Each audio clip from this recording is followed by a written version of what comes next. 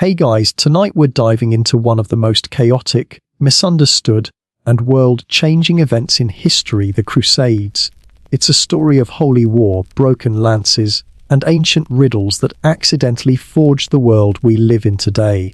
So before you get settled in and ready for our journey, take a quick moment to hit the like button and subscribe, but only if you really enjoy what we do here.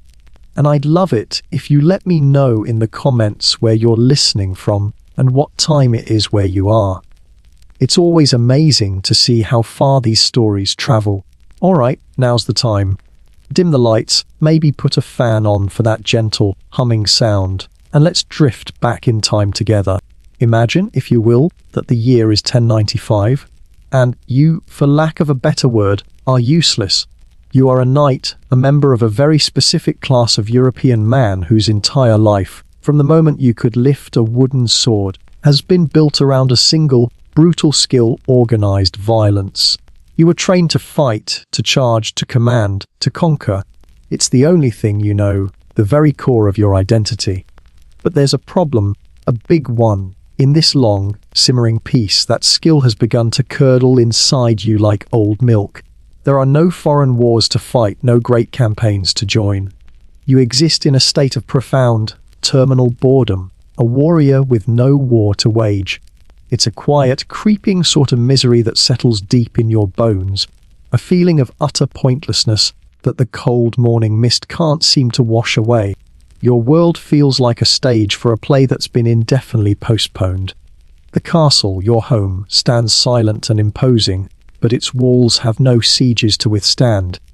The drawbridge groans with rust and disuse, not from the urgent clatter of hooves returning from battle. The fields outside, which should be thundering with the glorious chaos of tournaments, are empty and quiet. The local peasants, the usual targets for a bit of casual intimidation, are so poor and destitute that robbing them is hardly worth the effort. Your magnificent sword, a beautiful piece of steel that should be nicked and stained from righteous combat, remains perfectly, shamefully shiny. You polish it every day, not because it needs it, but because you have nothing else to do. You spend so much time polishing your armor that you can see your own disappointed reflection staring back at you from the breastplate. Even your warhorse, a magnificent beast bred for the shock of a cavalry charge, has grown moody and irritable in its stable, sensing your own uselessness. It kicks at the stall door, longing for a gallop that isn't just a lazy trot around the castle grounds. A day in your life is a masterclass in monotony. You wake, you eat, you stare at the walls. The highlight of your entire week, the one moment that breaks the soul-crushing sameness, might be riding down to the local miller's place to bully him for an extra sack of flour. You loom over him, your armor creaking, enjoying the flicker of fear in his eyes as he hands over the dusty sack. But the victory is hollow. It's a petty, pathetic act of dominance that does nothing but shine a brighter light on your own deep-seated irrelevance. You ride back to the castle with your stolen flour, and the feeling of power evaporates before you even reach the gate, leaving only the familiar, bitter aftertaste of shame. You're a violent man with no legitimate place to put your violence, a walking contradiction in an era that has, for the moment, moved on without you. You spend your evenings in the great hall, drinking ale, the silence broken only by the crackle of the fire. Honestly, you feel like you're just one more drunken binge away from becoming a complete historical footnote, a name on a forgotten family tree. But what you don't realize as you stare into the bottom of your wooden cup is that you are not alone in your misery. This isn't just your story, it's the story of a whole continent. 11th century Europe is slowly, violently tearing itself apart from the inside out. There is a massive surplus of men just like you, armored, aggressive and bored, with swords and a simmering death wish. An entire generation of knights is hanging around the castles of Europe like a bunch of unpaid interns with deadly weapons, and all that frustrated energy has curdled into a state of constant, localized warfare between Christian lords. This isn't the grand, glorious warfare of songs and legends. This is ugly, brutal and personal. It's your lord raiding the next lord's pigs. It's ambushes on dusty roads, burned villages, and a social fabric frayed to the breaking point by constant, petty brutality. The entire continent is sick with a low-grade fever of violence that has no cure. The roads have become terrifyingly perilous, with any traveller facing the constant, nagging threat of being attacked. It's gotten so bad that even the Pope, Urban II, would later complain that one can hardly go along the road by day or night without being attacked by robbers. The very heart of Christendom is rotting with a violence that has nowhere to go. The Church, the only real pan-European authority, has been trying for decades to stop the bleeding. They've created movements like the Peace of God and the Truce of God to try and place some limits on the chaos, forbidding attacks on peasants or on certain holy days. But it's like trying to patch 100 leaks in a sinking ship. The violence is a cancer, metastasizing within the Pope's own lands, and he knows it. All this pent-up, destructive energy has to go somewhere, and then, as if in answer to a prayer, a message arrives from the East, a plea for help, an opportunity. From his pulpit at a council in Clermont, Pope Urban VI sees you. He sees your boredom, your frustration, your simmering violence. And he's about to stand up and offer you a new job description, the greatest and most audacious career change in the history of the world. He is about to give every single bored, aimless, and violent knight in Christendom a new, divine purpose. Your days of polishing a useless sword are about to come to a very abrupt and very bloody end. So there you are, our knight, steeped in the slow poison of relevance, when a man in Rome, Pope Urban II, decides to throw the most audacious party in the history of the world, and you're on the guest list. It all comes to a head in November of 1095, at a place called Clermont in France. Imagine a huge gathering of the most powerful men in Christendom, bishops and abbots in their finest robes, all gathered to hear the Pope speak. But Urban is more than just a spiritual leader. He's a shrewd politician, a man who understands power, and right now, he's staring down the barrel of a continent-sized problem. He knows about you. He knows about all the thousands of knights just like you, simmering with unused violence. And he knows that if he doesn't give you all something to do, you're going to tear his world apart at the seams. This isn't just a sermon he's about to give. It's the most ambitious social engineering project of the Middle Ages. Before he even breathes a word about Jerusalem, before he talks about holy lands or reclaiming sacred sites, Pope Urban II spends a considerable amount of time talking about the mess in his own backyard. He turns to his own bishops and abbots, the very men meant to be shepherds of the flock, and he lets them have it. He admonishes them, practically scolds them, for failing to enforce the Church's truce, for letting the chaos run wild in their own lands. He warns them in no uncertain terms that if they fail to protect their people, they will be summarily hurled into the abode of the damned. That's not a suggestion, it's a threat from the most powerful man in their world. He commands them to excommunicate all thieves and burners of houses, to stop the endless cycle of local violence that has made life a living hell for ordinary people. This long, angry preamble isn't just a warm-up act, it's the key to the whole thing. It reveals his deeper, far more pragmatic motivation. He isn't just looking at a problem in the East, he is staring at a metastasizing cancer within his own lands. The violence, he knows, has to go somewhere. The perfect excuse arrives in the form of a desperate plea. Months earlier, envoys from the Byzantine Emperor, Alexios I had appeared before the Pope. The emperor's back was against the wall. The Muslim Seljuk Turks had overrun most of his empire, a huge chunk of territory that was the heartland of his power. Alexios was a man ruling a collapsing empire, and he was desperate for help, but what he asked for was very specific. He wanted a manageable force of professional, well-trained Western knights, mercenaries, really, to help him push back the Turks and reconquer his lost lands. He was making a targeted, political request for skilled soldiers he could control. He wanted a scalpel, What Pope Urban II saw in this plea, however, was not just a crisis but a monumental opportunity. An opportunity to heal the great schism between the Eastern and Western churches, to assert his own papal authority over all of Christendom, and most importantly, to solve his own continent's violent tendencies. So, at Clermont, he takes Alexios's very specific request for a small army and transforms it into a populist, pan-European call for a holy war, a divine pivot for an entire continent. He stands before the massive crowd and begins to paint a horrifying, and probably wildly exaggerated, picture of the situation in the East. He speaks of a race from the kingdom of the Persians, an accursed race, a race utterly alienated from God, who have invaded the lands of their Christian brothers. He describes in gruesome detail how these invaders have killed people, destroyed churches, and devastated the empire. He then masterfully invokes a powerful sense of shame, a call to their warrior pride, asking, "Oh, what a disgrace if such a despised and base race, which worships demons, should conquer a people which has the faith of omnipotent God." It's masterful rhetoric, designed to stir the blood and awaken the sleeping warrior spirit. He is setting the stage for the greatest pitch of all time, and then comes the offer, the part that ignites a fire across Europe. It's the best sales pitch anyone has ever heard. He looks out at the crowd, at you, the knights, the peasants, the nobles, and he makes an unprecedented promise.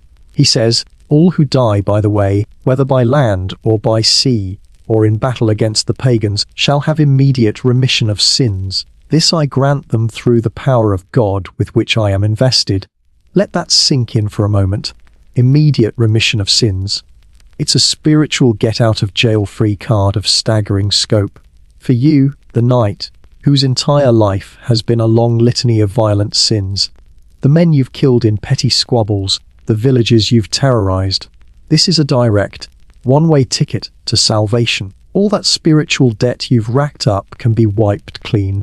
For the peasant in the crowd, a man trapped in a hopeless cycle of mud and misery, this is a chance at eternal glory, a way to escape a meaningless life and a forgotten death.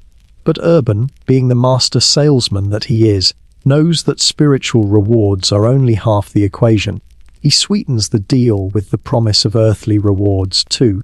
He hints at land, at wealth, at all the looting a man could possibly carry. Suddenly, this holy mission sounds an awful lot like a profitable business venture. For you, the useless knight who has been reduced to bullying the local miller for a sack of flour, this is an unbelievable upgrade. You're no longer raiding your neighbor's pigs. You now have a divine license to raid entire civilizations. This is more than just a calling, it's career advancement. Suddenly, all that polishing of your armor doesn't seem so pointless anymore. You finally have something to do besides staring at your own disappointed face in the reflection. This is the moment the Pope reveals his true genius. This entire crusade isn't born solely of piety, it's born of raw pragmatism. It is at its heart a massive, medieval HR cleanup project on a geopolitical scale. He has way too many violent men hanging around with nothing to do, like unpaid interns with swords, and he just found the perfect way to export the problem. He doesn't even try to hide it. In his speech, he makes the secondary motive startlingly clear. After detailing all the internal chaos, he says, "Let those who have hitherto been robbers now become soldiers of Christ. Let those who have formerly contended against their brothers and relatives now fight as they ought against the barbarians." It's not a suggestion, it's a direct command. The problem is internal violence. The solution is to aim that violence outward. The effect of this speech is like lightning striking a dry forest. The idea catches fire. A wave of religious fervor and raw opportunism sweeps across the land. Suddenly, every bored knight in Christendom is digging through his chests, dusting off his chain mail, and sharpening that shiny, unused sword. Peasants who have never been more than 5 miles from their village are packing up their few belongings, ready to march to a place they can't even find on a map. The Pope's calendar is suddenly wonderfully packed. You, our useless knight, finally have a purpose, a divine purpose, a profitable purpose. You are no longer a local menace. You are a soldier of Christ, a crusader. Your life of terminal boredom is officially over. The Pope's words at Clermont were like a spark thrown into a field of dry tinder. The fire it started spread faster and more wildly than anyone could have ever imagined. You see, while the great lords and princes, the professional fighting men of Europe, heard the Pope's call and began the slow, deliberate process of gathering their armies, mortgaging their lands, and planning the logistics of a massive military campaign, the message had already escaped their control. The idea of a holy war was too powerful, too intoxicating to be contained in the courts and castles of the nobility. Charismatic, fiery preachers hijacked the Pope's message and took it directly to the people who had the least to lose and the most to gain, spiritually speaking, the poor, the desperate, the common folk of Europe. The most famous of these preachers was a man from Amiens, a figure who has become legendary in his own right, Peter the Hermit. You have to picture this man. He wasn't a knight in shining armor or a bishop in fine silks. He was an ascetic, a man who lived a harsh, simple life, and he was a truly powerful and captivating speaker. He traveled across France and deep into Germany, often riding on the back of a simple ass, a deliberate echo of Christ's entry into Jerusalem. He preached the crusade not with complex theology, but with a raw, fiery passion that resonated deep in the souls of the downtrodden. To the peasant whose life was a monotonous cycle of mud and misery, Peter's words were a revelation. He offered them a purpose, a divine mission, a chance to escape their grim reality and do something that mattered for God, and they listened. They flocked to him in droves.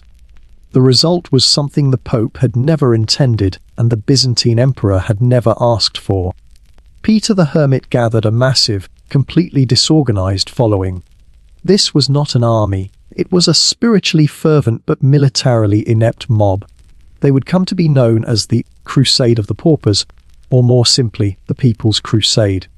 And when they began their long march east in the spring of 1096, it was less a military expedition and more a chaotic, confused migration. These weren't trained soldiers. Peasants were tagging along, men and women who had no armor or proper swords. Some of them showed up with rusty pitchforks and farming tools, others with nothing more than the saucepans from their own hearths. It was less of a professional army and more of a confused mob headed for some kind of bizarre international food festival. Except, of course, the food was imaginary, and pretty much everyone was starving by the second week. The guy marching on your left might be barefoot, having worn through his shoes in the first 100 miles. The guy on your right might sincerely believe that Jerusalem is just 2 days away, over the next hill. Morale was dangerously high, logic was perilously low. This holy mission, this great journey to reclaim the land of Christ from the infidel, took a dark and horrifying turn almost immediately. Their holy war did not begin in the distant, sun-scorched lands of the Turks. It began in their own backyard, with a horrific series of massacres against the Jewish communities living in the Rhineland. As this great, unruly mob made its way through cities like Speyer, Worms, and Mainz, their religious zealotry curdled into something monstrous. Fueled by a toxic combination of piety and simple greed, they unleashed a wave of terror on people who had done them no harm. In their twisted logic, the Jews were just as much an enemy of Christ as the distant Muslims. They were the people who, according to centuries of poisonous preaching, were responsible for the crucifixion. And perhaps more immediately, they were a visible and often prosperous minority living right there amongst them. Attacking them was far easier than marching 1,000 miles to fight a professional army. The violence was rationalized as a righteous extension of their holy mission. In the city of Mainz alone, Peter's followers were implicated in the brutal slaughter of a large group of Jewish men, women, and children who had desperately sought refuge with the local bishop, hoping the walls of his palace could protect them. They couldn't.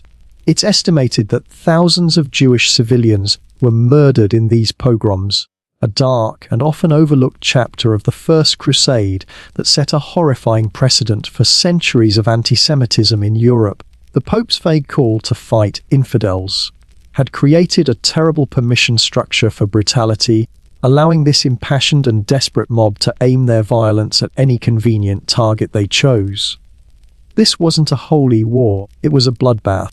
From the Rhineland, the journey of the People's Crusade only grew more chaotic and self-destructive.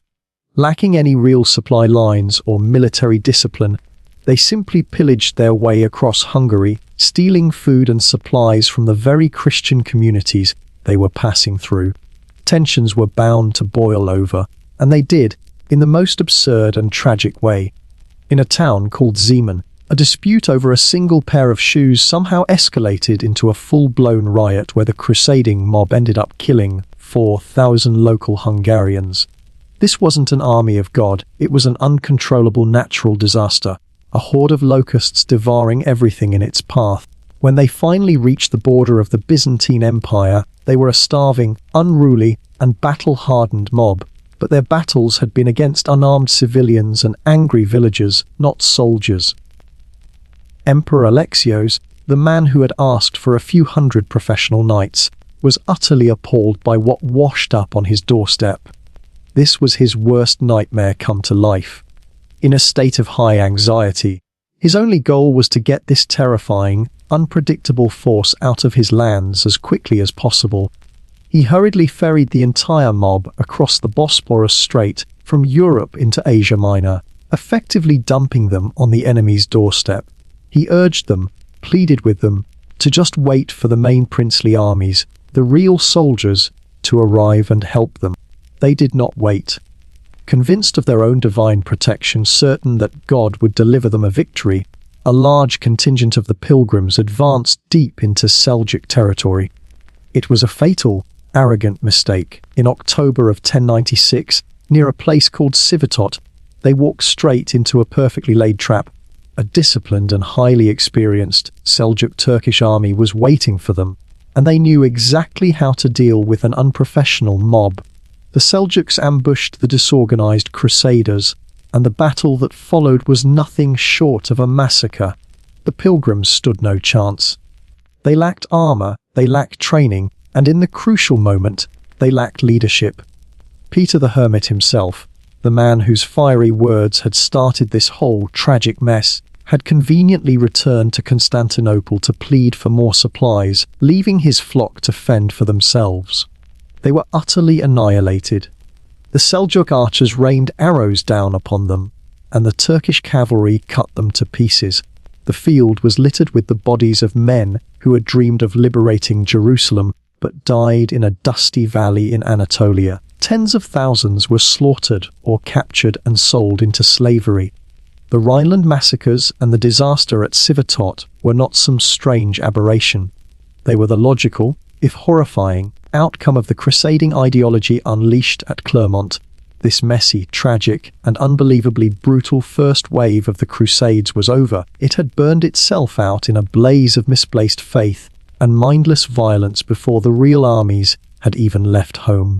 Now, we've talked about the knights sitting in their castles, drowning in a sea of boredom. And we've talked about the Pope, the master politician pulling the strings from Rome. But the story of the Crusades, especially in the beginning, is also the story of ordinary people, the forgotten people, the peasants.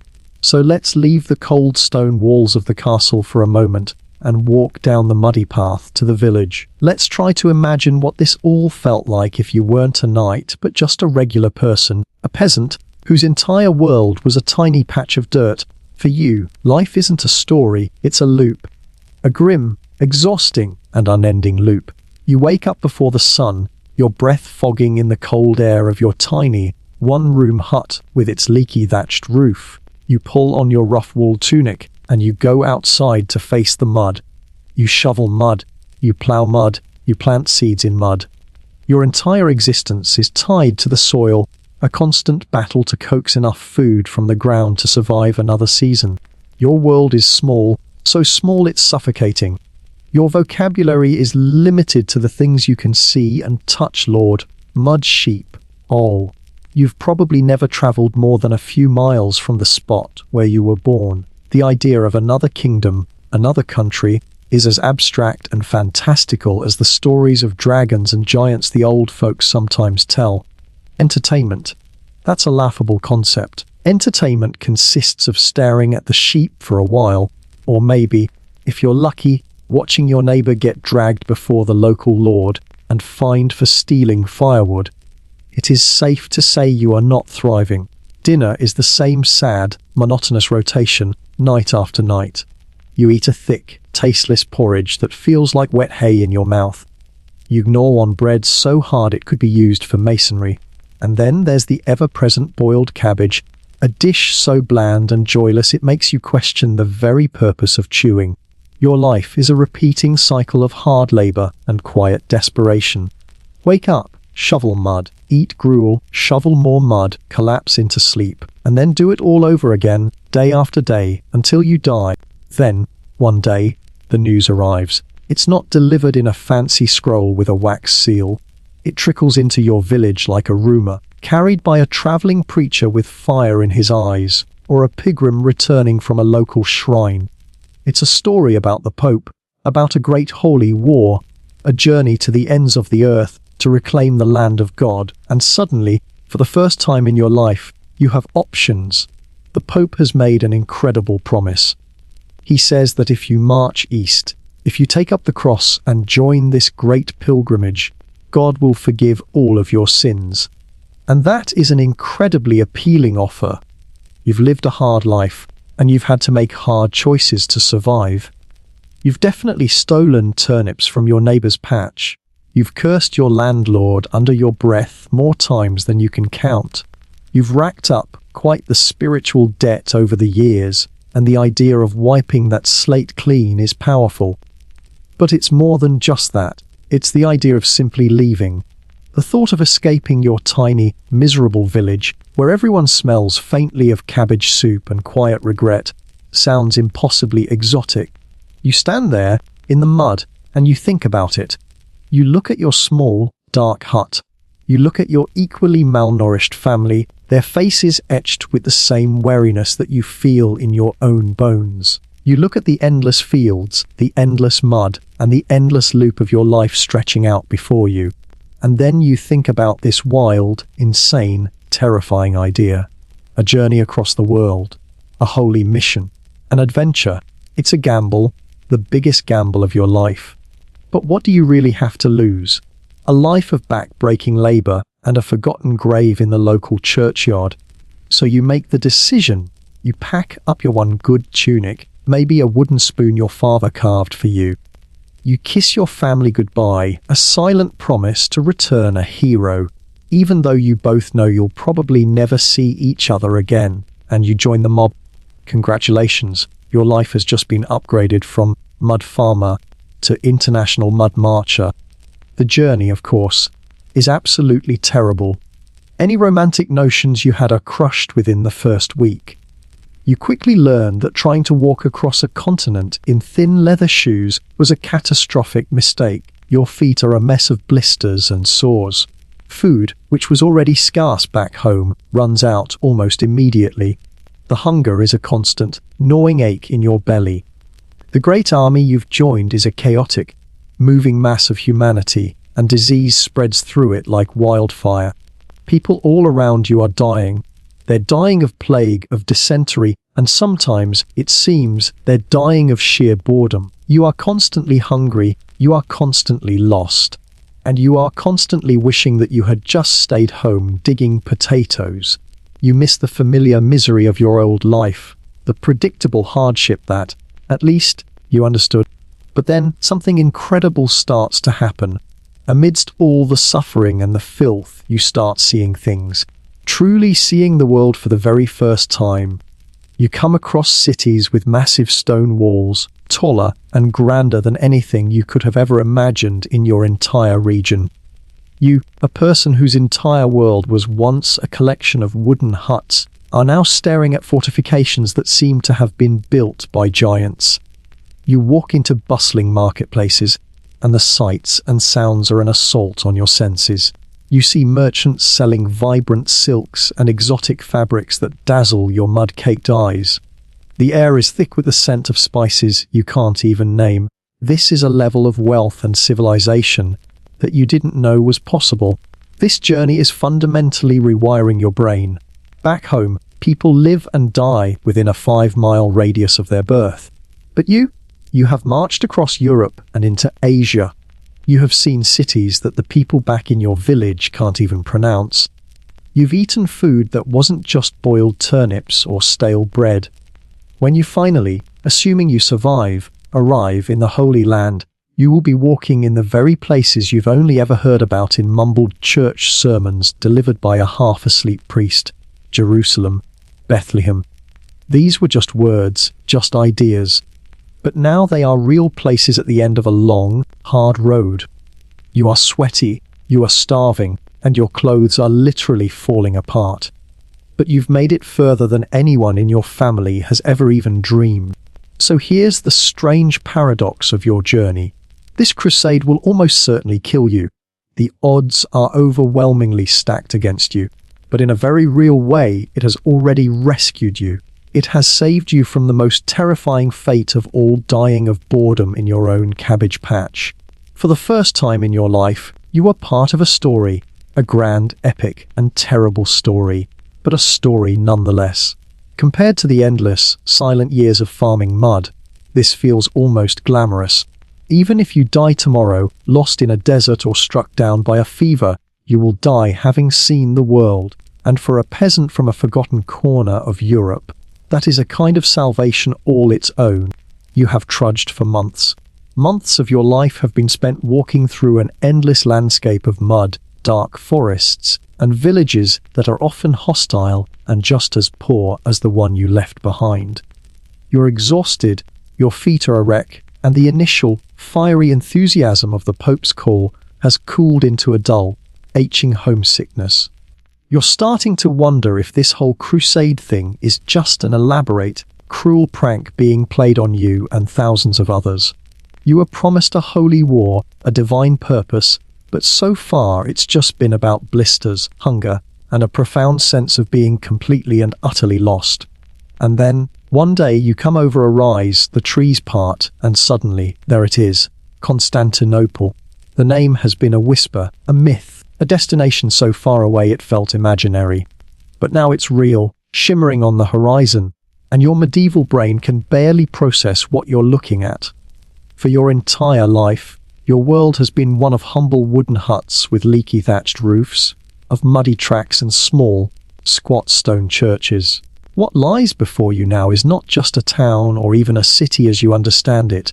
It is a vision of civilization on a scale so vast, so magnificent, that you had never, in your wildest dreams, imagined it could exist. The first thing that hits you, the feature that dominates the entire landscape and your own consciousness, is the walls. Back home, a defensive structure is a simple, almost pathetic thing in comparison. You've seen wooden fences, maybe a single, hastily built stone wall, if your local lord was feeling particularly wealthy and paranoid. But what you are looking at now, this is something else entirely. These are the legendary land walls of Constantinople, the Theodosian walls, one of the most complex, brilliant, and successful fortification systems ever built in the history of the world. They stretch for over 3.5 miles, a seemingly endless ribbon of stone and brick running from the shimmering waters of the Golden Horn to the Sea of Marmara. This isn't just a wall, it's a declaration. It's a statement of power so absolute that it makes you feel small and insignificant. For centuries, this triple line of defense has made the city virtually impregnable, a bastion of civilization against a chaotic world. They stretch so high they might as well scrape the heavens. As you get closer, your mind struggles to deconstruct the sheer, overwhelming complexity of it all. It's not one wall, but 3, each one a massive obstacle in itself.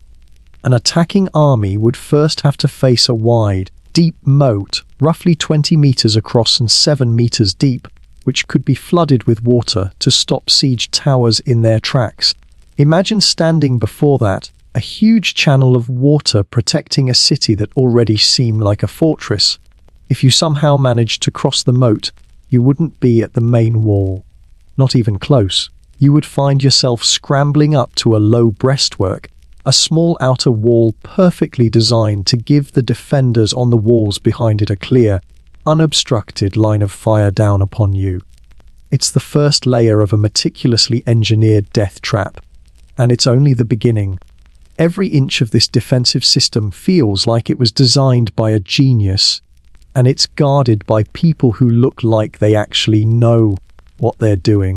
If an enemy somehow managed to get past the moat and the breastwork, they would then face the outer wall. By itself, this wall would be the most impressive fortification you have ever seen. It stands about 9 meters high, a solid 2 meters thick, and it's studded with its own set of 92 defensive towers. But the true terror of the design reveals itself only after you imagine breaching it. If you and your fellow soldiers somehow managed to scale this wall, you wouldn't find yourselves inside the city. Instead, you would drop down into a 20-meter wide open terrace, a horrifying, exposed space known as the Peribolos.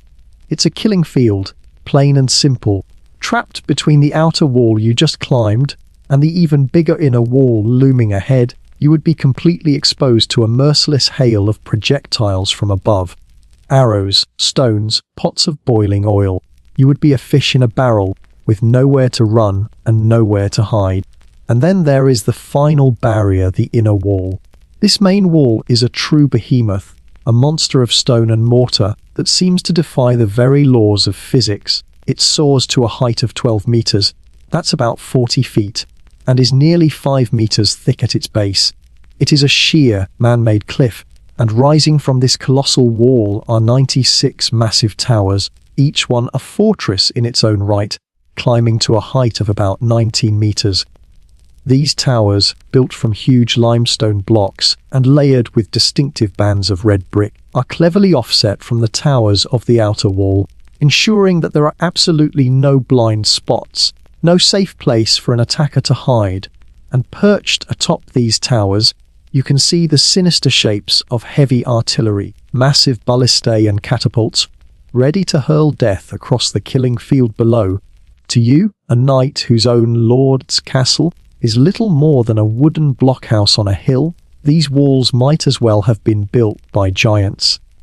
If your village had walls like this, you'd never have to worry about chasing your pigs out of the neighbor's cabbage patch ever again.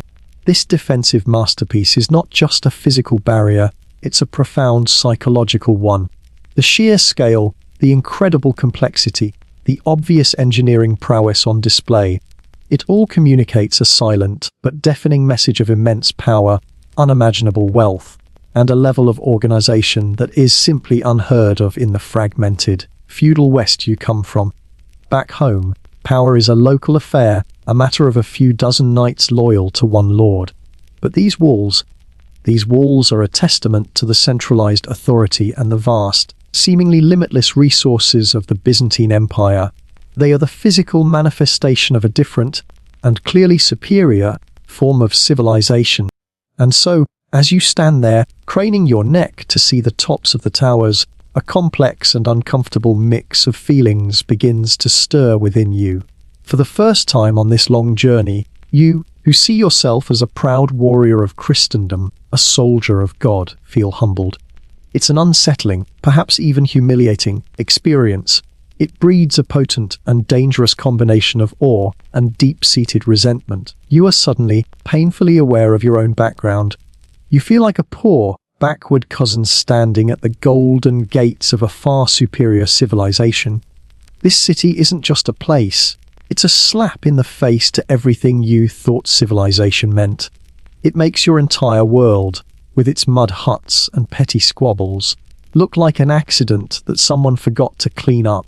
A strange thought enters your mind, a thought born of both admiration and envy. Do you feel slightly resentful? Absolutely. Do you also start fantasizing about what it would be like to have just a fraction of the wealth that is so clearly protected by these legendary walls? Definitely. And in that moment, a dangerous seed is planted in the collective heart of the crusading army, a seed of envy, a feeling of inferiority, and a covetous desire for the incredible treasures that lie behind this impenetrable barrier.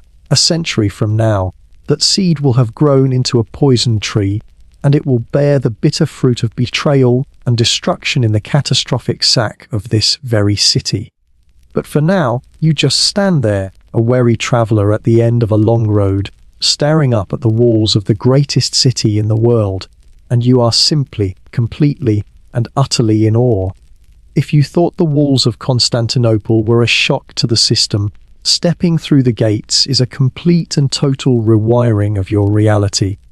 You pass into the city, and your jaw simply hits the ground. You find yourself standing in a thriving, living metropolis, the largest Christian city in the entire world. The sheer number of people is staggering. You've just walked into a city with a population that may have been around 300,000 souls. To put that in perspective, Paris, one of the biggest cities you might have heard of back home, has maybe 20,000 residents. This isn't a city, it's a human ocean, a bustling, chaotic, and unbelievably sophisticated world that operates on a level you can scarcely comprehend. The air is thick with sounds and smells you've never experienced before, a chorus of languages, and a symphony of commerce that makes your quiet little village feel like a forgotten relic from a simpler, sadder time.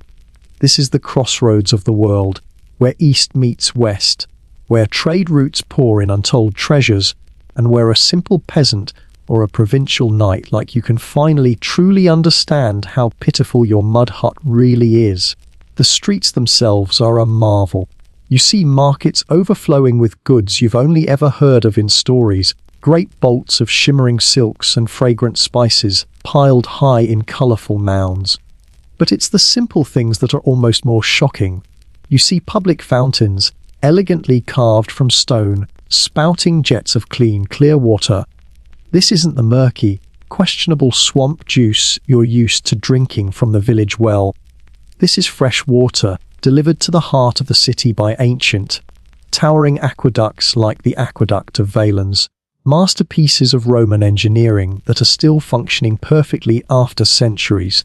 Everywhere you look, domes glint in the sunlight, covered in lead sheeting so polished that they practically mock the leaky, sad-thatched roof you once called home. You are walking through a living museum of wealth, power, and a kind of civic pride that is entirely alien to you. Of course, in the middle of all this splendor, you become painfully aware of your own appearance. You look down at your rough, dirt-stained clothes, and you realize you look like absolute garbage compared to the locals. You're covered in the dust and grime of a 1,000-mile journey. Your clothes smell faintly of goat, sweat, and wood smoke. You've got the haunted, wide-eyed stare of someone who hasn't had a proper bath since Advent. Meanwhile, the citizens of Constantinople, the Constantinopolitans, are strutting around the wide, paved avenues in flowing robes of fine silk, dripping in gold jewelry, and looking utterly unconcerned by your presence. They glide past you as if to personally remind you that you are the medieval version of a tourist who showed up to a gala wearing sweatpants. The feeling of being a poor, backward cousin is no longer just a vague notion. It's a palpable, humiliating reality. You are an outsider here, a barbarian at the gates, even though these are the very people you have supposedly come to help. But as you wander, dumbstruck, through this incredible city, you begin to hear whispers and see people moving with a sense of purpose toward one central, monumental building. Nothing you have seen so far, not the walls, not the markets, not the aqueducts, can possibly prepare you for the Hagia Sophia. As you approach it, its sheer scale begins to dominate your vision. For you, a church is a squat, dark stone box, often little more than a barn with a cross nailed on top. The Hagia Sophia, on the other hand, looks like it was designed by angels who had far too much free time on their hands. It looks like a piece of heaven that has literally fallen to earth and embedded itself in the heart of this city. This isn't just another church. For over 900 years, this has been the heart of the Eastern Christian world. the seat of the Orthodox Patriarch, and the spiritual center of the entire Byzantine Empire. Its most breathtaking feature, the one that seems to break all the rules of architecture, is the dome. It soars 180 feet above the marble floor below, spanning a massive 110 feet across without any visible columns supporting its center. It seems to defy gravity itself, an impossible miracle of engineering that just floats above the building. A Byzantine historian writing about it centuries ago marveled that the dome did not appear to rest upon a solid foundation, but to cover the place beneath as though it were suspended from heaven by the fabled golden chain. You stand at its base, craning your neck, and you feel a sense of vertigo, as if the sky itself has been captured and shaped into a perfect, celestial canopy. Then you step inside, and the world outside simply vanishes. You are plunged into a vast, cavernous space bathed in a golden, otherworldly light. It's a light unlike any you have ever seen, not the harsh glare of the sun or the flickering gloom of a candle. It's a soft, shimmering radiance that seems to emanate from the very walls and ceiling. This incredible effect is created by 4 acres of mosaics.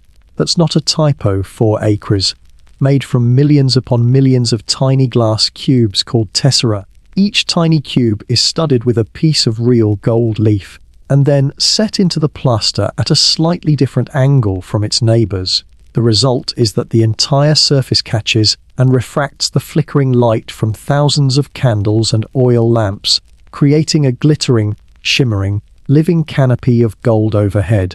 You feel as though you are standing inside a treasure chest, or perhaps inside the sun itself. The opulence is simply overwhelming. Your mind can't even begin to calculate the value of what you are seeing. The sanctuary area alone is said to be encrusted with an estimated 40,000 pounds of solid silver. Great, monolithic columns of rare purple porphyry marble, brought all the way from ancient quarries in Egypt, and vibrant green marble from Greece support the upper galleries. Their capitals carved with such intricate, delicate detail they look like lace. The walls aren't covered with rough plaster like they would be at home. They're sheathed in massive, decorative panels of polished marble, which have been sliced and arranged to make the patterns in the stone flow and swirl, making the entire interior appear to dissolve before your very eyes. And everywhere you look, mosaics of emperors, saints, and stylized angels stare down at you from the arches, with a colossal, all-seeing representation of Christ Pantocrator looming down from the center of the great dome, his gaze seeming to penetrate your very soul. And yet for you as a deeply pious medieval crusader, the most astonishing, the most heart-stopping part of the Hagia Sophia is not the gold, or the dome, or the marble. It's the church's unmatched collection of sacred relics. This isn't just a beautiful building, it is a spiritual treasury beyond all imagination. You are told that within these walls are artifacts that you have only ever heard of in hushed, reverent whispers. There are pieces of the true cross, the actual wood upon which Christ was crucified. There is the lance that pierced his side on that day. There is the crown of thorns, and even vials said to contain drops of Christ's own blood. For you, to be in the presence of these objects, to be breathing the same air as them, is to be in the physical presence of God himself. It is an experience of such profound spiritual intensity that it brings you to your knees, all thoughts of war and wealth momentarily forgotten, replaced by pure, unadulterated awe. You realize then that the Hagia Sophia is far more than just a place of worship. It is a profound and absolute statement of imperial and theological power. This is the very spot where the Byzantine emperors are crowned, in a special section of the floor marked by an intricate circular design called the omphalion. The building itself is seen as a microcosm of heaven, a physical manifestation of the divine mysteries and a symbol of the emperor's sacred role as God's chosen regent on earth. For a Western knight like you, whose loyalties are to a local lord in a messy, decentralized feudal system, this absolute fusion of spiritual, political, and imperial power in one breathtaking, Golden space is a completely foreign and intimidating concept. It demonstrates a model of civilization that is not only superior to your own, but, as it will later turn out, is also irresistibly tempting to plunder. The ore you feel is pure, but it's now mixed with a dangerous and growing envy for the civilization that could create such a wonder. While the Crusades may have been sold as a grand spiritual journey, for the average person who survived the long march east, they were first and foremost a sensory revolution, and the most immediate, the most profound and world-altering culture shock came not on the battlefield, but at the dinner table. To understand the depth of this shock, you first have to immerse yourself in the culinary reality of 11th century Europe. Calling it a culinary experience is being generous. Back home, food was a sad, monotonous, and joyless rotation of survival. Your entire life, every meal was a variation on the same grim theme. Dinner consisted of bread so hard and dense it could be used for masonry.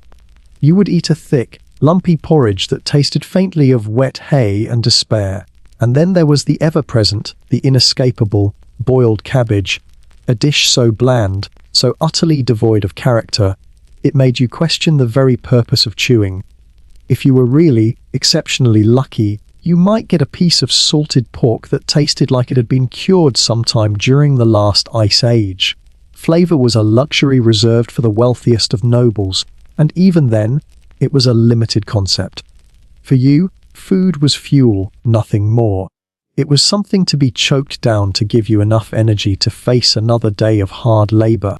Then, after months of this grim diet on the road, you stumble into the vibrant, chaotic marketplaces of Constantinople or the Levant, and your entire concept of what food is and what it could be simply implodes.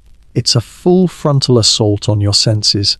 You see merchants at their stalls, surrounded by open sacks and wooden chests filled with strange, fragrant powders in vibrant colors you've never seen in a kitchen before. Deep reds, brilliant golds, rich blacks, and earthy greens. These merchants, masters of their craft, would scoop up a bit of the powder with delicate spoons and wave the scents in your direction, trying to entice you. The aroma alone is enough to make you suspicious. The air is thick with the smells of cinnamon, cloves, and nutmeg, aromas so complex, so warm and alluring, they must have seemed like some form of witchcraft. Food with an aroma. Food that smelled good. That's a concept so foreign it might as well be magic where you come from. You're hesitant, but you're curious. And you're very, very hungry. A merchant sees the look on your face and offers you a piece of stale bread, the kind you're all too familiar with. But before he hands it to you, he takes a pinch of a fine black powder from a small bag and sprinkles it over the top. He calls it pepper. You take the bread, look at the strange black specks, and take a tentative bite. And in that instant, your world changes. Suddenly you're alive. An explosion of flavor erupts on your tongue. It's sharp, it's spicy, it's exciting. It's a sensation so new and so powerful that you sneeze so hard you nearly drop the precious piece of bread. But you don't care. You quickly take another bite. For the first time in your entire life, the food in your mouth has a flavor beyond the simple, sad categories of burnt, rotten, or just plain miserable. This single taste is a revelation, a discovery on par with finding a new continent. Then comes another taste. Another merchant offers you something different, a reddish-brown powder he calls cinnamon. You try a pinch, expecting another sharp jolt. But this is something else entirely. It tastes sweet and warm and almost comforting. It tastes like what you imagine joy might taste like if joy had a flavor. It's a gentle, complex sweetness that coats your tongue and warms you from the inside out. In that moment, you suddenly understand. You understand why the nobles back home are willing to pay a king's ransom for this stuff. You realize it's not just food anymore, it's an experience. It's the difference between merely existing and truly living. And as you stand there, marveling at this new universe of taste, a startling and slightly infuriating realization dawns on you. You've been lied to your entire life. Or at the very least, You've been living in a state of profound culinary ignorance. The world had possessed these incredible, life-altering flavors this whole time. It's just that nobody in your miserable, isolated corner of Europe had bothered to share them with you. All those years of dutifully swallowing watery, tasteless gruel, all those endless meals of boiled cabbage, they were completely unnecessary. The rest of the world was having a party, and you weren't even invited. It's a moment of both wonder and a deep, simmering resentment. While you're falling in love with this new world of flavor, your eyes are being opened to a new world of wealth. You linger in the market, watching the merchants haggle, and you see something that completely blows your mind. You watch a wealthy-looking man trade a heavy sack, clinking with what must be silver coins, for a single, relatively small bag of black peppercorns. The same stuff that just made you sneeze. Your brain, accustomed to calculating the value of a day's labor or a bushel of wheat, starts doing a new kind of math, a medieval math, of incredible profit margins. You realize that these spices are far more than just something to make your dinner taste better. They are a status symbol, a clear and unambiguous sign of immense wealth. They are portable, concentrated value, and you quickly do the calculation. If you could somehow acquire, steal, or just smuggle one of those sacks back home, you would never have to shovel mud again for the rest of your life. In that moment, your understanding of the world shifts on its axis. Spices aren't just food. They are power. They are status. They are a giant, fragrant middle finger to the sad, boiled cabbage still rotting in the village pot back home. What you don't realize yet, as you stand there dreaming of a life of pepper-fueled luxury, is that this personal discovery is about to be repeated by thousands of other Europeans. This newfound, continent-wide obsession with spices and sugar will do more than just change a few recipes. It will fundamentally rewire the entire European economy. The incredible value of these goods will create a powerful incentive for establishing long-distance trade routes, fueling the rise of powerful merchant republics like Venice and Genoa, who will grow fabulously wealthy by controlling the flow of these goods from the east. Ultimately, the burning desire to break the Venetian and Muslim monopoly on this lucrative trade, to find a direct sea route to the source of these precious spices, will become one of the primary drivers of the age of exploration. Centuries later, when Christopher Columbus sails west across the Atlantic, he won't be looking for a new world. He will be looking for a faster, cheaper shortcut to the Spice Islands. The quest that would reshape the globe and redraw the maps of the world began, in part, right here in this dusty, fragrant marketplace, with a medieval soldier's first, shocking, and revolutionary taste of pepper. You've just discovered spices, and for you, and for the rest of Europe, dinner will never taste like despair again. If the discovery of spices was a revelation, then the introduction of sugar was something else entirely. It was a full-blown religious experience, a moment so transformative it would create an addiction that would rewire the entire world. To understand this, you have to remember what the very concept of sweet meant back home in Europe. Sweet was not a common flavor, it was a rare, fleeting, and almost accidental treat. Sweet meant maybe finding a wild berry on a bush that hadn't already been eaten by the birds. It meant the risky, painful business of raiding a wild beehive for a precious bit of honey, a sticky treasure that was used more as a medicine than a food. Dessert was not a concept. The closest you, as a peasant, had ever come to a dessert was probably chewing on a piece of bread so undercooked that it was still doughy and slightly sweet in the middle. Your palate, your very tongue, was a stranger to the kind of sweetness that was about to be unleashed upon it. You're wandering through that same Eastern market, your mind still reeling from the sharp, exciting taste of pepper and the warm, comforting flavor of cinnamon. Then someone hands you a piece of candied fruit. It's glistening, almost glowing under the sun, coated in a crystalline substance you've never seen before. You're hesitant, but you take a bite, and the first bite hits you like a divine revelation. It is a blast of pure, unadulterated sweetness that is so intense, so completely outside your frame of reference, that for a moment, time seems to stop. Your tongue, which until this very second has known only the bland, earthy flavors of muddy turnips and burnt gruel, suddenly thinks it has died and gone to heaven. This isn't just a new taste, it's a new feeling, a new dimension of existence you never knew was possible. You're immediately offered more. There are honey-coated figs, so rich and decadent they feel like a sin to eat. There are sugar-dusted almonds, a perfect combination of nutty and sweet. You are given syrups, so intensely sweet they make your teeth ache instantly. You don't know it yet, as you stand there in a state of blissful shock, but you have just been introduced to your new, lifelong addiction. In the East, you quickly learn sugar isn't just something to make food taste good. It is a refined product used as a medicine, a spice, and a symbol of ultimate luxury, all rolled into one. You see apothecaries selling it in small, expensive packets, prescribed for stomach ailments and other maladies.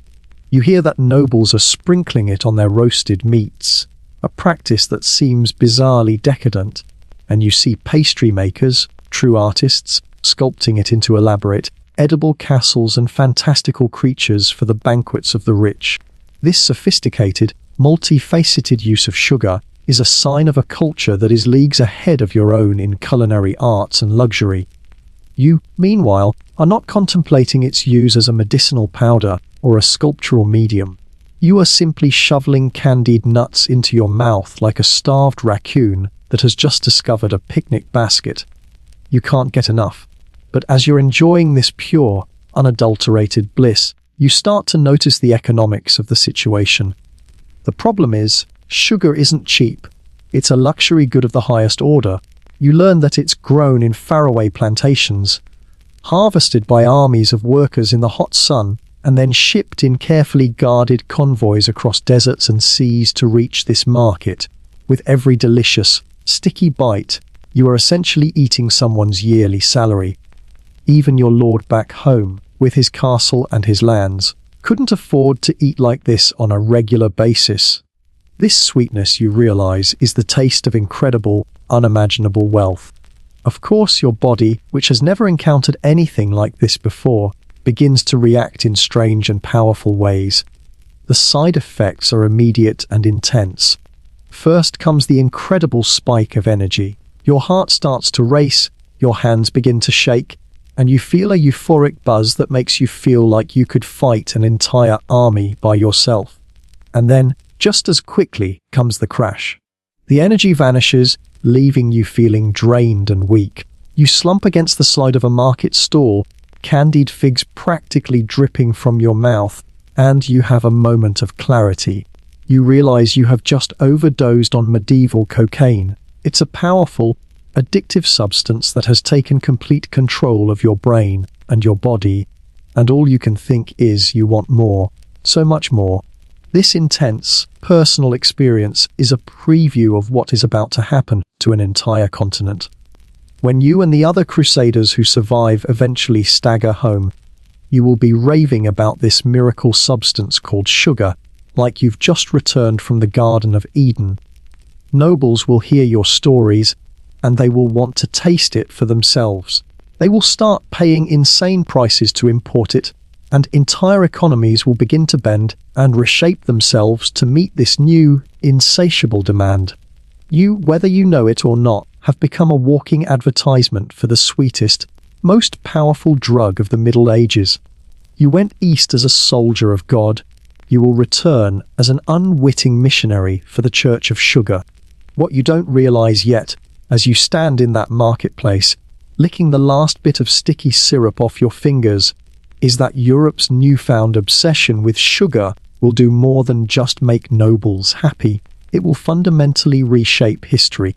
This craving for sweetness will drive the creation of new, globe-spanning trade routes. It will spark wars over the control of those routes and the lands where sugarcane can be grown. And it will fuel the growth of empires, leading to colonialism and, eventually, the horrors of the transatlantic slave trade, all in the pursuit of this addictive white powder. The world will be changed forever. But right now, in this moment, all you know is one simple, profound truth. Sugar makes even the saddest food in the world taste less like despair. And for you, that is more than enough. Let's be perfectly clear about something. You did not sign up for this crusade to learn anything. You came here for salvation, for loot, and maybe, if you were being honest with yourself, for a dramatic death story that your grandchildren could exaggerate for generations to come. The idea of getting an education was the furthest thing from your mind. But history has a funny way of working. Somewhere along this long, miserable road, in between bouts of dysentery and the sheer terror of battle, you start noticing things. You start seeing things that don't make sense, things that challenge the very foundations of your world. You came here to fight for God, but instead you've accidentally tripped over science, math, and medicine like loose coins just lying in the street. You have, entirely against your will, become a student in the most brutal and effective cultural exchange program the world has ever seen.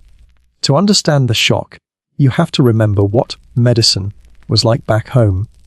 If you got sick or wounded in 11th century Europe, you were in serious trouble.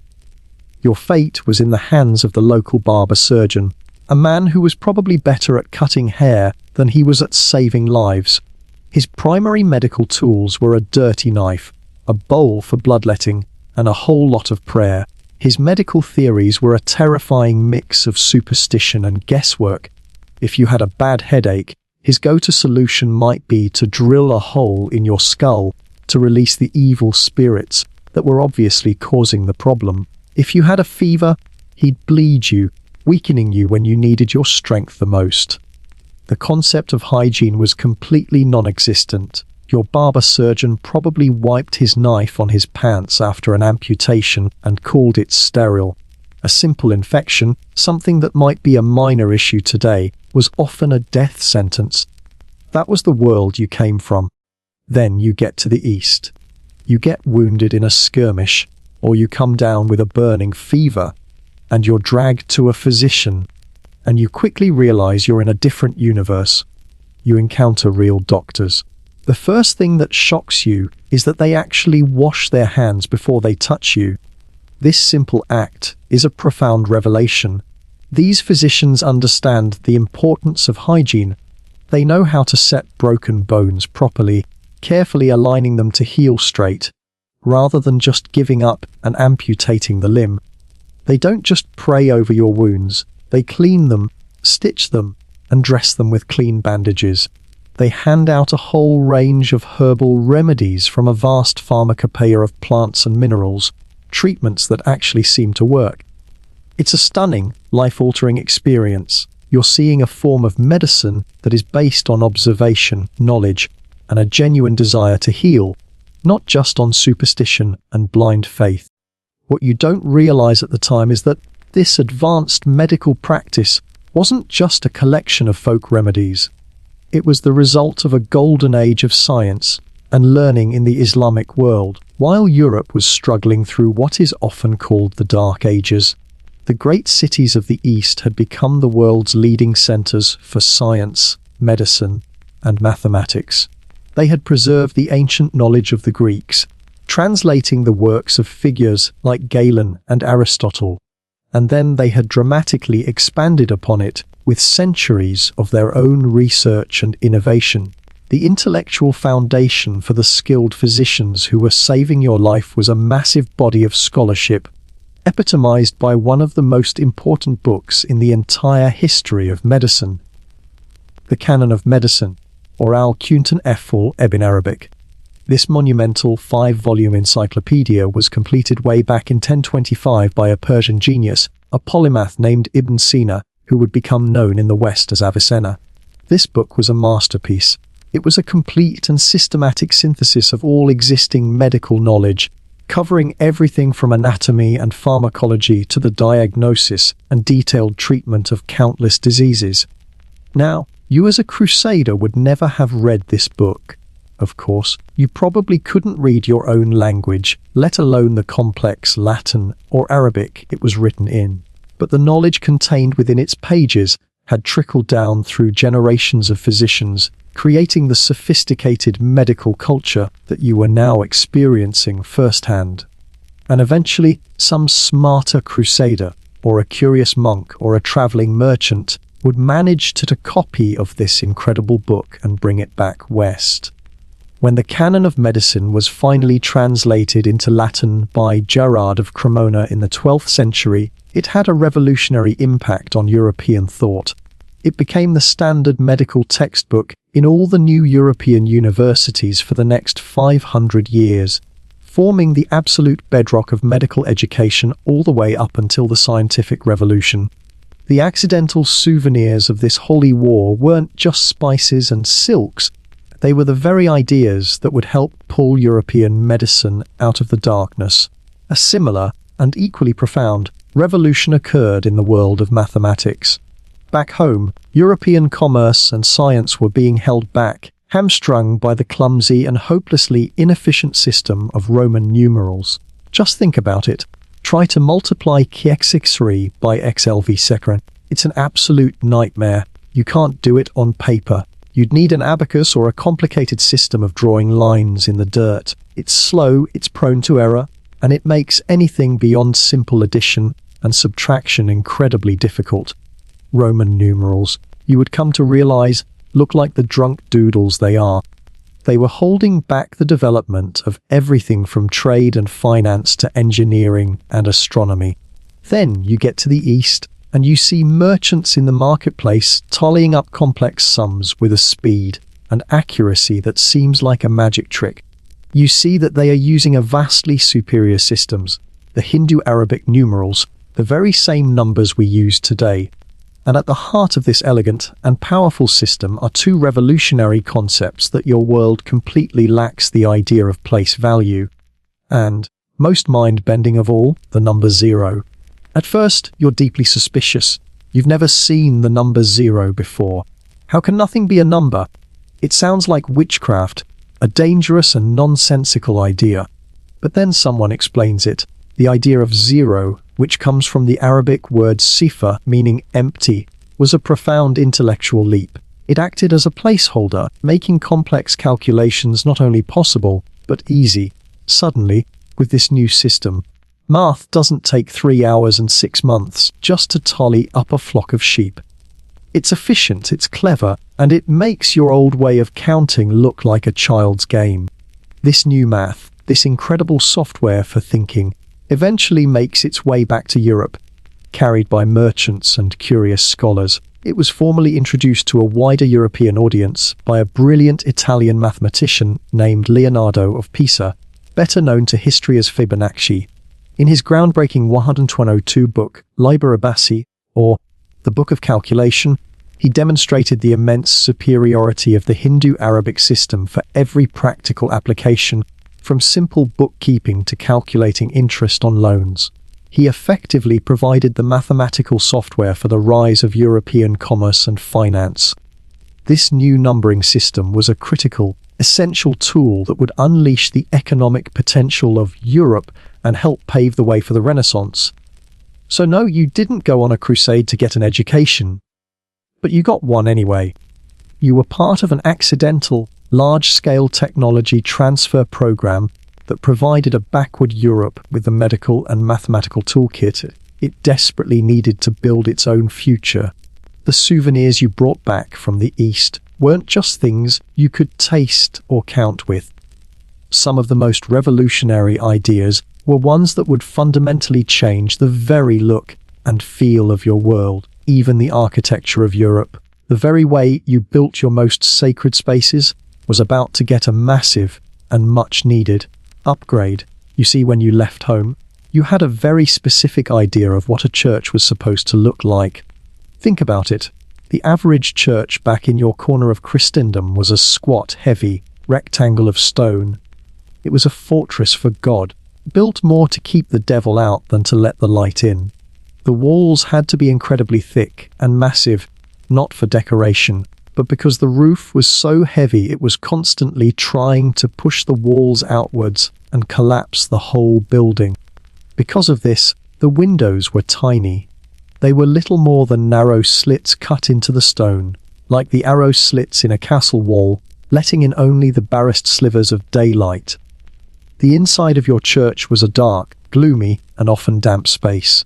It smelled of cold stone and old incense. The overwhelming feeling you got when you stepped inside was one of oppressive weight, of being enclosed in a heavy, earthbound tomb. It was, to be blunt, a sad stone box. Or, as you would later come to realize, basically just a barn with a cross nailed on top. This was the architectural world you knew, the only one you could possibly imagine. It was solid, it was dependable, and it was profoundly uninspired. Then you march east, and your entire understanding of what a building can be is turned upside down. As you travel through the lands of the Byzantine Empire and the Islamic world, you see buildings that seem to defy gravity itself. You walk past magnificent mosques with soaring, elegant domes and tall, slender minarets that make your poor little church back home look like a pig shed. You see palaces and libraries that are filled with light and air, buildings that seem to celebrate space rather than conquer it.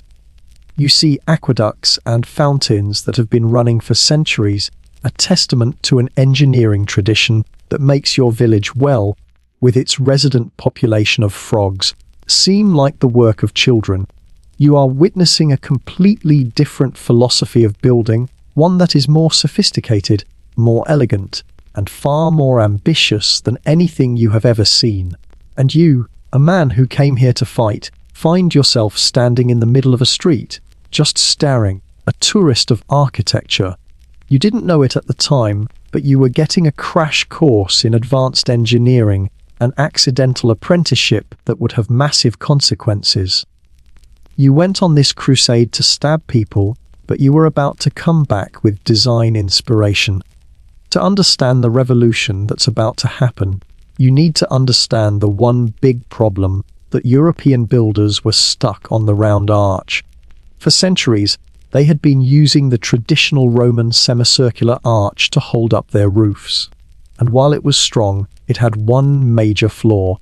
Imagine holding your hands up in a half circle and then having someone push down on them. Your hands would want to spread outwards to the sides. The round arch does the exact same thing. It directs the massive weight and stress of the stone roof outwards, pushing against the walls.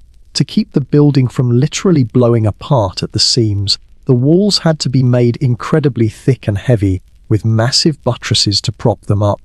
This is why European churches were so dark and squat.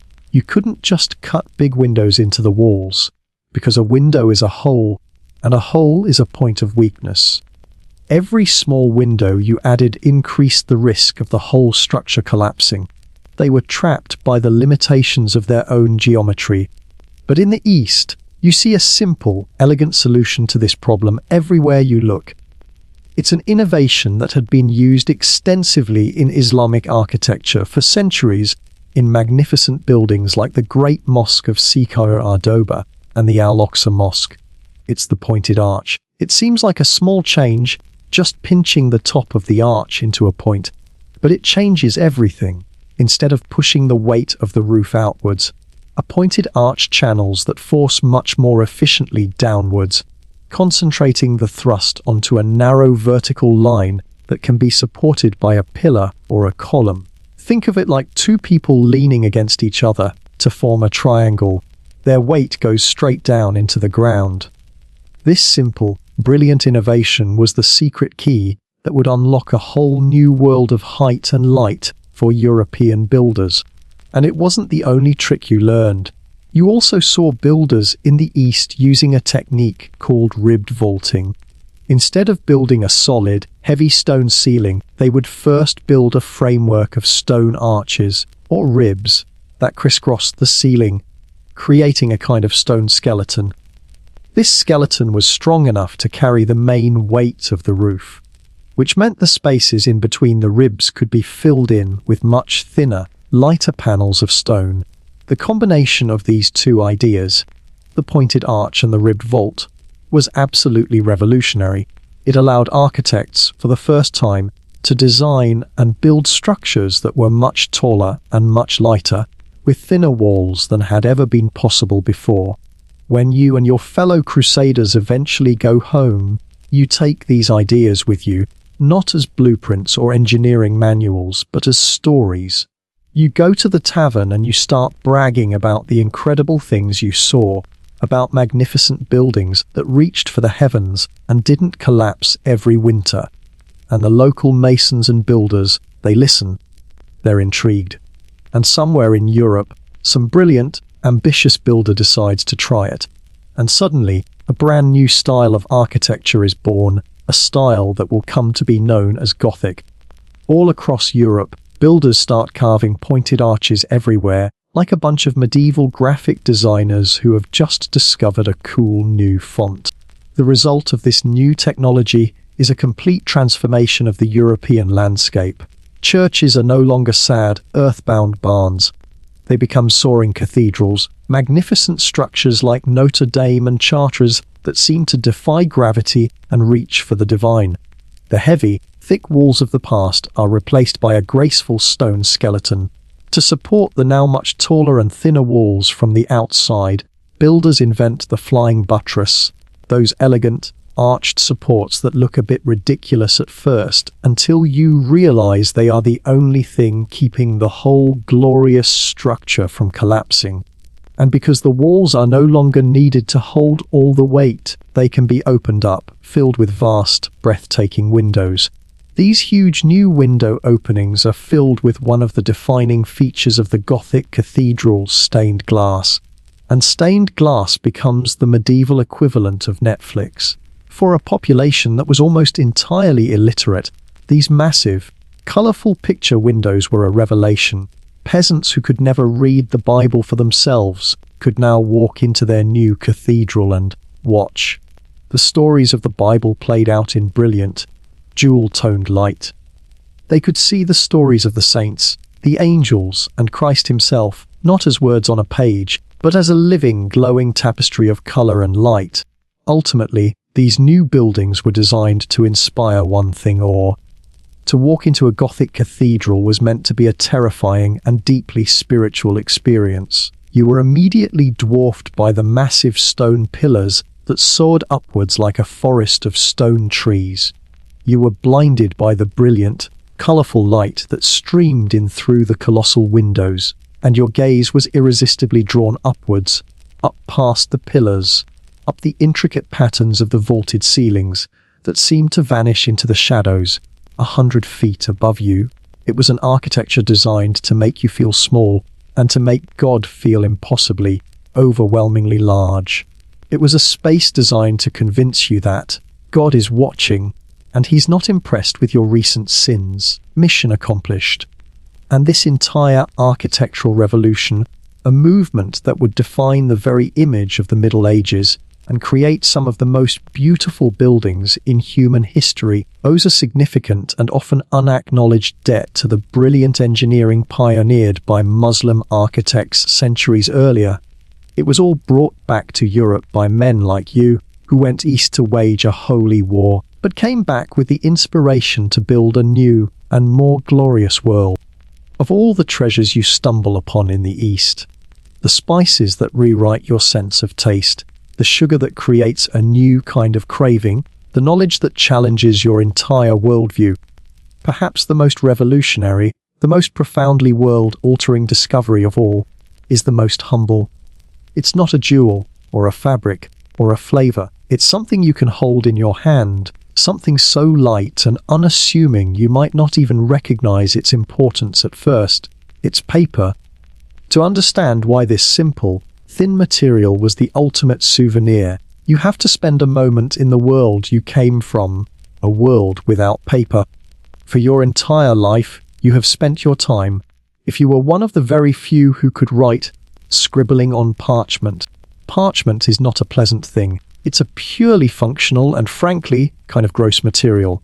It's just animal skin, usually from a calf, a sheep, or a goat, that has been painstakingly stretched, scraped, and dried until it resembles a thick, stiff sheet of leather that failed its career as a shoe. It's a laborious, disgusting process. The skins have to be soaked in lime, the hair and flesh have to be scraped off with a curved knife, and then the hide has to be stretched tight on a wooden frame to dry under tension. The result is a writing surface that is thick, heavy, and incredibly expensive. A single large book, like a Bible, might require the skins of an entire herd of sheep to produce. And it carries the faint, lingering smell of its origins, a scent you might describe as something faintly like regret. It's a constant, smelly reminder that your words are written on the back of a dead animal. Because of this, the written word itself is a rare and precious commodity in your world. Writing is a chore, a slow, deliberate act of scratching ink onto a resistant, unforgiving surface. And books. Books are so rare they are treated like treasures of the state. Your village priest, if he is lucky enough to have a complete Bible, keeps it chained to the pulpit like it's the crown jewels, because it probably is the most valuable single object in the entire village. Knowledge is heavy, knowledge is slow, and knowledge is incredibly expensive. If you need to write something less important, something that doesn't justify the slaughter of a sheep, your options are even worse. You might use a wax tablet, a clumsy and temporary solution, or you might just end up carving your notes into a piece of wood with a knife, like a caveman trying to remember his grocery list. This is a world where information moves at the speed of a tired mule and is recorded on a medium that is as clunky and inefficient as the Roman numerals you use to count with. Then, one day, somewhere in a bustling market in the east, someone hands you a single, thin sheet of paper. At first, you're just confused. What is this stuff? It's impossibly thin, it's perfectly smooth, and here's the real shocker. It is clearly not made out of a dead cow. You hold it in your hands, which are callous from holding the hilt of a sword, and you test its properties. You bend it, and it doesn't crack or resist like stiff parchment. It folds easily. A scribe nearby dips his quill in ink and writes on it, and you watch, amazed, as the ink sits perfectly on the surface, drying into a clean, sharp line instead of smearing instantly into a sad, blurry blob. It's a moment of pure, unadulterated technological wonder. The practical advantages are so overwhelming they seem almost magical. It's incredibly light, it folds. You could stack dozens, even hundreds, of these sheets together, and the whole stack would weigh less than a few pages of a heavy parchment book. You could carry a library's worth of information in a saddlebag, something that would have required a small army of oxen to transport back home. Your immediate gut reaction is to suspect witchcraft. Surely nothing this simple, this elegant, and this convenient should be allowed to exist. It feels like a trick. But no, it's not magic. It's just paper. It's a technology that was invented in China centuries and centuries ago. A craft that was then perfected in the great cities of the Islamic world. And it is now, in this moment, completely and utterly blowing your medieval mind. It is the iPhone of the 12th century, and you are holding it in your hand for the very first time. Suddenly, the possibilities start clicking into place in your head, one after another, like a series of revelations. With paper, the act of copying a book no longer requires the sacrifice of an entire herd of sheep. Knowledge, for the first time, can be duplicated easily and, most importantly, cheaply.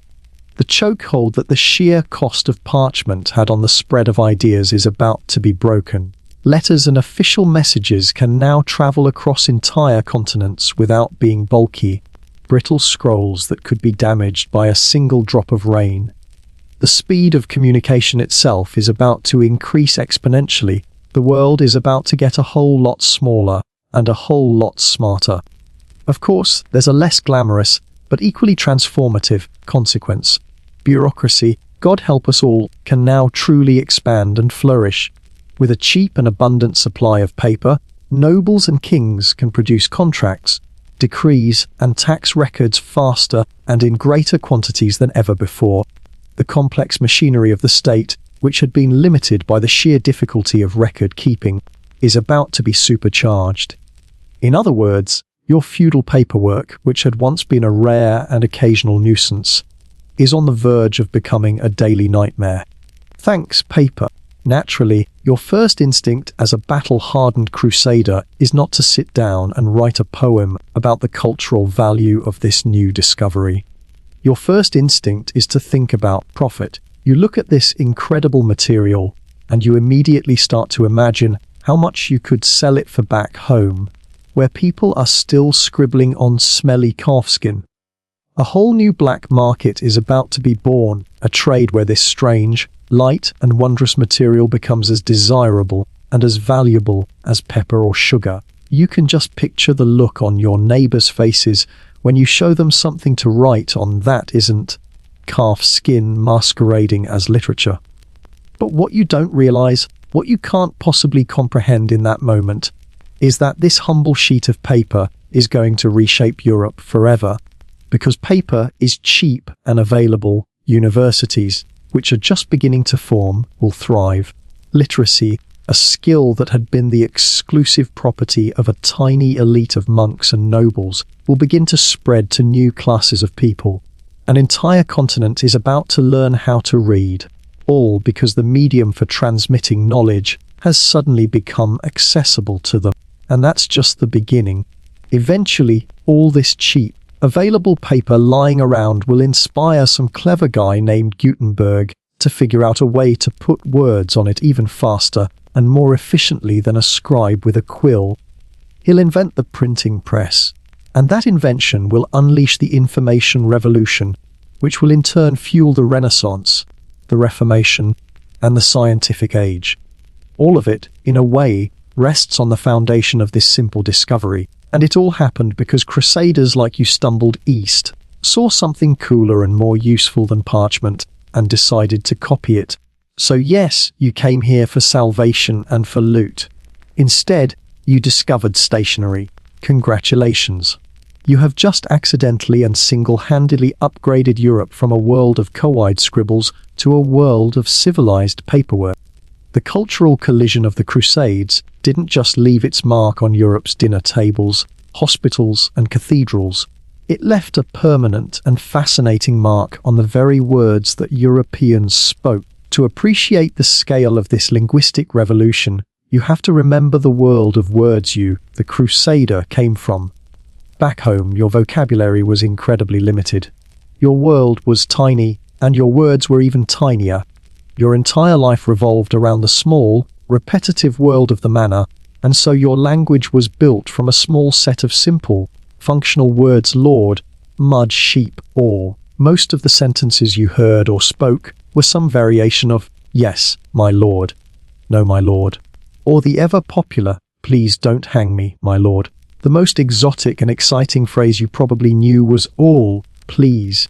Your language was a reflection of your life, small, constrained, and profoundly local. Then you go on a crusade, and suddenly your ears are assaulted by a whole universe of new sounds. You are plunged into a world of languages that don't sound like someone choking on porridge. You find yourself in the middle of a bustling marketplace or a chaotic battlefield, and you're surrounded by the sounds of Arabic, Greek, Turkish, and Armenian. It's a whole Tower of Babel crammed into one noisy, overwhelming space. At first, it's all just incomprehensible noise. You probably assume everyone is just shouting insults at you.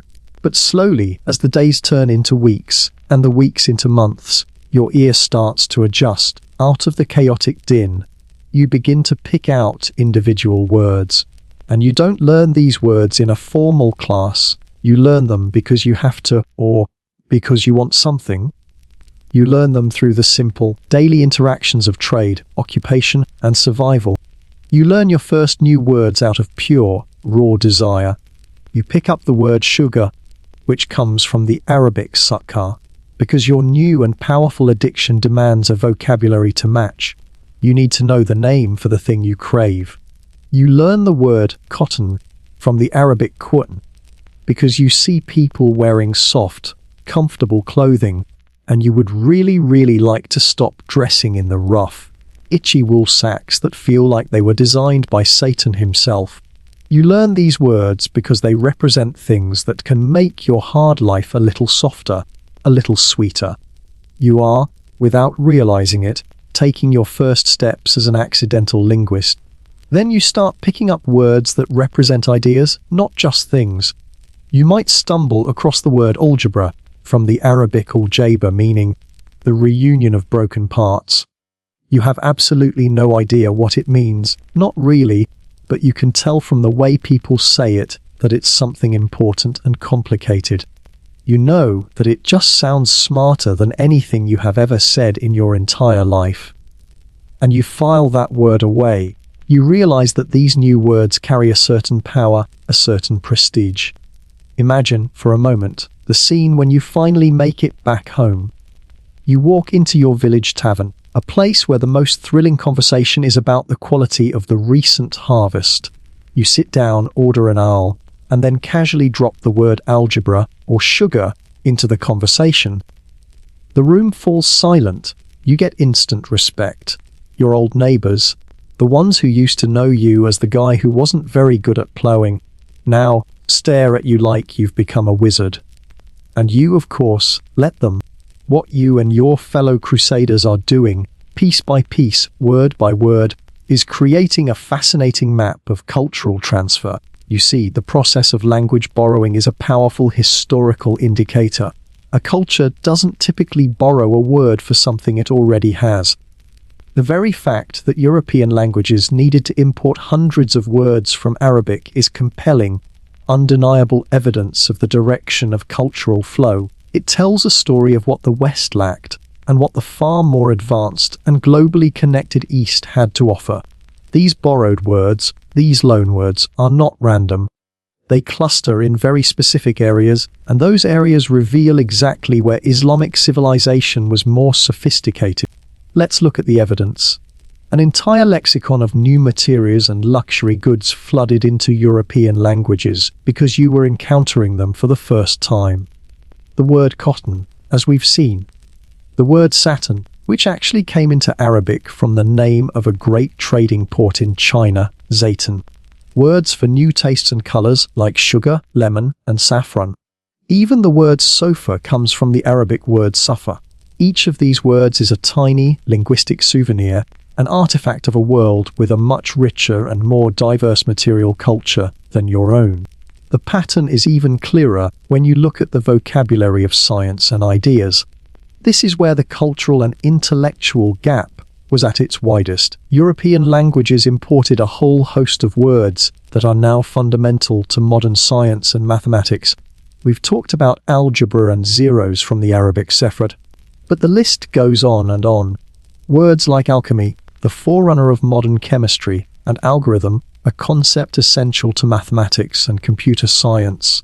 Words like elixir, that magical, life-giving substance. These are not just names for new objects. They are names for complex systems of thought, for scientific disciplines that were far more developed in the Islamic world at the time. Even the language of power and organization was influenced. You came back with new military and administrative terms that reflected the more sophisticated structures you encountered in the East. The very word admiral, the commander of a great fleet of ships, comes directly from the Arabic phrase Amr al-Bahr, which means commander of the sea. The word arsenal, a place where weapons are stored, comes from the Arabic word for a workshop, and the word magazine, meaning a storehouse for supplies, comes from the Arabic makhzin, which means storehouses. Even the ultimate word from the Game of Kings, checkmate, a word that seems so deeply European, was borrowed from the Persian phrase shamat, which means the king is dead. These hundreds of new words, brought back in the minds and mouths of returning crusaders and merchants, began to seep into the languages of Europe, often passing through Italian or Spanish before arriving in French or English, and once they arrived, they spread like wildfire. The nobles, always eager to sound more cultured and worldly, loved tossing these exotic new words around at court. The monks, the dedicated keepers of knowledge, carefully copied them into their manuscripts, sometimes misspelling them so badly that they accidentally created entirely new words in the process. Before you knew it, everyone was pretending that they had always known what Satan or lemon meant. You, of course, the random, sweaty crusader who first learned these words, get no official credit for this. No one is going to write a book thanking you for enriching the vocabulary of an entire continent. But the truth is, without you and your thousands of fellow accidental linguists, Europe would still be stuck describing everything in the most basic, functional terms, like meat or not meat. You lugged these shiny new words home with you, and in doing so, you accidentally made your world sound a little bigger, a little fancier, and a whole lot more confusing. You have gone from a village idiot to an international linguist, and all it took was a few years of holy war and a willingness to listen. Amidst all the chaos and the discovery, the brutality and the wonder of the Third Crusade, a legend was forged. But it wasn't the legend of a single hero. It was the legend of a rivalry, a clash between two titans of their age, the English king, Richard the Lionheart, and the great Sultan of Egypt and Syria, an-Nasir Salah ad-Din Yusuf ibn Ayyub, a man who would become known to you and all of the West simply as Saladin. And for you, the average crusader, this man would become the source of a profound and deeply unsettling confusion. You see, for months, even years, you've been fed a steady and terrifying diet of propaganda. The priests and preachers back home, trying to stir up support for the holy war, had painted a lurid and monstrous picture of the enemy you would face. You've been told that your enemies in the East are godless barbarians. You've heard stories that they are monsters who eat babies, who drink blood, and who never, ever bathe. They are, in the stories, the literal spawn of Satan, demons in human form, an unholy tide of filth and evil that must be wiped from the face of the earth. This is the enemy you have marched 1,000 miles to destroy, the embodiment of everything you have been taught to hate and fear. Which is funny, because when you finally cross paths with Saladin and his army, the reality is so jarringly different from the stories that it makes your head spin. The man you encounter, or rather, the man you see from a distance, a regal figure on a magnificent horse, turns out to be cleaner, smarter, and frankly, more polite than almost anyone in your entire, chaotic army. Let's start with the most basic, and perhaps most terrifying, difference. First of all, the man actually takes baths. Regularly, in a world where your own comrades consider a dip in a river once a month to be the height of personal hygiene. This simple fact is deeply unsettling. That alone already makes him seem more civilized than half your fellow crusaders who, after months on the march, smell something like a goat farm that has been set on fire. Saladin dresses not in rough hides, but in fine silk. He carries himself not like a savage warlord, but like a king, with a quiet dignity and an aura of absolute command. And worst of all, he and his armies don't immediately collapse and die when they witness your glorious European battle tactics, which, if you're being honest, mostly consist of just charging forward in a straight line and hoping that God will sort out all the messy details. The shock extends from the man to the army he commands. When you finally face his forces in battle, you realize exactly why the legends about him have started to stick. His armies are terrifyingly professional. They don't panic. They don't scatter when the first charge hits them. And they certainly don't spend 3 hours in the middle of a siege arguing over who forgot to bring the main ladder. They move with a discipline and a coordination that feels like they've actually trained for this, like they are part of a single, intelligent organism. You, meanwhile, are standing in the middle of a scorching desert, wearing 50 pounds of metal armor that is rapidly turning into your own personal oven, and you find yourself wondering if it's too late to fake a sudden case of heat stroke. You are an army of individuals, a collection of feudal lords who barely trust each other. He is the commander of a unified, professional force. The difference is stark, and it is terrifying. And then there's the reputation of the man himself, a reputation so powerful that even your own leaders, the great lords and dukes of Christendom, whisper about it around their campfires at night. The stories they tell, stories picked up from prisoners and envoys, paint a picture of an enemy who seems to embody the very ideals of chivalry that you are supposed to be fighting for. The whispers say that Saladin fights like a lion on the battlefield, but that he strategizes like a genius. They say that he treats his prisoners with a mercy and respect that is almost unheard of, certainly better than the way you and your comrades treat your own rivals. This creates a deep and uncomfortable cognitive dissonance in your mind. You've marched all this way to fight a monster, an infidel, a barbarian. How can it be that this man, the great enemy of Christ, is acting more like a proper knight than most of the proper knights in your own camp? This reputation isn't just based on rumors, it's built on a foundation of incredible, almost unbelievable acts of magnanimity. And these stories become legendary back in Europe, cementing Saladin's image for centuries to come. You hear about the time when the great King Richard the Lionheart, your own fearsome leader, fell gravely ill with a raging fever during the long and brutal siege of Acre. This was Saladin's chance. With Richard out of commission, he could have pressed his advantage, attacked the weakened Crusader army, and potentially won a decisive victory. But he didn't. Instead, he did something so astonishing it bordered on the surreal. He sent his own personal physician to go into the enemy camp and treat his great rival. And not only that, he sent along gifts of fresh fruit. And, most precious of all in the blistering heat of the desert, snow and ice from the mountains to cool the English king's fever. Imagine that.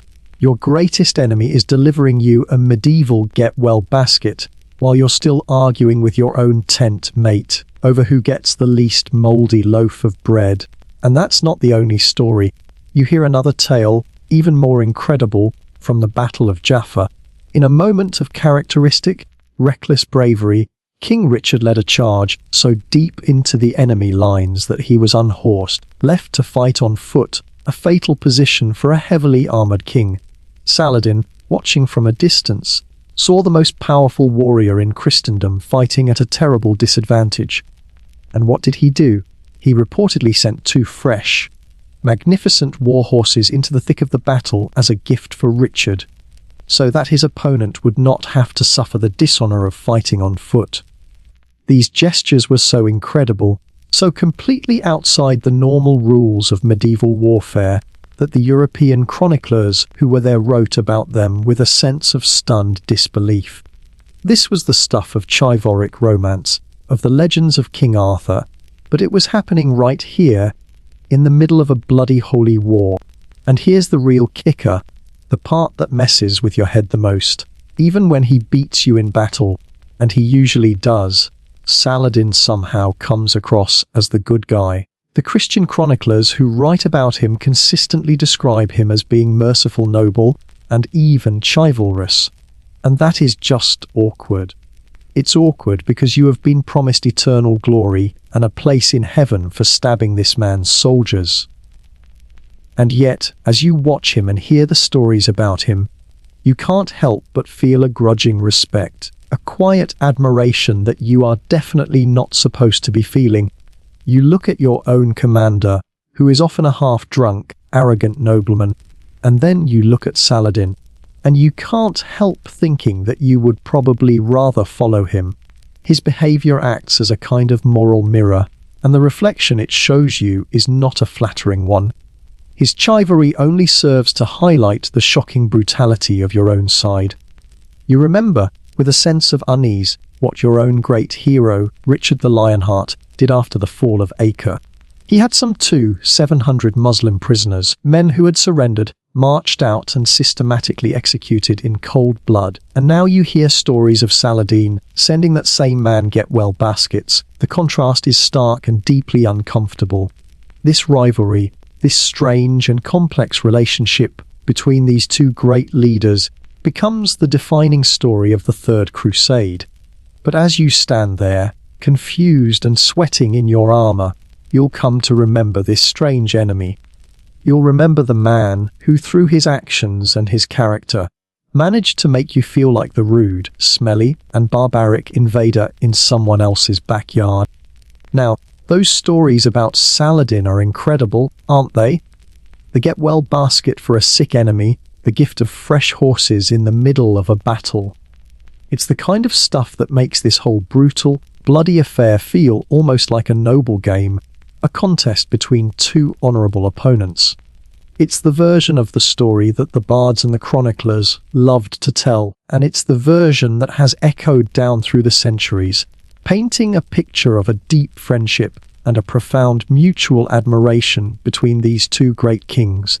However, as is so often the case in history, that romanticized legend, as beautiful as it is, obscures a much more complex, much more suspicious, and far more pragmatic reality. The truth is, the relationship between Richard the Lionheart and Saladin was not a friendship. It was a high-stakes game of psychological warfare, played by two of the most brilliant and cunning leaders of their time.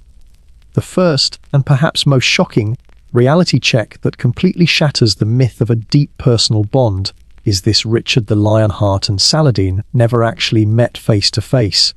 Not once. Their entire legendary relationship, all the famous exchanges and gestures of respect, was conducted entirely at a distance. It was a rivalry played out through intermediaries, through envoys, letters, and the public actions of their subordinates. There was no moment where the two kings sat down in a tent together to share a meal and talk about the art of war. The image we have in our minds of two great rivals looking each other in the eye simply never happened. This immediately changes the nature of their interactions. These weren't the spontaneous gestures of two men who had come to respect each other through personal contact. These were carefully considered, long-distance moves in a deadly serious game, and beneath that thin, polished veneer of chivalry that the chroniclers loved to write about, there lay a deep and abiding suspicion on both sides. This was not a relationship built on trust. It was a relationship built on a mutual understanding that the other man was incredibly dangerous. Saladin, for his part, was deeply wary of Richard's intentions from the very beginning. He saw the English king not as a noble adversary, but as a ferocious and unpredictable force that had stormed into his lands. At one point, Richard suggested a direct, face-to-face meeting, but Saladin refused. The reason he gave was one of formal, royal protocol. He argued that it was improper for kings to meet in person, to feast together and exchange pleasantries, and then to immediately go back to making war upon one another. But this polite excuse almost certainly masked a deeper, more practical mistrust. The men who wrote for Saladin, his own chroniclers who recorded his daily thoughts and actions, give us a much clearer picture of his true feelings. Their records show that Saladin consistently suspected that Richard's offers of peace and negotiation were nothing more than treacherous ploys. He believed they were clever tricks designed to buy time for the Crusader army to rest, to rearm, and to wait for reinforcements to arrive from Europe. Imagine Saladin in his campaign tent, a messenger from Richard arriving with a beautifully worded offer of a truce. While his generals might be relieved at the prospect of a pause in the fighting, Saladin would be looking for the hidden angle, the trap door, the subtle poison hidden within the sweet-sounding words. He was playing chess against a grandmaster, and he refused to believe that any move Richard made was as straightforward as it seemed. And this is the key to understanding the whole story. Saladin's famous chivalry, therefore, should be seen not just as a matter of his personal code of honor, but as a brilliant and highly effective form of psychological and strategic warfare. His legendary gestures of respect were not random acts of kindness. They were calculated moves on a geopolitical chessboard. He understood that in a long war, fought far from home, morale and perception were weapons just as powerful as swords and siege engines, and he wielded the weapon of his own reputation with the skill of a master. Let's go back to that famous story of Richard's illness. Sending his personal physician and gifts of fruit and ice was, on the surface, a magnificent act of generosity, but it also served an incredibly practical and, frankly, ruthless purpose. Think about it. Any messenger, and especially any doctor, that Saladin sent into the heart of the Crusader camp was also a potential spy. That physician, while he was checking the king's temperature, and offering medical advice, was also observing everything. He could report back to Saladin on the true state of the Crusader army, on its numbers, on its supply levels, and, most importantly, on its morale. He could see for himself how sick Richard truly was, and how the rest of the leadership was holding up under the strain. It was a friendly gesture, a chivalrous act, that was also being used to gain a vital military advantage. It was a masterstroke of intelligence gathering disguised as an act of kindness. Furthermore, these actions were incredibly powerful propaganda. By behaving with a magnanimity and mercy that often far surpassed that of his Christian opponents, Saladin was deliberately projecting an image of moral and civilized superiority. And the contrast was often stark. You have to remember, Richard the Lionheart, for all his fame as a great chivalric hero, was also capable of incredible brutality. After the fall of the city of Acre, he had some 700 Muslim prisoners, men who had surrendered to him, marched out and systematically executed. So you have Richard, the Christian king, slaughtering thousands of unarmed prisoners, and you have Saladin, the Muslim sultan, sending that same Christian king get-well baskets, who in that scenario looks like the more civilized and honorable leader. Saladin was consciously and deliberately winning the public relations war, and this carefully crafted reputation could be a powerful weapon in itself. An enemy army that believed Saladin was a just and merciful ruler was an army that was easier to defeat. Imagine you are the commander of a city that is being besieged by Saladin's forces. You know that if you fight to the last man, you will probably all be killed. But if you know that the man you are surrendering to has a reputation for keeping his word and treating his defeated enemies with mercy, you are far more likely to surrender the city rather than fight a hopeless battle to the bitter end. This reputation for mercy saved Saladin countless hours of precious time, vast amounts of resources, and, most importantly, the lives of his own soldiers. In the brutal calculus of medieval warfare, a reputation for chivalry could be a more effective siege weapon than a catapult. This wasn't a one-sided game, of course. Richard engaged in his own clever diplomatic games, constantly testing Saladin. At one point, in a truly bizarre diplomatic bluff, Richard even proposed that his own sister, Joan, should marry Saladin's brother, Al-Adil, and that the two of them could rule Jerusalem together as a Christian-Muslim couple. It was an outrageous proposal, likely designed to sow confusion and test Saladin's reactions. But Saladin astutely and calmly called his bluff, treating the offer seriously until it quietly fell apart. Their legendary rivalry, then, was less a romantic story of friendship and more a high-stakes contest of wills between two master strategists. It was a game where acts of honor and gestures of chivalry were often the sharpest and most effective weapons in their arsenal. By the time we turn the corner into the 13th century, the world has changed. The initial fiery, almost naive zeal of the First Crusade has cooled. The great victory in Jerusalem has become a distant, fading memory. The holy city has been lost again, captured by the brilliant Saladin, and the Crusader kingdoms are clinging to a few coastal cities by their fingertips. A new crusade is called the Fourth One, and there's a sense of grim determination in the air. This time, the plan is different. This time, the plan is smarter. This time, the plan is foolproof. They will succeed where the others have failed. Spoiler alert, they don't. In fact, this Fourth Crusade will not be remembered for any glorious battles against the enemies of Christ. It will go down in history as one of the most cynical, destructive, and jaw-dropping acts of betrayal in the long and often bloody history of Christendom. It's the story of a holy war that didn't just miss its target, but ended up hitting the wrong continent entirely. The whole grand, catastrophic diversion begins not in the sun-scorched sands of the Holy Land, but in the cool, damp, and fantastically wealthy canals of Italy. The Crusaders, led by some of the most powerful nobles in France, have come up with a clever new strategy. Instead of marching overland through the hostile territory of Anatolia, they decide to strike at the heart of Muslim power At the time, capturing Egypt would cut off the resources of their enemies and make reclaiming Jerusalem much easier. But there's a problem, a big logistical problem. To transport a massive army of knights, horses, and infantry all the way to Egypt, they need a fleet. A huge fleet. And in all of Europe at the turn of the 13th century, there is only one place that has the shipbuilding capacity and the naval power to pull off such a massive undertaking: the pragmatic, profit-driven, and entirely unsentimental maritime Republic of Venice.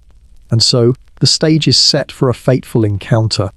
At the center of this whole affair, sitting like a spider in the middle of a vast and intricate web, is the Doge of Venice, a man named Enrico Dandolo. You have to picture this man. He is a figure of almost mythical stature. He is an old man, impossibly old for the era, somewhere in his 80s or even his 90s. And, by most accounts, he is completely blind. But this is no frail, doddering old man. He is a figure of formidable, almost frightening energy and a level of political shrewdness that is second to none. Enrico Dandolo is the living embodiment of Venice itself. He is not a pious knight dreaming of heavenly glory. He is a hard-nosed businessman and a brilliant politician. He is not interested in the Crusaders' holy mission. He is interested, first and last, in Venetian power. In the year 1202, the leaders of the Fourth Crusade arrive in the glittering city of Venice to negotiate their deal. After much discussion, a contract is drawn up. The Venetians agree to build and provide a massive fleet of ships, enough to transport 400-500 knights and their horses, 9,000 squires and 20,000 foot soldiers, along with all their supplies, all the way to Egypt. It's a monumental undertaking, and the price tag is equally enormous, a staggering 85,000 silver marks. The Crusader leaders, full of confidence, agree to the terms. And the Venetians, masters of logistics and industry that they are, get to work. Their shipyards work around the clock, and they fulfill their end of the bargain. A magnificent, brand new fleet is built and lies waiting in the Venetian lagoon, ready to carry the army of God to glory. But then comes the first disaster, the one that will set this whole tragedy in motion. As the summer of 1202 wears on, the crusading army begins to assemble on the shores of Venice, and it quickly becomes clear that there is a serious problem. For whatever reason, poor planning, lack of funds, simple overestimation, far fewer knights and soldiers have shown up than were expected, and that means they have a massive shortfall of cash. When it comes time to cough up the gold and pay the Venetians for the ships, the Crusader leaders are forced to admit the humiliating truth: they're broke. As it turns out, most medieval knights are terrible at budgeting. They manage to scrape together every last coin they have, but they can only come up with 51,000 marks, leaving them a full 34,000 marks short. This is a complete and utter humiliation. They are now deeply in debt and effectively stranded in Venice. They are a massive, armed, and unemployed army, trapped in a foreign city with no way to pay their bills and no way to leave. This is the moment where Doge Enrico Dandolo reveals his cunning. He sees their desperation not as a problem for Venice, but as a golden opportunity. He isn't mad about the missed payment. No, he's helpful. He convenes a meeting with the desperate and humiliated Crusader leaders, and he offers them a deal, a creative financing solution to their little problem. He proposes that, instead of paying the rest of their debt in cash, which they clearly don't have, they could pay it off in service. He has a small errand he needs running, a little business venture that their magnificent army would be perfect for. He suggests that on their way to the Holy Land, they could make a quick pit stop of treachery. The target he proposes is the city of Zara, a bustling port on the Dalmatian coast, just across the Adriatic Sea.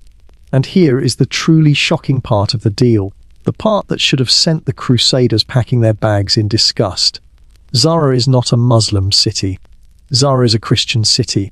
But, and for Dandolo, this was the only part that mattered, Zara was also a commercial rival that had recently rebelled against Venetian rule and placed itself under the protection of the King of Hungary.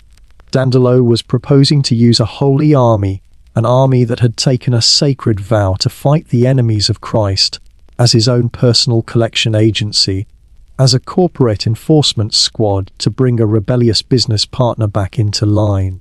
He was asking the soldiers of the cross to attack their fellow Christians for the financial benefit of the Venetian Republic. You would think that this outrageous, cynical proposal would reject it out of hand. But the Crusader leaders are desperate, humiliated, and trapped. They have a massive, restless army on their hands, and they are completely at the mercy of their Venetian hosts. And so, with heavy hearts, they agree to the deal. Some of the more principled Crusaders are absolutely horrified at the prospect of turning their weapons against fellow Christians. They argue against it, and when they are overruled, they simply abandon the crusade and go home in disgust.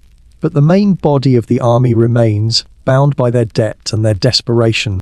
The news of this sordid deal eventually reaches the ears of the Pope, Innocent II, and he is absolutely furious.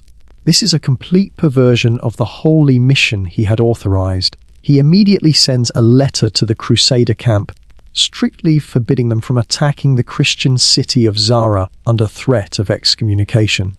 But in a final, cynical act of calculation, the leaders of the crusade conceal the Pope's letter from their own rank and file soldiers. The thousands of ordinary men who are about to storm the walls of Zara will do so without ever knowing that they are acting in direct defiance of the will of the very man who had called them to take up the cross in the first place.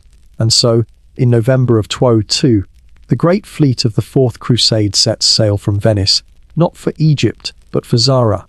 The crusading army, the supposed champions of Christendom, storms the walls and brutally sacks the Christian city.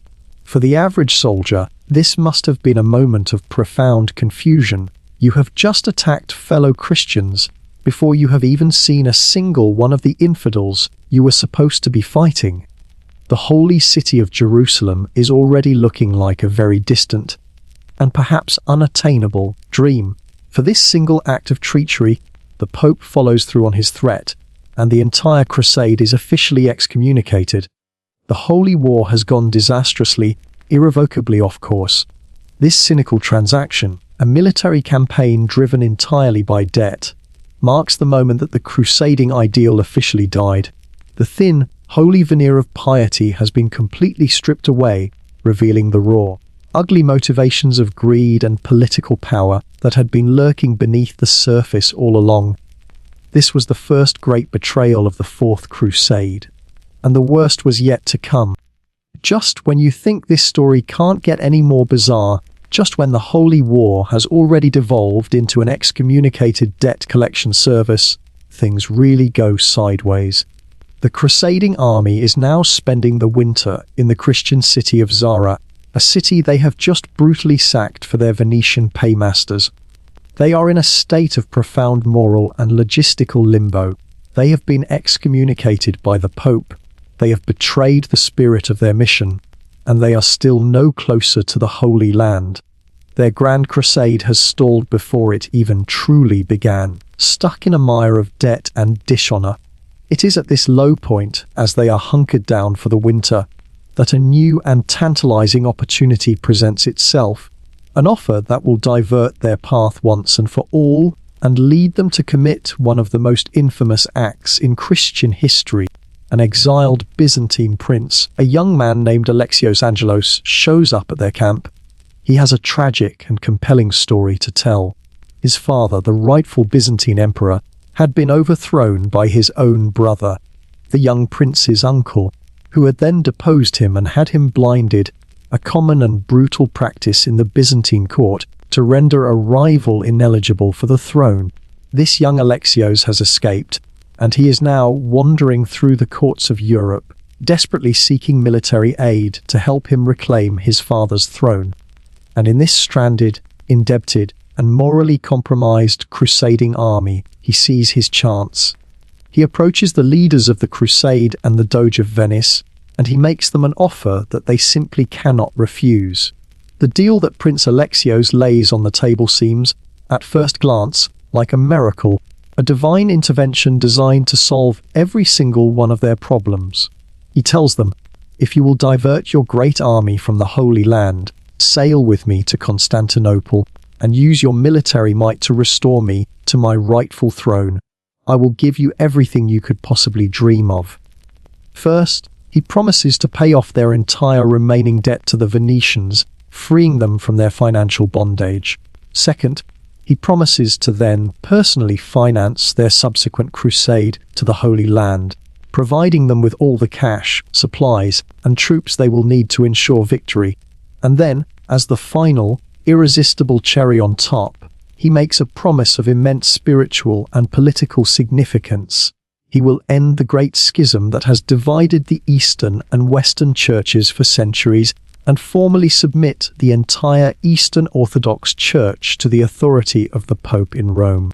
It is a truly tempting package, a deal so perfect it feels like it was delivered from heaven itself. It appeals directly to the primary motivations of every single party involved. For the Crusader leaders, it offers a path to redeem their honor. It solves their crushing debt problem. It gives their restless army a clear and immediate military objective. And it promises to finally get them to the Holy Land with a full treasury, all while performing the supposedly righteous act of restoring a legitimate ruler to his throne. It appeals to both their piety and their poverty. For the ever-pragmatic Venetians, and for Doge Dandolo, it is a pure and simple play for greed. Not only will their original debt be paid in full, but this new arrangement promises even greater influence and commercial advantage in the wealthiest city on earth. For the Pope, who is still furious about the sack of Zara, the promise of finally healing the Great Schism and uniting all of Christendom under his authority is the ultimate prize, a goal so magnificent it might just be worth overlooking another slight diversion.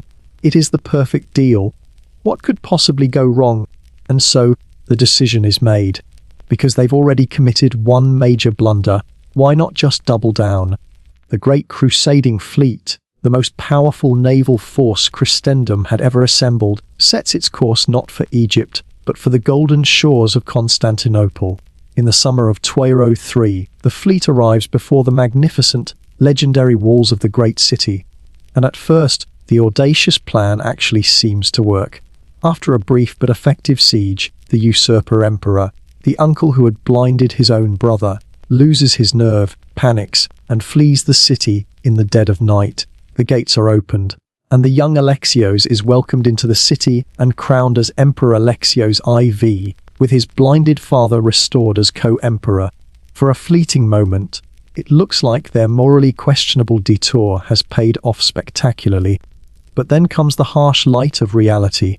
The young, new emperor is on the throne, but he quickly discovers that making extravagant promises is much, much easier than keeping them. He finds that the imperial treasury is almost completely empty. The usurper had taken it all with him when he fled. On top of that, the Greek populace of Constantinople is deeply and openly hostile to him and to his new friends, his Latin benefactors. They see the Crusaders for what they are, a violent, greedy, and barbaric foreign army camped outside their walls, and they resent their new emperor for bringing them there. Alexios IV is a puppet emperor, a king with no money, no power, and no support from his own people. He is completely unable to make good on the promises he had made. The days turn into weeks, and the weeks turn into months. The massive Crusader army remains camped outside the city walls, waiting for the enormous payment they were promised, a payment that never comes. The Crusaders, who had felt so triumphant just a few months before, now feel cheated and betrayed. Their patience wears thin, and the mood in the camp turns angry and mutinous. Tensions between the Western Crusaders and the Greek citizens of the city boil over into open hostility and street fights. The situation inside the city finally implodes. The people of Constantinople, disgusted by their emperor's weakness and his subservience to the hated Latins, rise up against him. Alexios IV is overthrown and murdered in a violent palace coup. For the Crusaders waiting impatiently outside the walls, this is the final straw. They have been cheated of their reward, their puppet emperor is dead, and they are now stranded 1,000 miles from home with no money and an openly hostile city before them. And so they decide in a moment of cold, calculated fury to take their payment by force. This is no longer a holy war. This is not even a mission to restore a rightful ruler. This is now a brutal act of collection. In April of 1204, the crusading army, the soldiers of the cross, turns its full fury on the greatest Christian city in the world. They storm the sea walls, and what follows is a 3-day orgy of destruction, looting, and slaughter that will permanently cripple the Byzantine Empire. This is no longer a crusade, it is a looting vacation. You and your comrades storm into the magnificent city that had so awed you just a year before. But this time you come not as pilgrims, but as predators. You burn, you pillage, and you strip the city of 1,000 years of accumulated treasures. Priceless ancient manuscripts from the great libraries are used as kindling for fires. The holy relics that had so moved you in the Hagia Sophia are stolen and hauled back to the west. Even the magnificent bronze horses that had stood for centuries in the great hippodrome are torn down and dragged back to Venice, where they still stand today. Nothing, it seems, says, for the glory of Christ, like stealing statues for your own home decor. As you stumble through the magnificent palaces, grabbing golden candlesticks and silk tapestries, you realize that this is a new and terrible low. The crusade didn't just miss its target, it hit the wrong continent. You were supposed to be on a mission to save Christianity's holiest city, Jerusalem.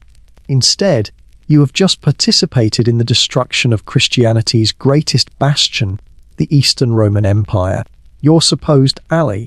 The irony is rich, and it is sickening. Instead of uniting Christendom against a common foe, the Fourth Crusade has managed to split it apart for good. In the end, this great betrayal shatters the unity of the Christian world. Constantinople, the queen of cities, never fully recovers from this blow. The Byzantine Empire is left a hollow, broken shell of its former glory. The Venetians, meanwhile, become richer and more powerful than ever, their city now swimming in stolen treasure. And you, the average crusader, you eventually drag yourself home, empty-handed and excommunicated. You wanted glory. You got infamy. You set out to fight the infidels, and you ended up robbing your fellow Christians. You have just lived through the most spectacular, the most tragic, and the most inexcusable medieval GPS fail of all time. After years of chaos, after the betrayals, the battles, the long marches, and the endless, gnawing hunger, you finally make it home. You stagger back into the world you once knew, but you are not the same person who left it. You are half dead, your skin is sunburned and leathery from years under a foreign sun, and you smell faintly and permanently of a camel's armpit. You are gaunt, you are scarred, you probably have a lifelong limp from a poorly healed wound, and your eyes have a haunted, distant look that the people who knew you before can't quite understand. You have seen wonders that they cannot imagine and horrors that you will never speak of. You are a survivor, but you are also a wreck, a man worn down to the bone by years of hardship and trauma. By all accounts, your journey was a logistical disaster, a moral failure, and a profound personal trial. And yet, here is the silver lining, the one incredible, redeeming prize you have brought back with you. Nobody back in your small, mud-caked village knows what really happened. They have no idea. They didn't see the disastrous People's Crusade get wiped out before it even began. They didn't witness the bitter, petty squabbles between the Crusader lords. They didn't feel the gnawing starvation during the great sieges. And they certainly don't know about the sordid, excommunicated business deals and the brutal sack of Christian cities. They have been living their same small lives while you have been off at the edge of the known world. All they see is a man who took up the cross, marched to the legendary Holy Land, and somehow, miraculously, managed to come back alive.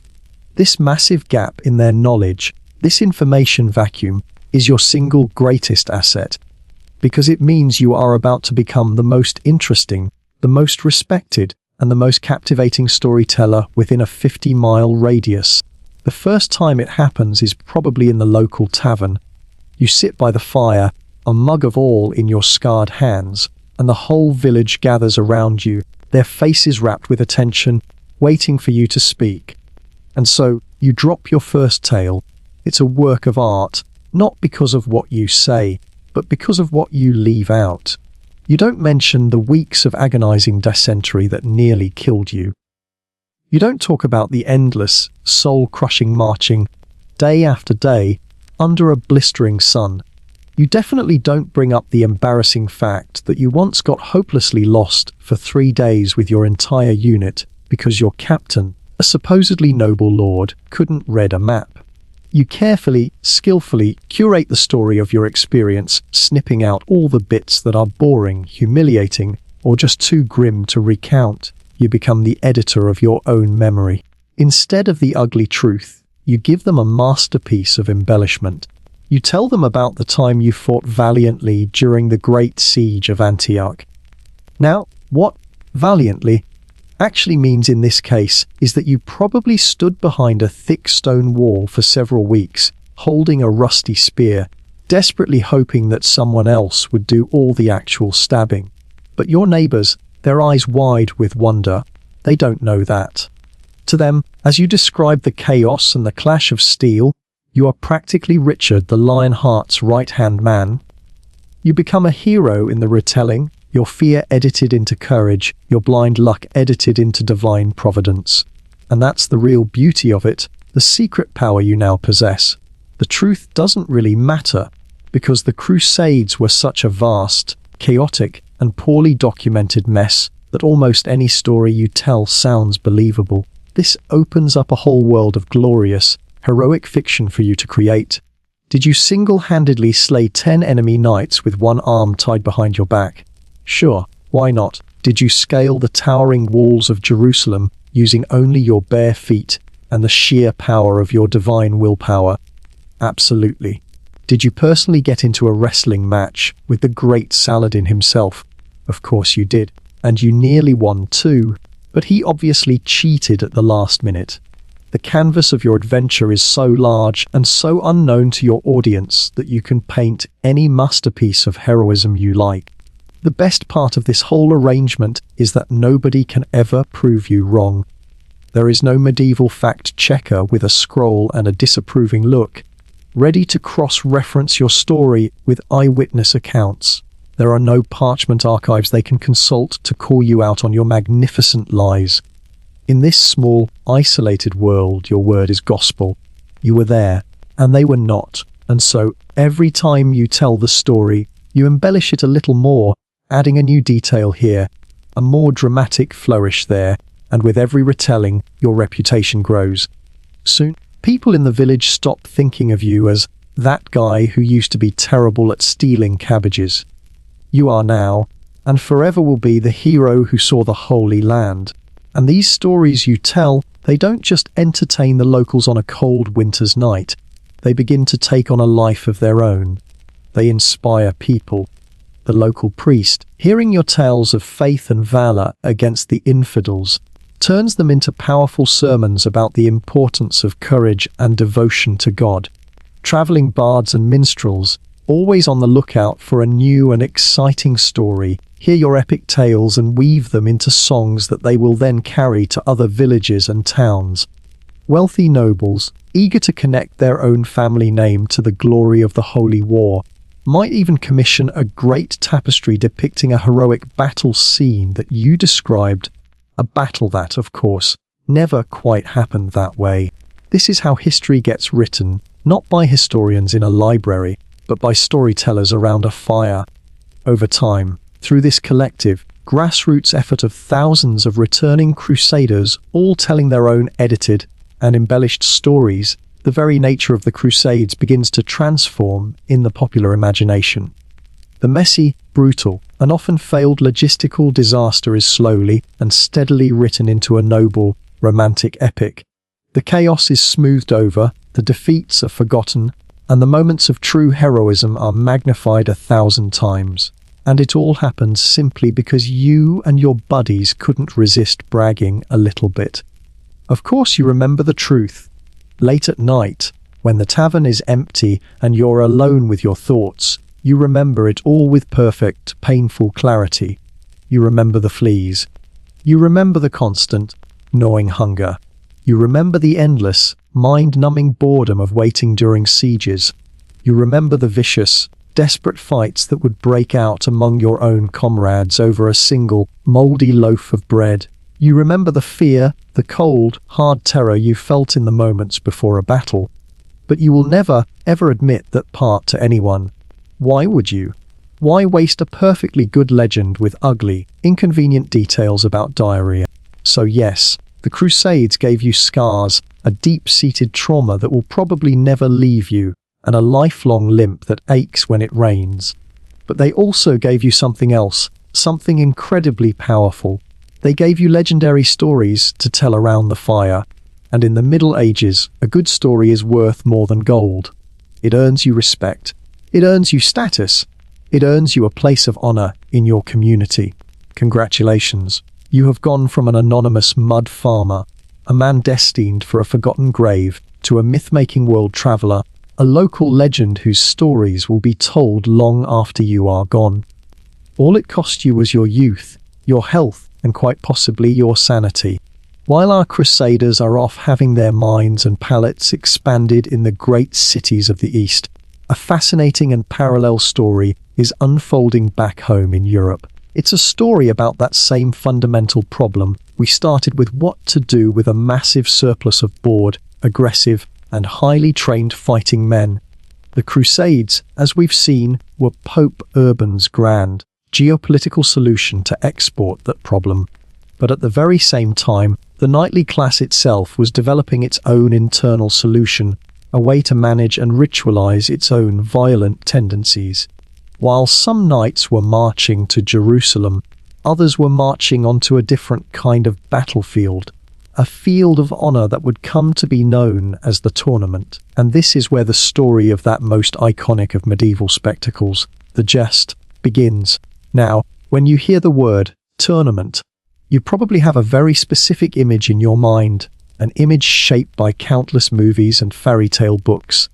You picture two knights in shining armor, covered in colorful banners, charging at each other down a perfectly manicured lane, lances aimed, while a crowd of cheering ladies and nobles looks on from elegant stands. And eventually, that is what tournaments would become. But the earliest tournaments, the ones that were taking place back in the 11th and 12th centuries, bore almost no resemblance to that chivalric and romantic ideal. You have to strip away all the pageantry and all the rules and get down to the raw, brutal, and incredibly dangerous core of the event.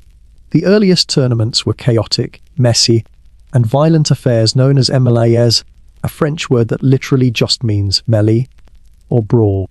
These events were, for all intents and purposes, mock battles that were often completely indistinguishable from real warfare. Imagine a wide, open field, maybe a few miles across, chosen as the site for the contest.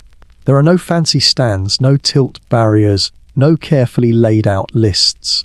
The villagers from the surrounding area, if they are unlucky enough to have this event hosted in their backyard, might find their precious crop fields churned into a muddy wasteland and their barns and fences stripped of wood to build makeshift viewing platforms for the local nobility. At either end of this huge field, two large groups of knights would assemble, sometimes dozens or even hundreds of them on each side, a glittering, restless sea of iron and steel. A signal would be given, a trumpet blast, a dropped flag, and then all hell would break loose. Both sides would spur their horses into a full gallop and charge one another in a wild, terrifying, free-for-all. The initial impact would be a thunderous crash of horseflesh, wood, and steel. Lances would shatter, horses would scream and fall, and men would be unhorsed in the first few seconds. But that was just the beginning. After the initial charge, the fight would dissolve into a swirling, chaotic brawl. Knights would draw their swords and heavy, bone-breaking maces and just start swinging at anyone wearing the opposing colors. The air would be filled with the desperate, high-pitched neighing of terrified horses, the splintering of wooden shields, the brutal, rhythmic clang of steel helmets being pounded by maces, and the guttural shouts of men fighting for their lives, for their honor, and for profit. This wasn't a sport in any modern sense of the word. It was a barely controlled riot on horseback. In this chaotic environment, safety was not a priority. There were no real rules to speak of, and fairness was certainly not a primary concern. A knight could easily find himself ganged up on by 2 or 3 opponents, surrounded and brutally beaten into submission. Men were frequently, and sometimes casually, maimed or killed in these brawls. A fall from a horse in the middle of that churning chaos could be a death sentence, as the unfortunate knight could be trampled by the heavy warhorses. Even the horses themselves, which were incredibly expensive and highly trained animals, were often injured or killed in the melee. The primary objective in these early tournaments wasn't to score points by breaking lances. It was often to physically capture an opposing knight, defeat him, and then hold him for a hefty ransom. This made the melee not just a training exercise, but a very real and sometimes very profitable form of warfare, a way for a skilled but landless knight to make his fortune. As you can imagine, this unrestrained violence had a tendency to spill over. The local peasants whose lands were being destroyed were often the biggest losers in these events.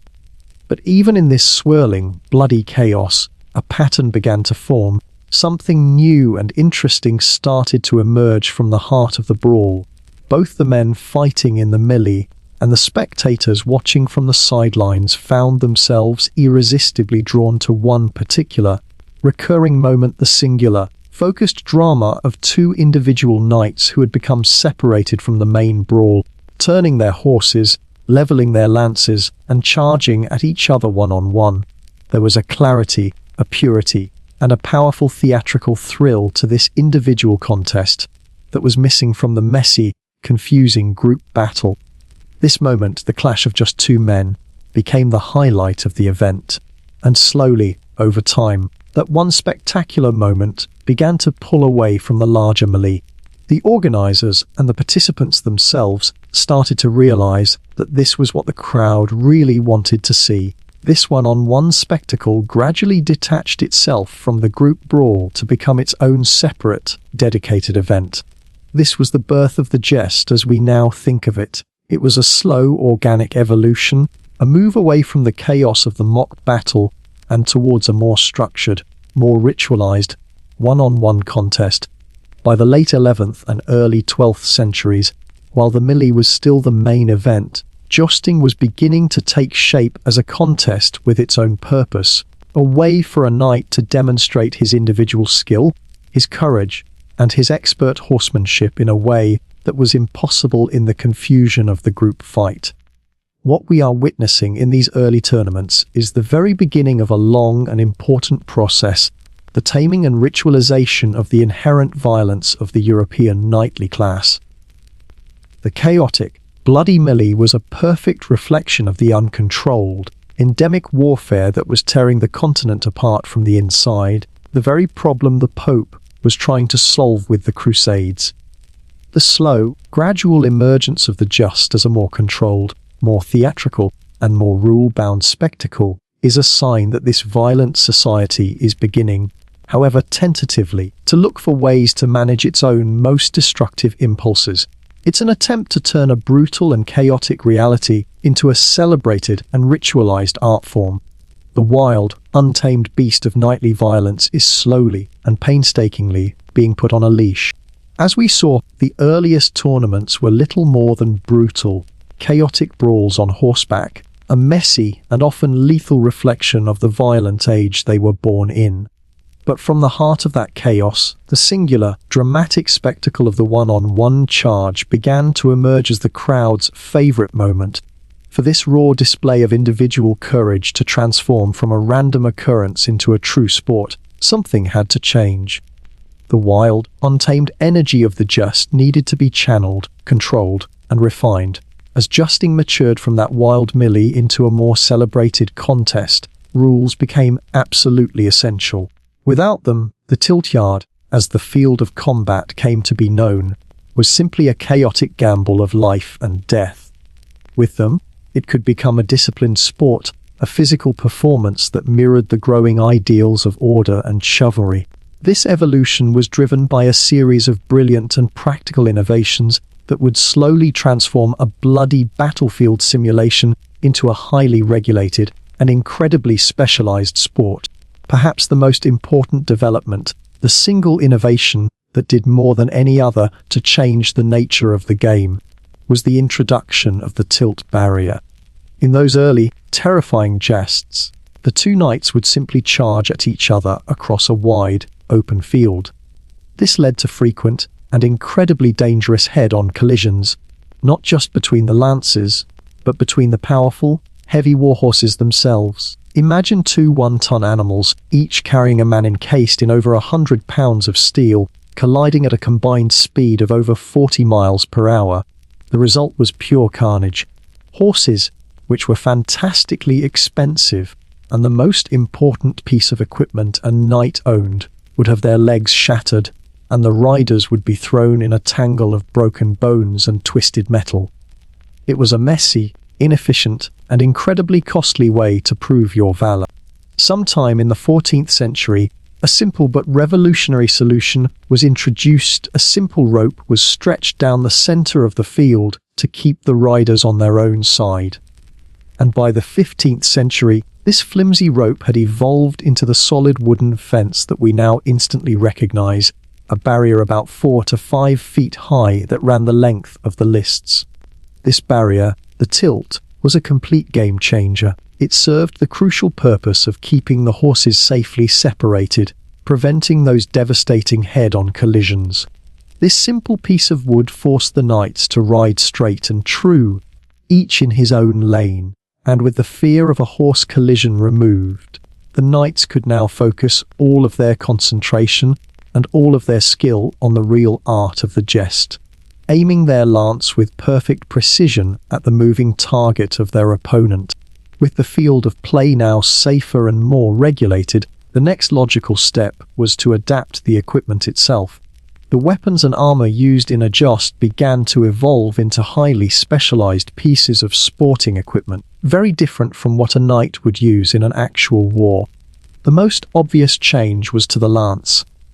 Gone were the sharpened, leaf-shaped war lances of the battlefield, weapons designed to punch through armor and kill a man. They were replaced with blunted, or rebated, lances that were created specifically for the sport. The very goal of the weapon was different now. The aim was no longer to kill your opponent, but to strike him with enough force and precision to score points. The tip of this new sporting lance was a brilliant piece of engineering called a coronal. Instead of a sharp point, the lance was fitted with a 3-pronged metal head, which looked a bit like a small crown. This coronal was not designed to pierce. It was designed to do the opposite, to spread the immense force of the impact over a wider area and to grip the smooth, curved surface of an opponent's shield or armor. This dramatically increased the chances of the lance shattering in a loud, dramatic, and crowd-pleasing explosion of splintered wood, which was quickly becoming the primary goal of a successful pass. The objective had shifted from lethality to spectacle. The satisfying crack and splinter of a well-broken lance became the sound of victory. The armor evolved as well, becoming a kind of high-tech protective shell designed exclusively for this one, highly specific type of impact. The all-purpose armor a knight wore in battle, which had to be flexible enough for him to fight on foot, was gradually replaced in the tilt yard by heavy, specialized plate armor for jesting. In the German tradition, this specialized armor was known as a Stechsig. It was much thicker, much heavier, and much more rigid than war armor, to the point where it would have been almost useless in a real battle. It often included extra reinforcing pieces that were literally bolted onto the left side of the body and the head, the side that would face the opponent's lance, providing an extra layer of protection to the primary target zones. This was no longer the gear of a soldier. It was the high-performance safety equipment of a professional athlete. With the field and the equipment now highly regulated, The final step was to codify the rules of engagement. By the 13th century, jousting manuals and the official heralds who presided over the tournaments began to carefully lay out what was allowed, what was forbidden, and what exactly counted as a victory. They defined the legal target zones on a knight's body, primarily the shield and the upper torso. Striking your opponent's head was often allowed, but striking his horse or hitting him below the waist was now considered illegal and dishonorable, and could get a knight disqualified from the contest.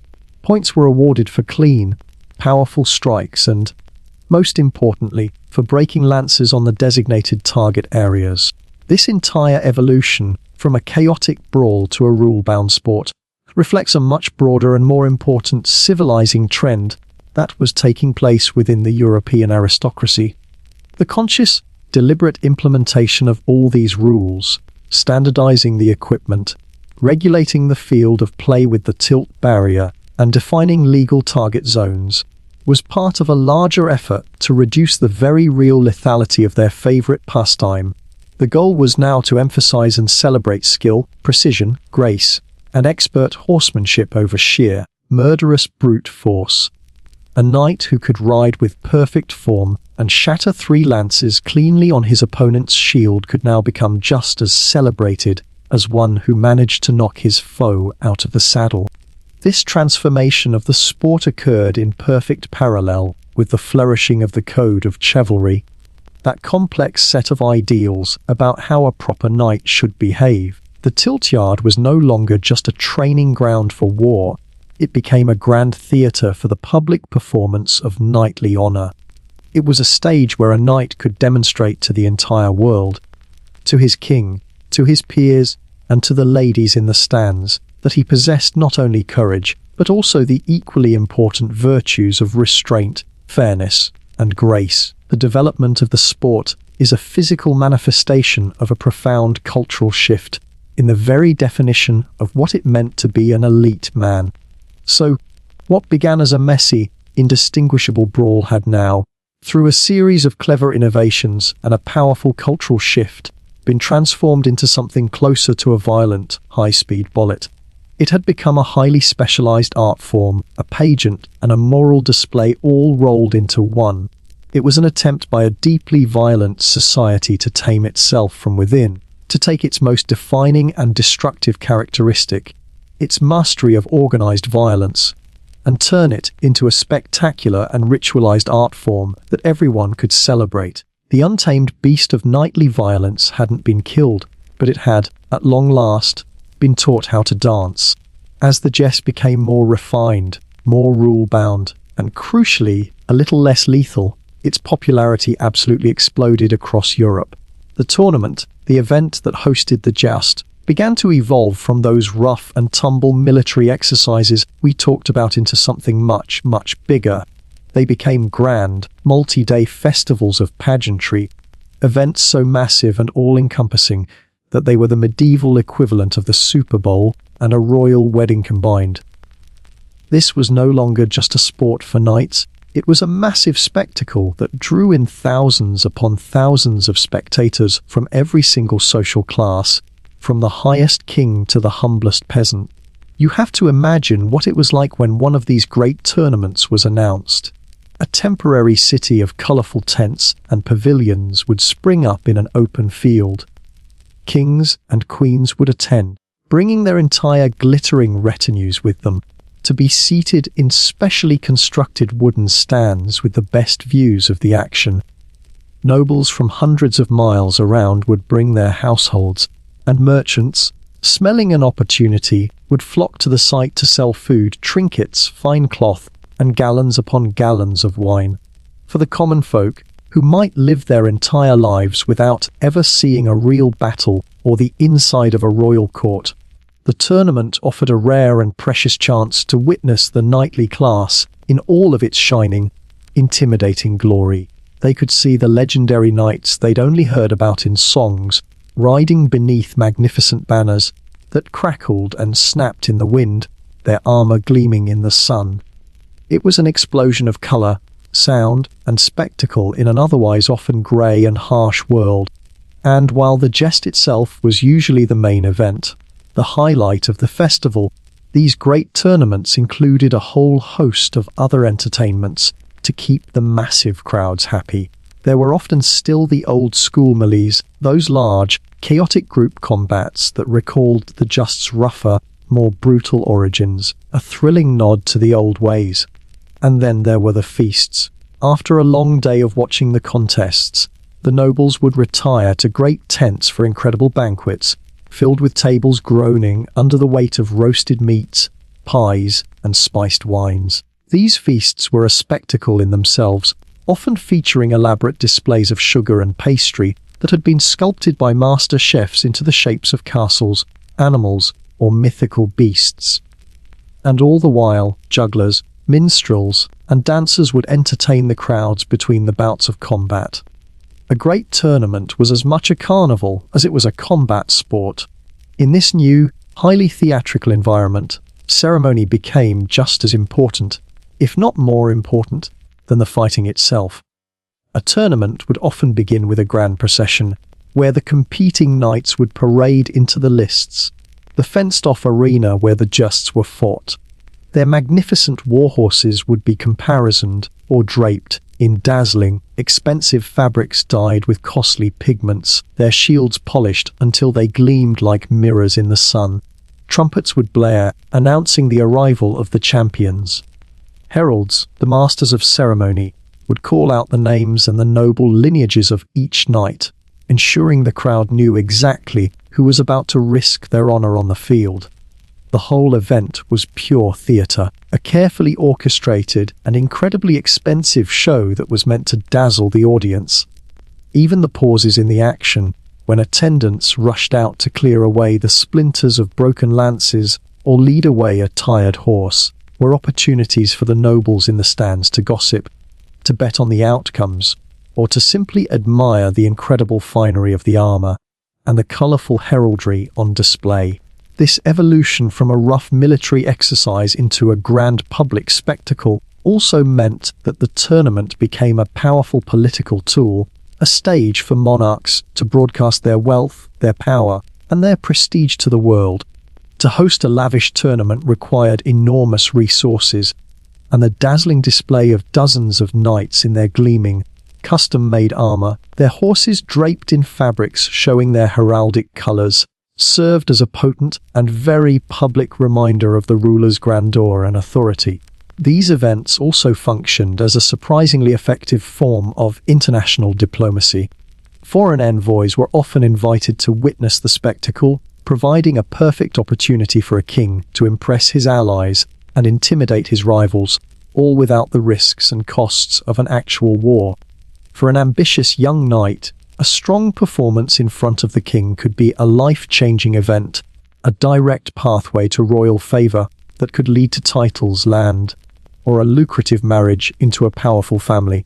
And the ultimate, most mind-boggling expression of this perfect blend of chivalric competition and political theatre was an event known as the Field of the Cloth of Gold. In June of 1520, two of the most famous and charismatic kings in European history, the young and athletic Henry V of England and his equally competitive rival, Francis I of France, met for an 18-day summit near the town of Calais in France. Ostensibly, the meeting was to solidify a new spirit of friendship and peace between their two rival kingdoms. In reality, it was one of the most extravagant, expensive, and over-the-top displays of royal one-upmanship in history. The sheer opulence of the event was staggering. It was less a political summit and more a construction project. A huge English workforce was sent ahead to build a vast, temporary palace for Henry's court, a building covering nearly 10,000 square meters. Both the English and the French then erected hundreds upon hundreds of elaborate tents, many of them made from silk and breathtakingly expensive cloth of gold, the shimmering, golden fabric that gave the event its name. The two young, proud, and fiercely competitive kings spent over 2 weeks trying to outshine each other in every way imaginable. They feasted, they held masquerades, and most importantly, they competed against each other day after day in tournaments of jousting and armed combat. Everything was designed to showcase the magnificence of each court. There were even golden fountains that spouted wine for the thousands of attendants that each king had brought with him. The Field of the Cloth of Gold represents the absolute zenith, the highest and most glorious peak of chivalric pageantry. It was the moment when the medieval tournament reached its most theatrical, most expensive, and most magnificent form. And yet, it also marked the beginning of the end. For all of its incredible expense and all its dazzling splendor, the event had a negligible political result. The supposed great friendship between Henry and Francis was fleeting and superficial, and England's diplomatic allegiances soon shifted back towards the Holy Roman Emperor, Charles V, who was the real center of European power at the time. The whole thing was an expensive party that achieved almost nothing of lasting political substance. In retrospect, the meeting was a beautiful but anachronistic display of a kind of personal, knightly rivalry in a new Renaissance world that was rapidly changing. The fate of nations was no longer being decided by the personal strength of a king in the tilt-yard. It was increasingly being shaped by the cold, hard realities of statecraft, economics, and, most importantly, the rising importance of gunpowder, which was quickly making the armored knight obsolete on the battlefield. So, the Field of the Cloth of Gold was, in a way, a glorious golden sunset for the entire age of chivalry.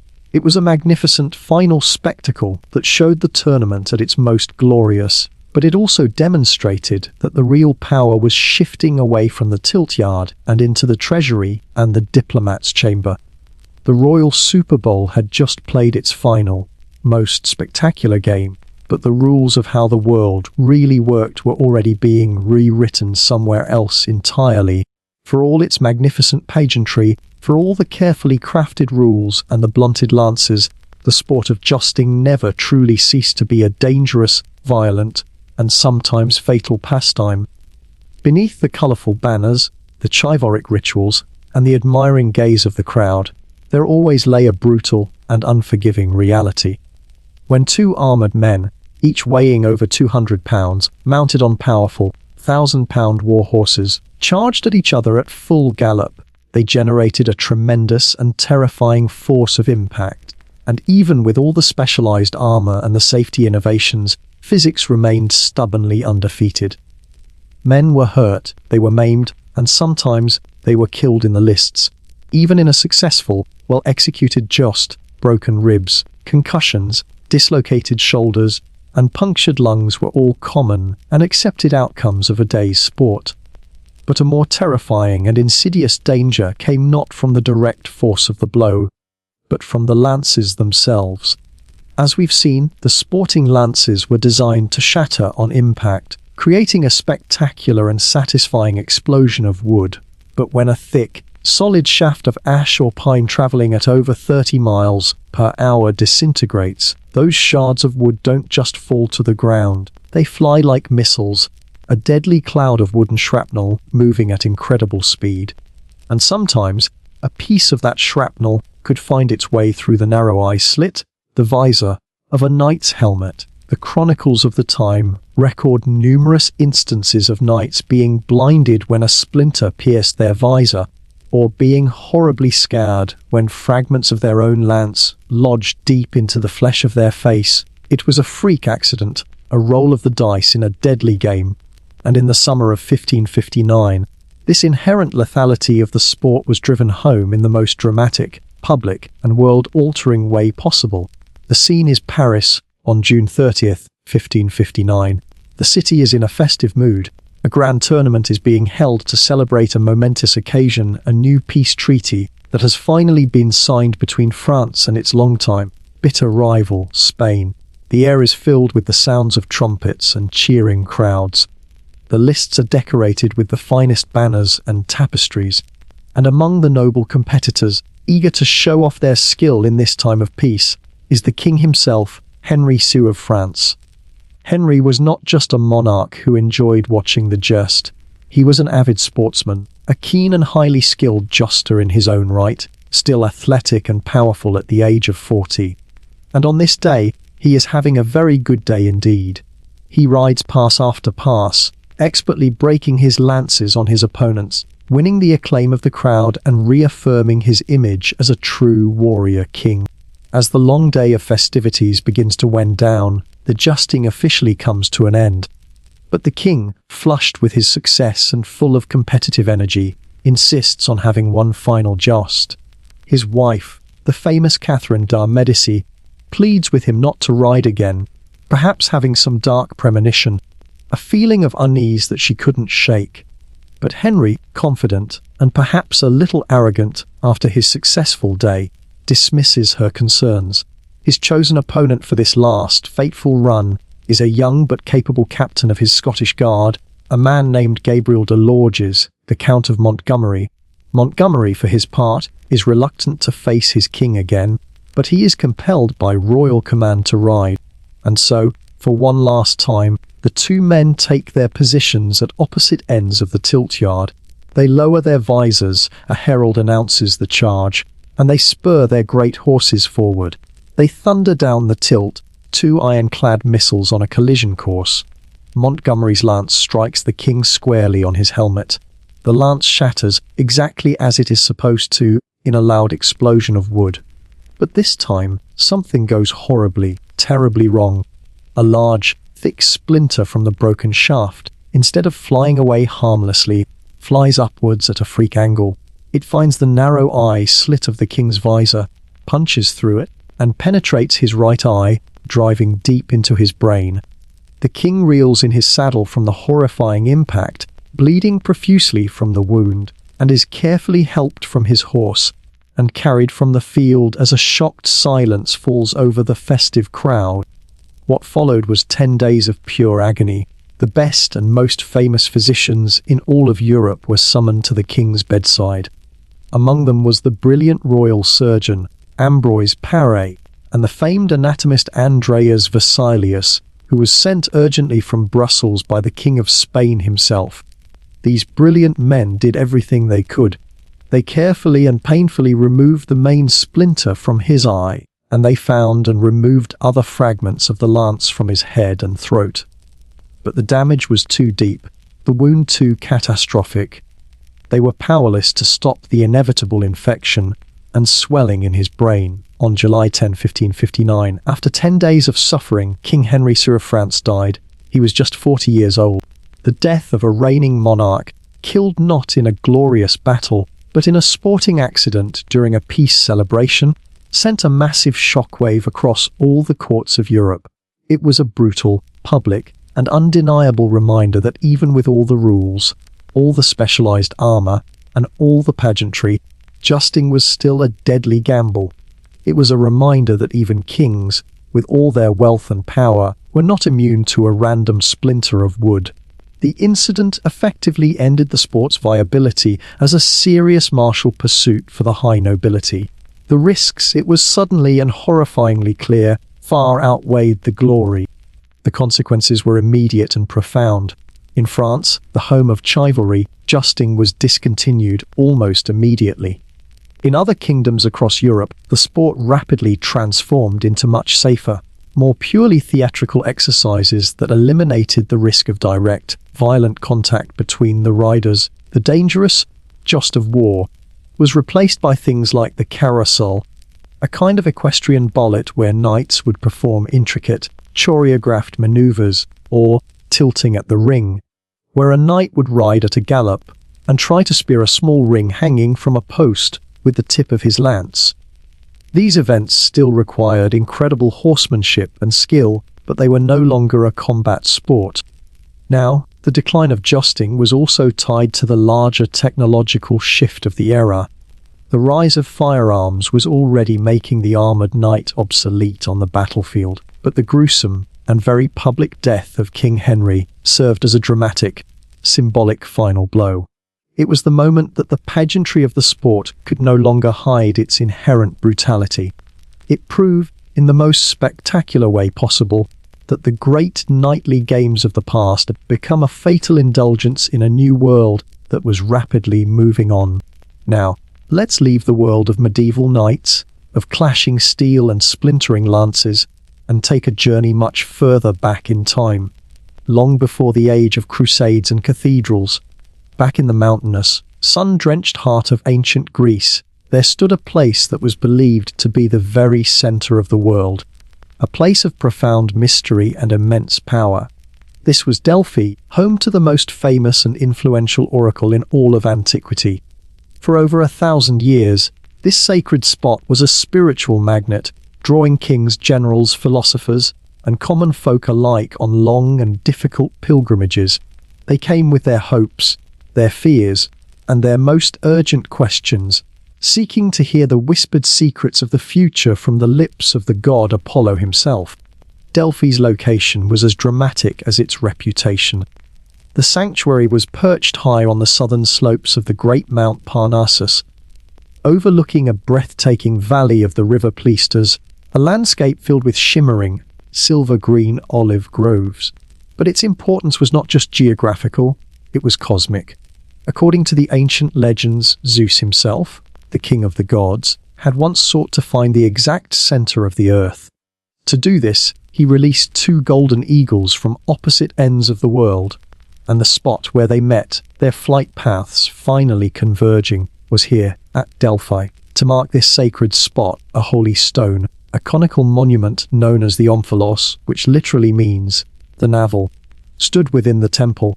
To make a pilgrimage to Delphi was to place yourself at the very navel of the universe, the cosmic axis where the heavens, the earth, and the underworld were all believed to converge. The origin of the oracle itself is a story steeped in myth, a tale of divine conquest. The legends say that the site was originally a sacred place belonging to Gaia, the primeval earth goddess, and it was guarded by one of her children, a monstrous serpent or dragon named Python. Then the young, brilliant, and ambitious god Apollo, the god of light, music, and prophecy, came to Delphi, seeking to establish his own oracle. He confronted the great serpent, and after a fierce battle, slew the creature with a volley of his golden arrows.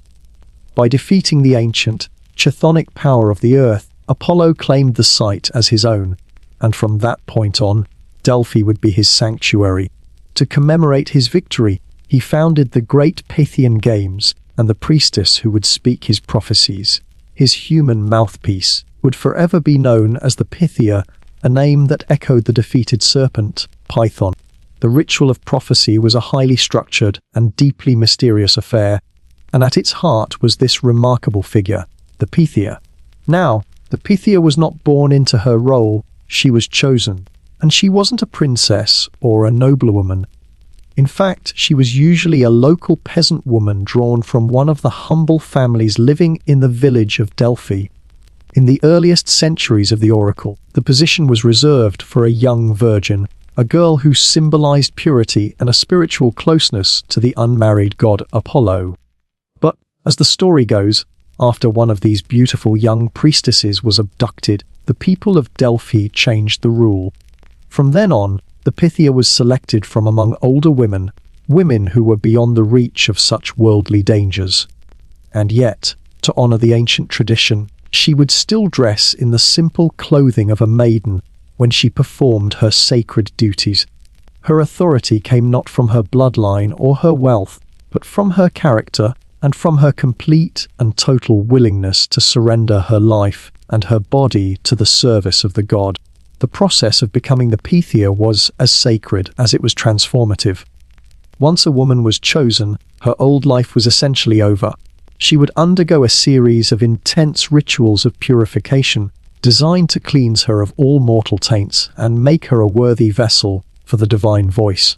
She would bathe in the icy, purifying waters of the sacred Castalian spring, an act believed to cleanse both her body and her spirit. She would fast, abstain from worldly pleasures, and perform sacrifices to Apollo. From this moment forward, her existence was no longer her own. She belonged to Apollo. Her old, human name would fade into obscurity, her individual identity absorbed entirely into her sacred role. She would cease to be the woman she once was and would instead become, simply, the Pythia, the eternal mouthpiece of the god. On the appointed days of consultation, when pilgrims had gathered from all across the Greek world, the carefully orchestrated ritual would begin. First, the temple priests would perform a sacrifice, usually a goat, on the great altar of Apollo.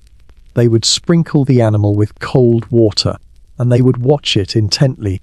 If the goat trembled and shivered all over, it was taken as a sign that the god was present and willing to speak. Only then could the oracle begin. The Pythia, dressed in her simple robes, would then prepare to descend into the most sacred, most secret, and most mysterious part of the temple, a chamber known as the Adyton. Imagine this inner sanctum.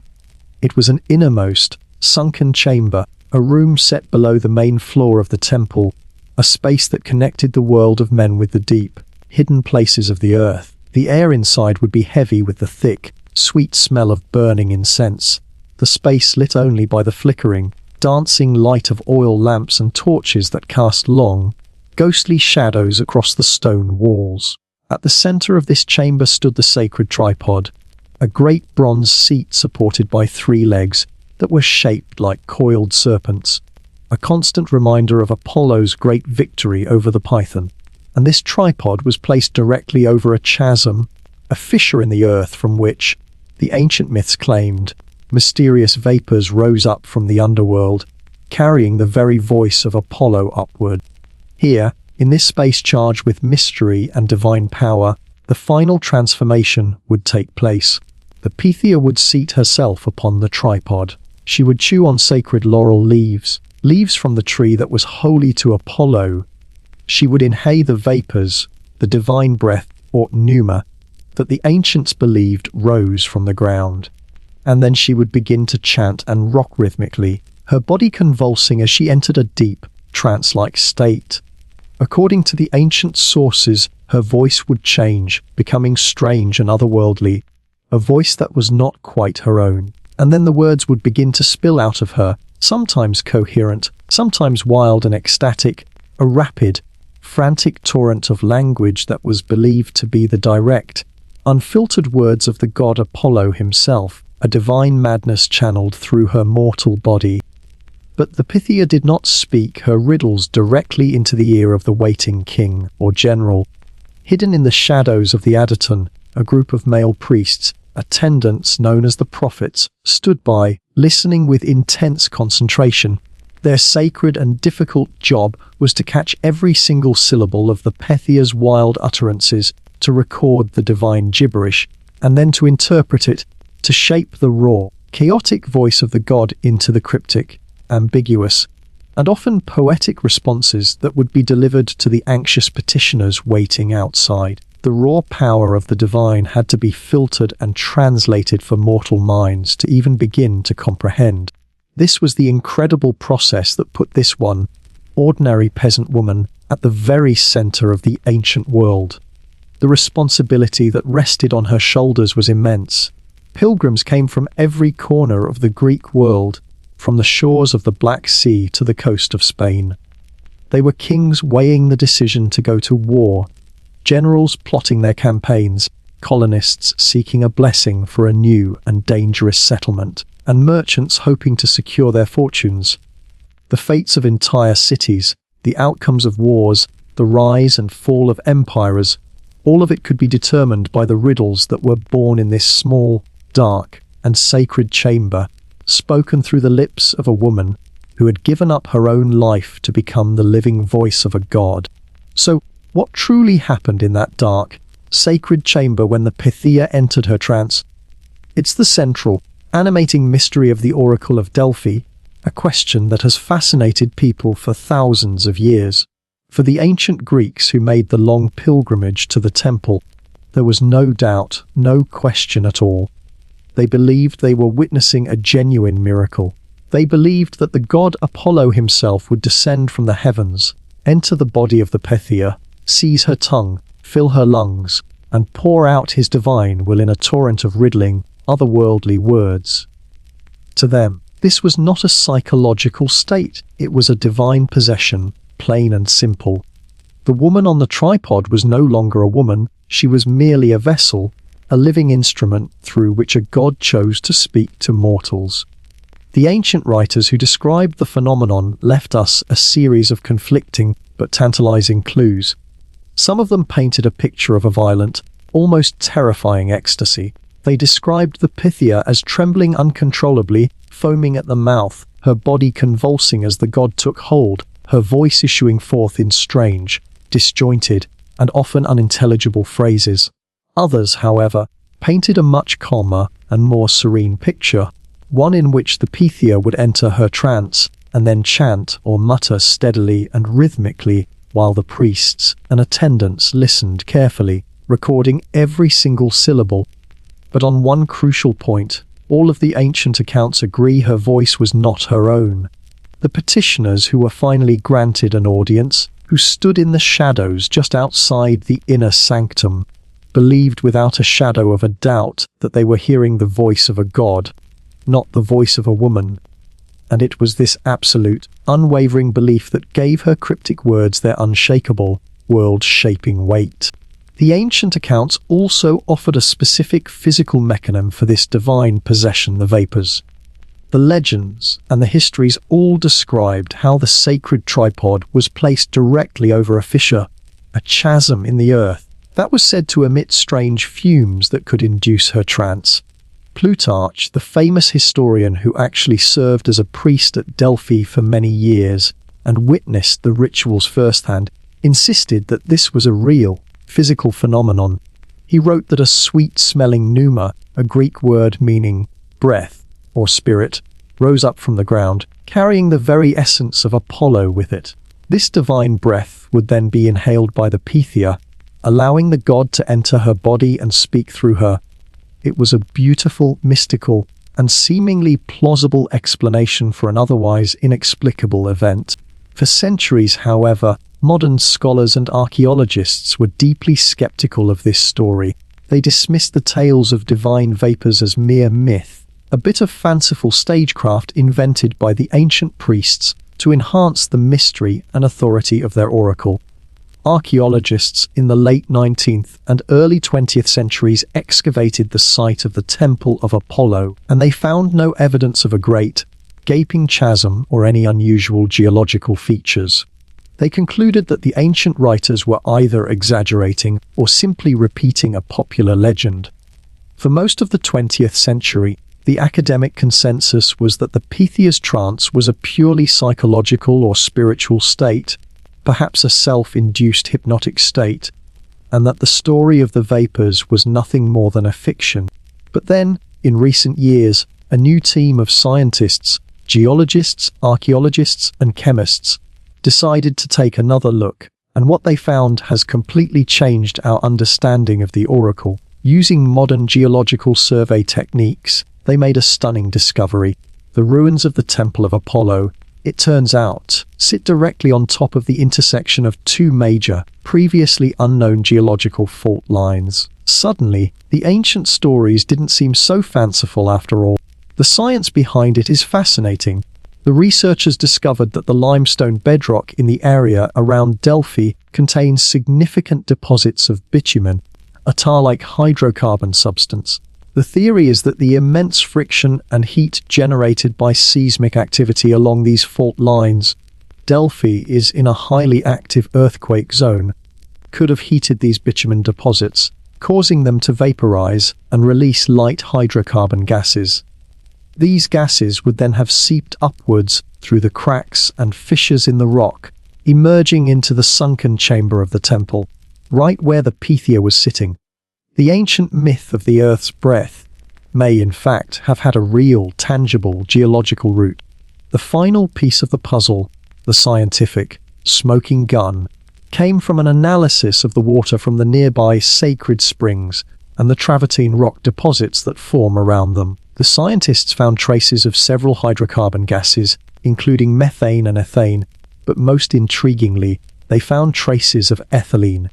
Ethylene is a sweet-smelling gas, which perfectly matches Plutarch's description of the pneuma.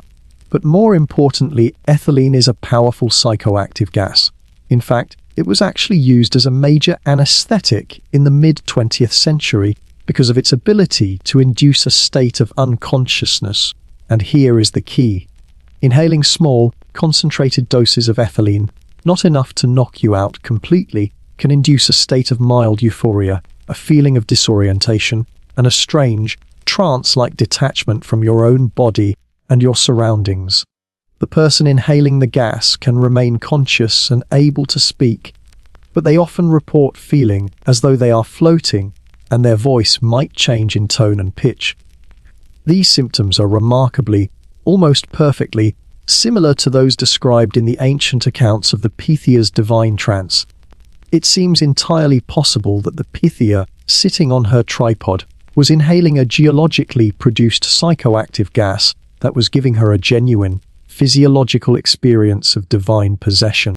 So, the ultimate secret of the Delphic oracle may have rested on a brilliant, and perhaps accidental, fusion of three distinct elements: geology, psychology, and politics. First, you had the geology. The ethylene gas seeping from the fault lines provided a real, physical mechanism for the trance. This wasn't just an act. The Pythia was likely feeling something profound and otherworldly happening to her, a genuine sensation of being disconnected from her own body. Second, you had the psychology. The science alone cannot explain the incredible cultural power of the oracle. The entire ritual was a masterpiece of psychological stagecraft, a piece of sacred theatre designed to inspire awe and reverence in all who witnessed it. Imagine the petitioner, a king or a general who has travelled for months on a difficult and dangerous journey. He is finally ushered into the temple, a space filled with the dim, flickering light of torches, the heavy smell of incense, and the sound of priests chanting in a low monotone. The weight of expectation is immense. The Pythia herself, having fasted and performed purification rituals, was in a psychologically primed state, ready and willing to receive the god. In this overwhelming sensory and emotional environment, a spiritual experience was almost guaranteed, with or without the help of a gas leak. And finally, you had the politics. The Pythia's utterances, whether inspired by a god or a gas, were often wild, incoherent, and nonsensical. And this is where the genius of the system truly reveals itself. It was the job of the politically savvy male priests who stood by to take this raw, divine madness and shape it into the ambiguous, riddle-like prophecies that were then delivered to the petitioner. This was the masterstroke, the institutional failsafe that made the oracle nearly infallible. By crafting prophecies that could be interpreted in multiple, often contradictory, ways, they placed the burden of interpretation and the responsibility for the outcome squarely on the shoulders of the mortal asking the question. If a king followed the advice and succeeded, the oracle was hailed as wise and all-knowing. But if he followed the advice and failed miserably, it was never the oracle who was wrong. It was the king who had misinterpreted the god's cryptic words. The blame was always, and conveniently, deflected back onto the human. For the ancient Greeks, of course, any scientific explanation would have been completely irrelevant. For them, what mattered was the message, not the mechanism. In fact, the very mystery of the process was a crucial part of the oracle's strength. Her voice had to feel otherworldly. It had to feel like it came from a place beyond human understanding in order to command the destinies of nations. The secret of the oracle, then, wasn't just a gas, or a clever ritual, or a group of cunning priests. It was the perfect, unbeatable combination of all three, a system of belief, experience, and interpretation so powerful that it created the most successful and long-lasting institution of prophecy the world has ever known. The influence of the Delphic oracle was not merely spiritual, it was a potent and often dangerous political force that actively shaped the course of ancient Greek history for centuries. But the true secret to its incredible, enduring power was not that it gave clear answers. In fact, it was the exact opposite. The power of its prophecies lay in their legendary, almost infuriating ambiguity. The riddles that spilled from the Pythia's lips had a way of placing the burden of interpretation, and therefore the ultimate responsibility for the outcome, squarely on the shoulders of the person asking the question. The oracle didn't tell you what to do, it forced you to decide what you were going to do, and then gave you a divine justification for it. And there are two famous and very different historical cases that perfectly illustrate how this brilliant, and often tragic, system worked. Our first story takes us back to the 6th century BCE, and it concerns a man named Croesus, the king of Lydia. Croesus was, by all accounts, the richest man in the ancient world, a figure of such fabulous wealth that his name is still a byword for it today. He was powerful, he was successful, and he was, perhaps, a little bit too confident in his own judgment, and he was facing a major geopolitical problem. On his eastern border, the power of Persia, under its brilliant and ambitious king, Cyrus the Great, was rising at an alarming rate. Croesus was contemplating a preemptive war, a massive invasion to crush this new rival before it became too powerful. But this was a huge gamble, and before he was willing to risk his entire kingdom, he wanted to be sure he had the gods on his side. But Croesus was a smart and somewhat skeptical man. He wasn't just going to trust the first prophecy he was given. So he decided to stage an elaborate and ingenious test of all the great oracles of the ancient world to find out which one was the most reliable. He dispatched envoys to 7 different holy shrines, with a very peculiar and specific set of instructions. They were all to travel to their assigned oracle, and on the 100th day after their departure from his capital city, at a very specific time of day, they were to ask the oracle a seemingly impossible question. What is King Croesus doing at this exact moment? Back in his palace in Lydia, Croesus, for his part, devised an activity that he believed was so bizarre, so random, and so completely out of character for a great king that no one, not even a god, could ever possibly guess it. On the appointed day, at the appointed hour, he didn't hold court, or review his troops, or count his gold. Instead, he went into his royal kitchen, and with his own hands, he took a hard-shelled tortoise and a lamb, chopped them into pieces, and began boiling them together in great bronze cauldron that had a heavy bronze lid. The image is almost comical in its absurdity. The richest man in the world, dressed in his royal robes, personally making a bizarre and disgusting stew. It was the perfect unguessable test. The messengers returned, one by one, with the results. Most of the other oracles had failed spectacularly, giving vague, evasive, or just plain wrong answers. But when his messengers who had gone to Delphi recounted their experience, Croesus was stunned into silence. They told him that when they had posed his impossible question to the Pythia, she had responded in verse, her voice strange and otherworldly, with words that were chillingly, impossibly specific. She said, "I know the number of the grains of sand and the measures of the sea. I understand the dumb and hear the man who speaks not. A smell has come to my senses of a hard-shelled tortoise boiling in a bronze pot with the flesh of a lamb." She had gotten it exactly right. Completely stunned by this display of divine accuracy, Croesus was now a true believer. He showered the oracle at Delphi with lavish, almost unbelievable gifts of gold and silver, cementing his status as one of its greatest patrons. And then, having proven to his own satisfaction that this was the one true voice of the gods, he proceeded to ask his critical, world-changing question: should I wage war against the Persians? The Pythia's reply was a perfect, classic example of Delphic ambiguity. She told him simply, "If you cross the river, a great empire will fall." Croesus was overjoyed. He had his answer, and it was exactly the one he had been hoping for. In his arrogance and his wishful thinking, he heard exactly what he wanted to hear. "A great empire will fall?" Obviously, she meant the Persian Empire. This was his green light, his divine guarantee of victory. So, full of confidence and convinced of his own destiny, Croesus gathered his great army, crossed the Halys River into Persian territory, and launched his invasion. He was utterly and completely crushed by the superior forces of Cyrus the Great. His army was destroyed, and his own, fabulously wealthy Lydian empire was wiped from the face of the earth. He had fulfilled the prophecy perfectly. The oracle had been right. A great empire had fallen. It just happened to be his own. Now let's jump forward a century, to a time when the stakes were even higher, and a prophecy from Delphi would not destroy a kingdom, but save an entire civilization. The year is 480 BCE, and the massive, seemingly invincible army and navy of the Persian king Xerxes is descending upon Greece like a tidal wave. The city of Athens, the heart of Greek democracy and culture, is directly in his path, and the city is in a state of total, abject panic. In their desperation, the Athenians send envoys on the long and perilous journey to Delphi to beg the god for guidance. The first prophecy they receive is one of the most terrifying and hopeless messages the oracle ever delivered.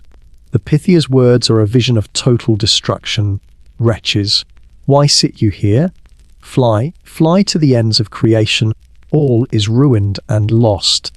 The Athenian envoys are devastated. The god has abandoned them. But they are persuaded by the priests at Delphi to go back one more time, to re-enter the temple as humble supplicants, holding olive branches, and to plead with the god for a more hopeful word. They do, and this time, the Pythia delivers a second, more enigmatic prophecy. It is still grim, but it contains one single, cryptic glimmer of hope. She promises that while everything else will fall to the Persian invaders, Zeus the all-seeing grants to Athene's prayer that the wooden wall only shall not fall, but help you and your children. When the envoys return to Athens with this message, a furious debate erupts in the public assembly. Their survival now depends on correctly solving a divine riddle. What is the wooden wall? Some of the older, more conservative citizens argue that the prophecy must be referring to the old thorn bush palisade that had once surrounded the Acropolis, the ancient, sacred fortress at the heart of the city. Their plan is to fortify the Acropolis and hide behind its ancient defenses. But the brilliant, visionary statesman and general Themistocles offers a radical and daring interpretation. He stands before the panicked assembly and argues that the wooden wall is not a wall at all. It is their navy. It is their fleet of wooden warships, their wooden wall of ships. He then makes one of the most audacious and terrifying proposals in military history. He persuades his fellow citizens to abandon their city completely, to let the Persians march in and burn it to the ground. He convinces them to evacuate the entire population of Athens, all the men, women, and children, to the nearby island of Salamis, and to stake their entire future, the very existence of their civilization, on a single, desperate naval battle. In an incredible act of collective courage and faith in their leader, the Athenians agree to his plan, and the gamble pays off spectacularly. In the narrow, constricted straits of Salamis, the smaller, more maneuverable Greek fleet is able to outwit and annihilate the much larger, but clumsier, Persian navy. The Battle of Salamis is the decisive turning point in the war. It shatters the Persian naval power, and it saves not only Athens, but all of Greece from conquest. In this case, a leader's genius interpretation of the oracle's riddle led his people to their salvation. In both of these famous cases, the oracle did not simply predict a fixed and unchangeable future. Instead, it acted as a powerful catalyst for human decision-making. It forced the leaders who consulted it to confront their own choices, their own characters, and their own destinies. Croesus' own arrogance, his greed, and his wishful thinking led him to hear exactly what he wanted to hear, and that led him directly to his doom. Themistocles' strategic genius, his creativity, and his incredible powers of persuasion allowed him to see a path to victory where others saw only despair, and that led Athens to its salvation. The oracle's true power, then, was not in providing clear answers, but in providing a divine justification for a chosen course of action, forcing mortals to take ultimate and inescapable responsibility for how they chose to interpret the whispers of the gods. So far on our journey, we have walked with kings and crusaders, with popes and preachers.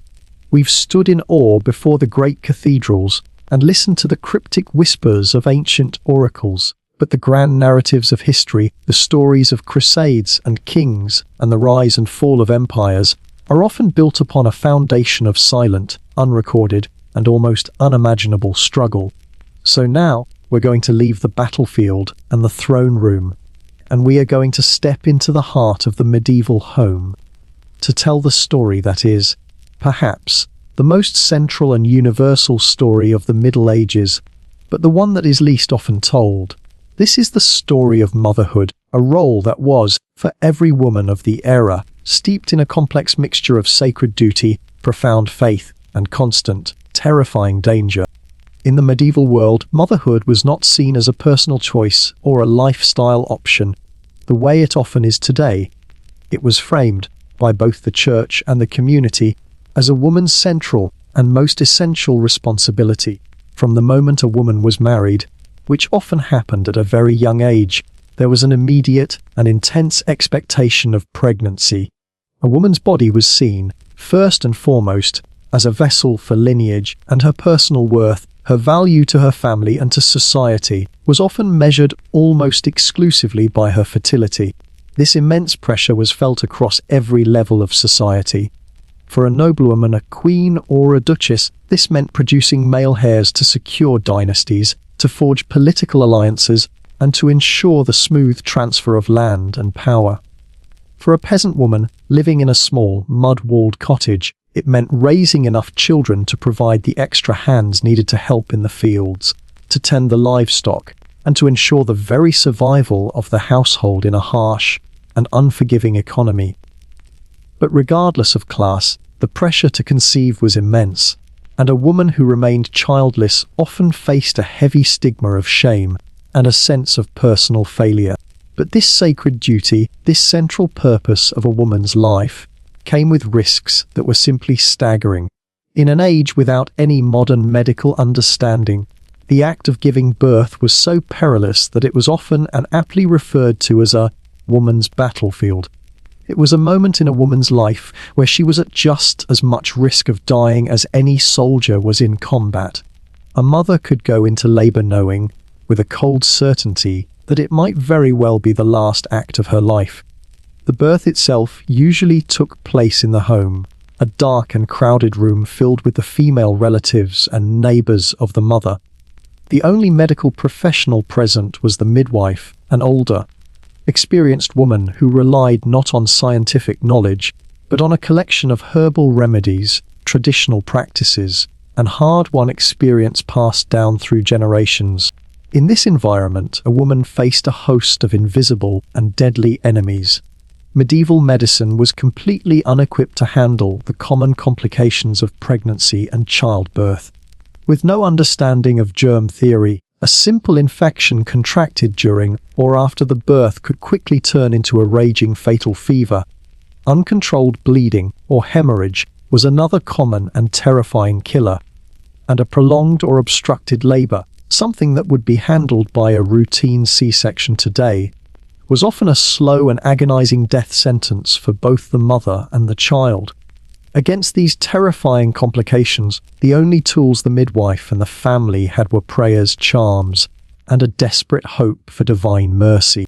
The popular myth that you sometimes hear, that 1 in 3 women in the Middle Ages died in childbirth, is an exaggeration, but the statistical reality, pieced together by modern historians from old aristocratic family records, is grim enough. For a woman in late medieval England, her total lifetime risk of dying from complications related to childbirth was around 6%, or roughly 1 in 17. Now, that might not sound astronomical, but you have to remember that this was a danger that women faced repeatedly with each and every pregnancy. And during the act of birth itself, and in the perilous weeks of recovery that followed, a woman's normal risk of death was multiplied by a factor of 6. It was, without question, the most dangerous thing a woman would ever do. And if a mother managed to survive her own personal battle, her ordeal was far from over. The world her newborn child had just entered was even more dangerous. The reality of infant and child mortality in the Middle Ages is a fact so grim and so alien to our modern experience that it's difficult to even comprehend. Across a wide range of pre-modern societies, from medieval England to ancient Rome, the statistical picture is shockingly and heartbreakingly consistent. Roughly half of all children did not survive to reach adulthood. Let that sink in for a moment. For every 2 children that were born, on average, only 1 would live to become an adult. The gauntlet of infancy was particularly brutal, Modern studies suggest that about a quarter of all babies born in this era died within their very first year of life. The world was filled with dangers that a newborn's fragile immune system simply couldn't handle. Common childhood diseases for which we now have vaccines were rampant killers. Poor sanitation and contaminated water led to deadly outbreaks of dysentery and other fevers. Malnutrition was a constant threat, weakening a child's ability to fight off any illness. And simple, tragic accidents in the home were terrifyingly common. This was a world where a mother had to live with the constant, grinding fear of losing her child to a sudden fever, a bad cough, or a simple fall. This staggering rate of child mortality fundamentally shaped the medieval world in ways that are hard to overstate. It necessitated incredibly high birth rates simply for the population to survive. A family had to have many children in the desperate hope that at least a few of them might live long enough to grow up and have children of their own. It also created an emotional landscape where grief was a constant and expected companion. For a mother, this meant navigating a constant and exhausting cycle of birth, loss, and then often another pregnancy within months of losing a child. Women were simply expected to endure this unimaginable pain and to try again over and over. In the face of this overwhelming reality, the Christian faith offered both comfort and pressure. On one hand, it provided a framework for coping with the unbearable. The Virgin Mary was held up in sermons and in art as the ideal mother, pure, selfless, and endlessly nurturing. And when tragedy struck, as it so often did, the Church taught that the loss of a child was a part of God's divine plan, and that the child's soul was now safe in heaven, free from the suffering of the world. On the other hand, the Church also framed motherhood as a holy duty, a sacred obligation, adding another layer of pressure onto women's lives. This fusion of faith and fear is perfectly illustrated by the immense importance and urgency of infant baptism. In a world of such high infant mortality, parents lived in terror that their newborn child might die before its soul could be secured for entry into heaven through the sacrament of baptism. This is why the ritual was almost always performed within just a few days of the birth. It was a desperate attempt to gain some small measure of spiritual protection, however fragile, over their child in a world that seemed determined to snatch it away. So, what we see is that motherhood in the Middle Ages was a complex and deeply contradictory experience. It was a beautiful tapestry woven with threads of profound joy and unimaginable sorrow, of sacred duty and constant, mortal danger. It was, at the same time, a sacred calling and a lifelong trial. It was a role where every single moment of love a mother felt for her children, every hope and every dream she had for them, was shadowed by the ever-present, and all too real, fear of loss. This was the silent, foundational struggle of the medieval world, the woman's battlefield upon which the future of that world was fought and won, one precious, fragile life at a time. If you want to truly understand the immense pressures, the hidden power, and the profound paradoxes of what it meant to be a mother in the Middle Ages, you don't have to look at the anonymous statistics or the dusty church records. You just have to look at the extraordinary life of one single woman, Eleanor of Aquitaine. She was, without a doubt, the most famous and perhaps the most powerful and influential woman of the entire 12th century. Her life was so long and so eventful that it spanned nearly the entire tumultuous era, from the height of the crusading movement to the dawn of a new and changing world. In almost every way, her very existence was an anomaly, a stunning exception to the brutal rules that governed the lives of most medieval women. Let's start with the most basic and most remarkable fact about her survival. Eleanor was born around the year 1122, and she died in 1204, living to be about 80 years old. Now, in our modern world, that's a pretty good run, but it's not extraordinary. In the 12th century, it was nothing short of a miracle. This was an age when the average life expectancy for a woman was perhaps half that, closer to 35 or 40. Most of the people she had grown up with, her friends and her rivals, were long dead by the time she reached what we would consider to be middle age.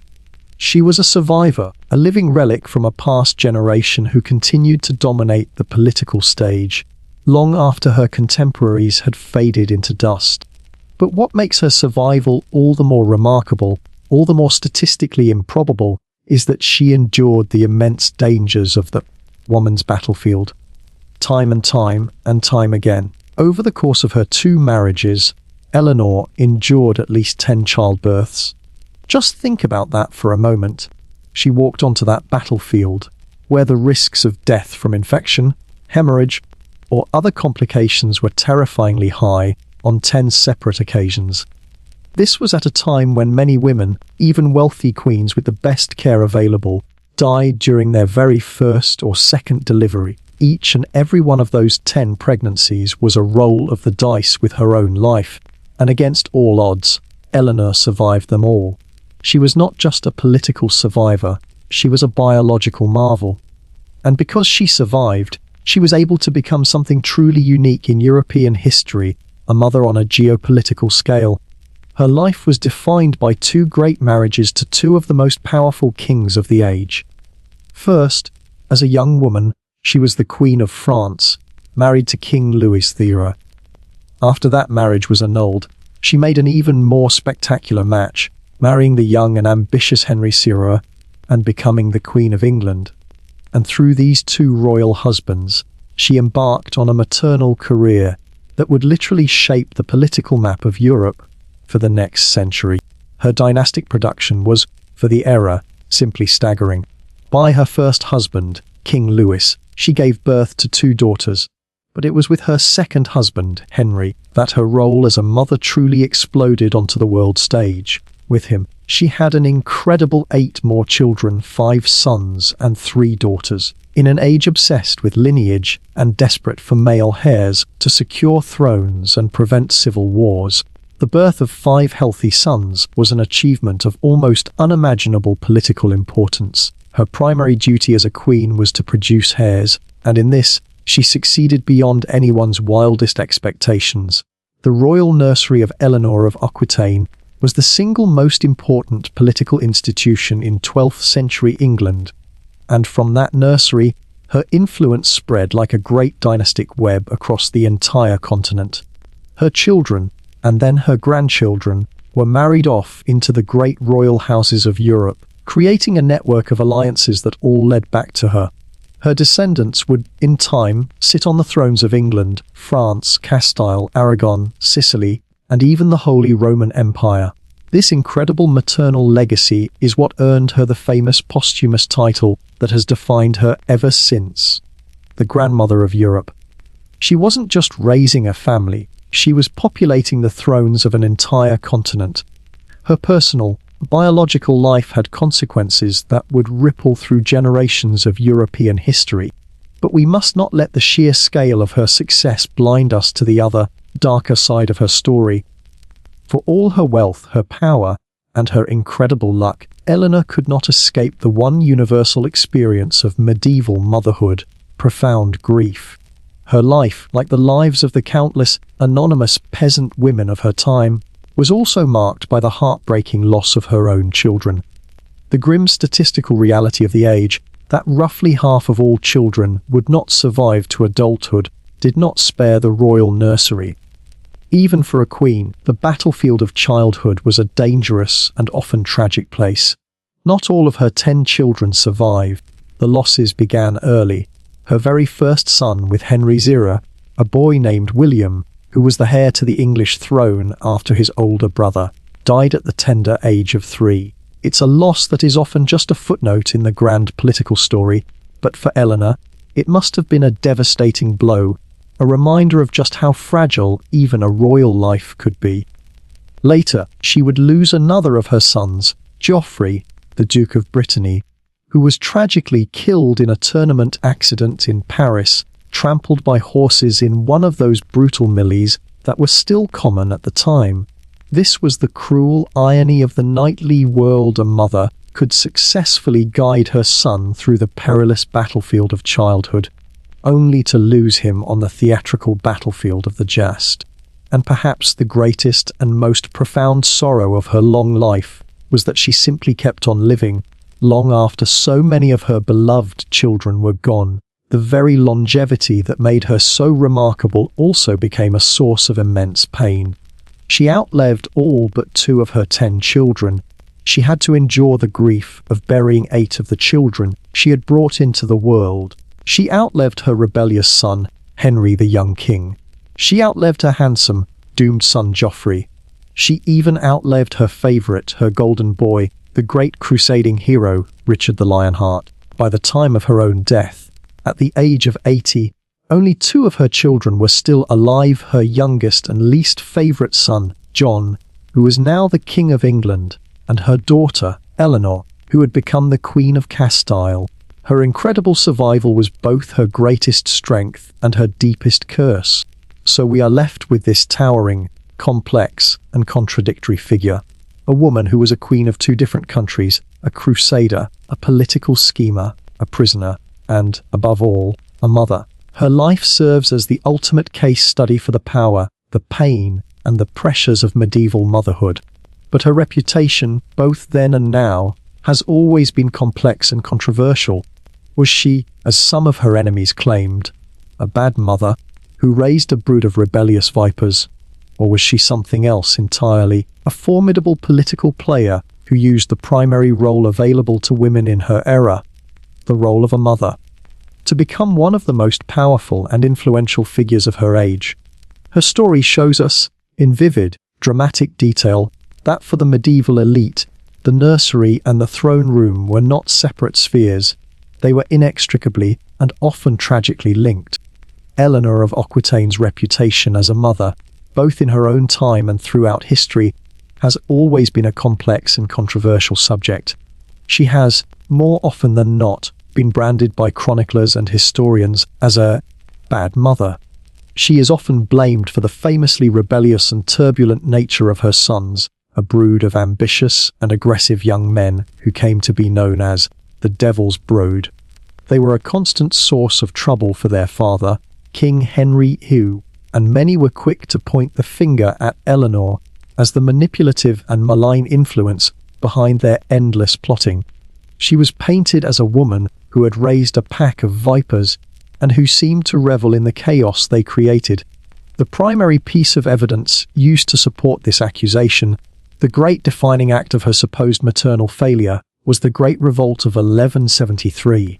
In that year, Eleanor did something almost unthinkable for a medieval queen. She famously encouraged and provided military support for her sons, Henry the young king, Richard and Geoffrey, in their massive rebellion against their own father. It was a shocking and scandalous affair, a queen consort actively taking up arms alongside her children against her husband and her king. The rebellion ultimately failed, and Henry, furious and betrayed, crushed his son's armies and captured his wife. For her role in the treason, Eleanor was placed under what amounted to house arrest, a comfortable but firm imprisonment that would last for some 15 long years, until her husband's death. On the surface, this story seems to confirm the narrative. Here was a resentful, manipulative queen, a bad mother who had poisoned her sons against their father and paid the price for her treachery. But this simplistic view, as compelling as it is, overlooks the fundamental reality of what it meant to be a powerful woman in the 12th century. It overlooks the fact that for a woman of Eleanor's station, motherhood was utterly and completely inseparable from power. In a world that was entirely dominated by men, where women were barred from holding military command, from inheriting thrones in their own right, and from most other official avenues of political power, a noblewoman's children were her single greatest political asset. They were the primary, and often the only, means through which she could wield real influence, secure her own future, and shape the course of events in the world around her. Her sons were not just her family, they were her representatives, her proxies, and her army in the great game of thrones.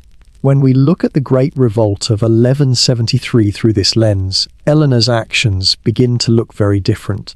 her support for her son's rebellion can be seen not just as the petty act of a resentful wife, though we should not discount that, as Henry I's constant and notorious infidelities were a source of public humiliation for her. More importantly, it can be seen as a calculated and high-stakes political move by a mother who was trying to secure power and territory for her children, and in doing so, secure it for herself. King Henry VI, for all his brilliance, had a major flaw as a father and a king. He was notoriously reluctant to delegate any real power or grant any real territory to his sons, even after they came of age. He had promised them duchies and kingdoms, but he kept them on a short leash, denying them the authority and the income that they felt was rightfully theirs. Eleanor, by siding with her sons, was not just being a troublemaker, she was acting as the chief advocate for her children's claims, backing their bid to seize the power and the inheritances that their father was refusing to grant them. It was a dynastic power play, a mother maneuvering to ensure that her sons, and by extension her own line, would hold the reins of power in the next generation. The strongest counter-argument to the bad mother label, however, is found in her relationship with her favourite son, Richard the Lionheart. Her devotion to Richard was, by all accounts, legendary, a powerful bond that was a mixture of genuine maternal love and a shrewd political partnership. While Richard was the great warrior, the romantic hero of the age, Eleanor was the savvy political operator who guarded his interests and secured his kingdom while he was away. This became most clear while Richard was off on the Third Crusade, fighting his famous battles against Saladin in the Holy Land. While he was 1,000 miles away, it was Eleanor, now a woman in her late 60s, who effectively governed England as his regent. Think about that for a moment. At an age when most people in the 12th century were either long dead or considered ancient and feeble, this formidable woman was holding the kingdom together. She navigated the treacherous waters of court politics, dealt with the scheming of rebellious nobles, and, most importantly, kept a close and watchful eye on her youngest son, John, who was already plotting to usurp his brother's throne. This was not the act of a passive, sentimental mother, wringing her hands and praying for her son's safe return. This was the work of a supremely capable and experienced head of state, a queen ruling in her own right. But her greatest and most dramatic act of maternal devotion was yet to come. On his long and perilous journey home from the Crusade, King Richard was captured in Austria and handed over to his enemy, the Holy Roman Emperor, who then held the King of England for ransom. The price demanded for his release was an immense, almost unimaginable sum of money, 150,000 marks, a figure that was several times the entire annual income of the English crown. It was a crippling, nation-breaking amount, and it was Eleanor who took charge of the crisis. While her son John was secretly negotiating with the emperor to keep Richard in prison forever, it was Eleanor who tirelessly and relentlessly worked to raise the immense sum required for his release. She crisscrossed England, levying new and painful taxes, persuading reluctant barons to contribute, and gathering every last piece of silver and gold she could find. And when, after months of incredible effort, the vast treasure had finally been collected, she did not simply dispatch it with a group of guards. Eleanor, now a woman in her early 70s, an age of almost mythical antiquity for the era, undertook the long and dangerous journey herself, personally escorting the treasure across the continent to Germany to free her beloved son. It is an image of almost unbelievable power and devotion, the elderly queen, the grandmother of Europe, travelling across a hostile continent with a king's ransom to personally buy back the freedom of her son. In this single, incredible act, she was playing two roles at once. She was a devoted mother, moving heaven and earth to save her child. And she was a supremely capable head of state, the only person with the authority, the will, and the skill to save her kingdom from disaster.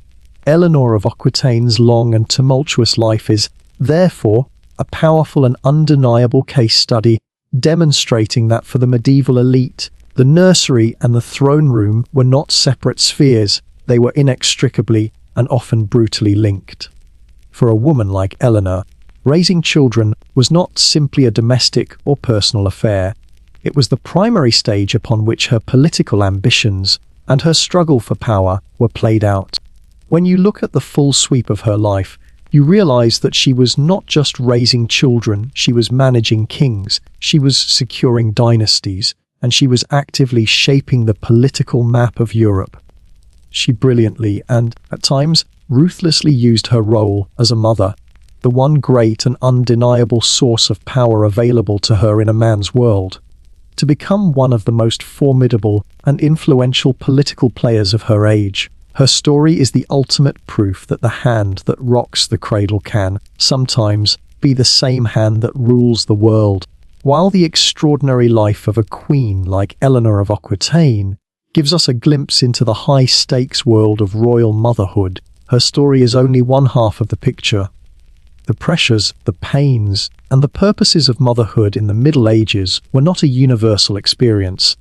They were fractured and defined almost entirely by the great divide of social class. While every single woman, from the highest to the lowest, had to face the same terrifying dangers of the woman's battlefield, and the same profound fear of losing a child, their reasons for doing so, and the worlds their children were born into, could not have been more different. To truly understand this, we need to step away from the polished stone floors of the castle and walk back down to the cold, damp, earthen floor of the peasant's cottage.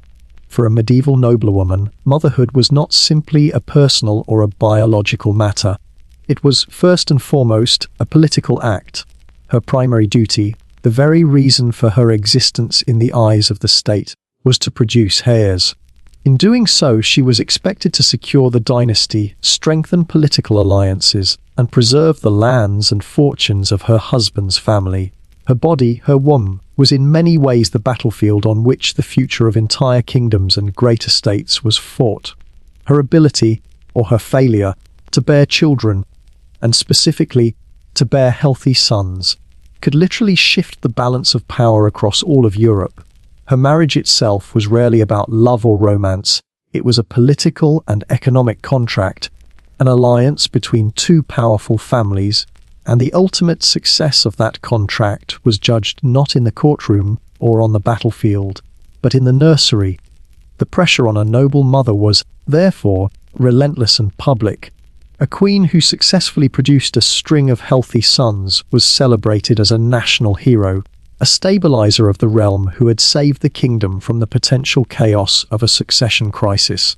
But a queen who was barren, or one who bore only daughters, faced a terrible fate. She risked public humiliation, the annulment of her marriage on trumped-up charges, or simply being quietly pushed aside and replaced by a younger, hopefully more fertile, wife. In this high-stakes environment, a noblewoman's private life was public property. Her monthly cycles, her pregnancies, and her miscarriages were scrutinized and gossiped about by courtiers, chroniclers, and clergy alike. Every month that passed without a pregnancy was another mark against her name, another blow to her precarious status.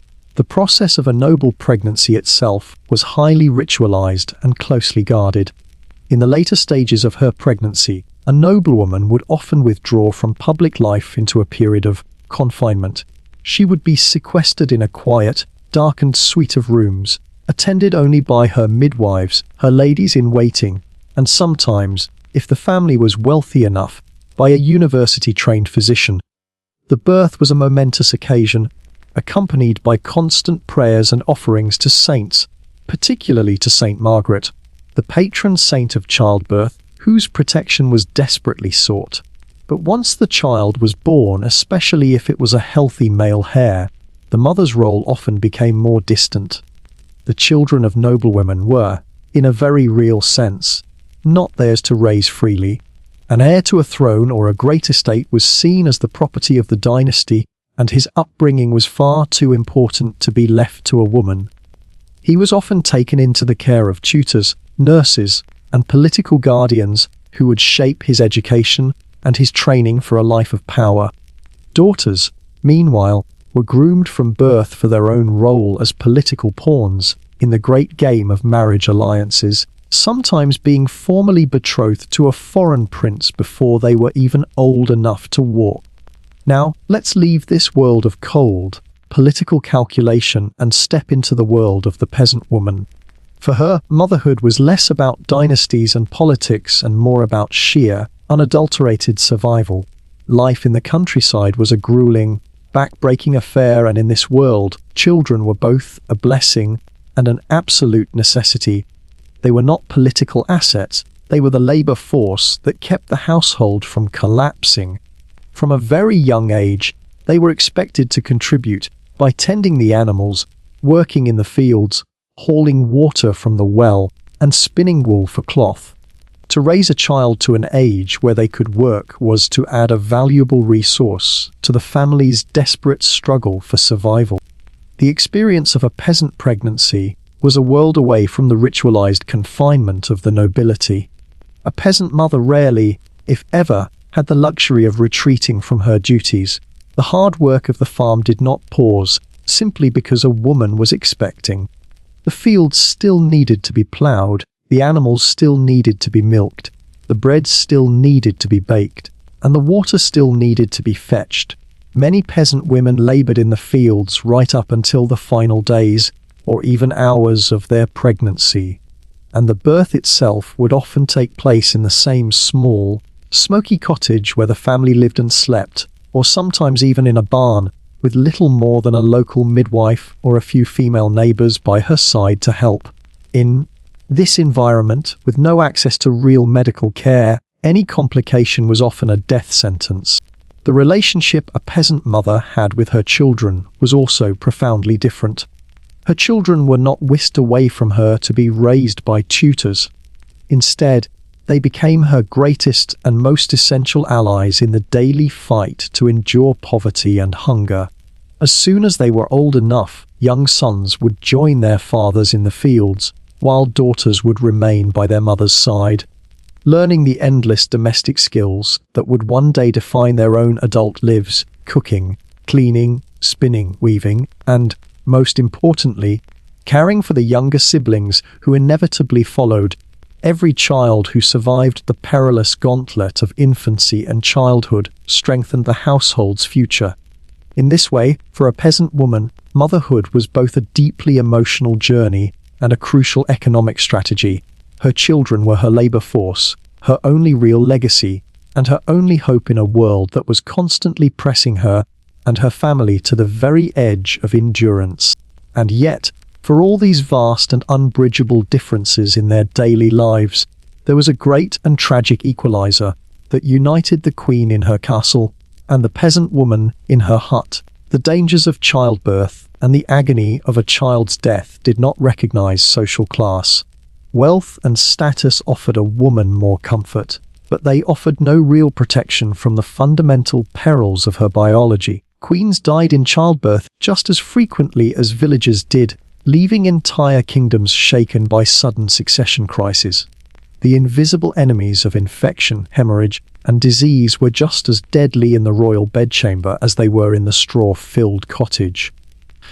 The terror of watching your child suffer from a burning fever, the profound, soul-crushing grief of holding a lifeless infant in your arms, these were universal sorrows that every medieval mother, regardless of her station, knew and feared. And so, despite living in two completely different worlds, these women were united by this one shared experience. For both the nobler woman, whose womb carried the weight of dynasties, and the peasant woman, whose children were her only hope for survival, the relentless and exhausting cycle of pregnancy, birth, and the ever-present, terrifying fear of loss was the central, defining experience of female life in the Middle Ages. To be a mother in the Middle Ages was to live in a state of constant, intimate awareness of death.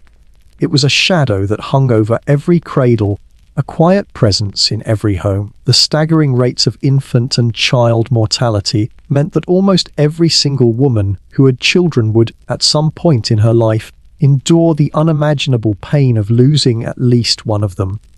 And for so many, the grief was not a singular event. but a repeating, heartbreaking pattern. The world was simply filled with dangers that a small, fragile body could not withstand. Disease, famine, war, and simple, tragic accidents all conspired against survival. This was a reality so pervasive that it created an emotional landscape where grief was not a shocking interruption of life, but a constant and expected companion. And this was a sorrow that even the wealthiest and most powerful families were not immune to. For every mother, from the queen in her palace to the peasant in her hut, each loss left a wound that faith and duty could perhaps soothe, but could never, ever erase. In this world saturated with loss, the Church offered a powerful and carefully constructed framework for consolation. It taught that mothers should try to find solace in the idea of God's will, framing the death of a child not as a random tragedy, but as a small part of a vast and unknowable divine providence. A priest would remind the grieving mother that her child was now safe in the arms of God, free from the suffering and hardship of the earthly world, and the sacrament of baptism offered a specific and very potent comfort. The knowledge that her infant had been baptized before death assured that the child's soul would be carried directly to heaven, rather than being left to languish in the lonely, grey realm of limbo, the place where the souls of unbaptized babies were believed to go. This theology was meant to give meaning to the meaningless, to provide a sliver of hope in the face of utter despair. And yet, for all its power, the theology of consolation did not and could not dull the sharp, personal, and physical pain of burying a child. The idea that this grief was somehow suppressed, or that people in the Middle Ages were simply oozed to it, because it was so common, is a modern misconception. The historical record, when you look closely, is filled with evidence of profound and openly expressed maternal sorrow. Medieval sources, from heart-wrenching laments in literature to the personal accounts recorded in the chronicles of the time, show us mothers who were openly and unabashedly mourning the loss of their children. This is the proof that grief was not a hidden or a private shame. It was a visible and accepted thread that was woven deeply into the very fabric of everyday life.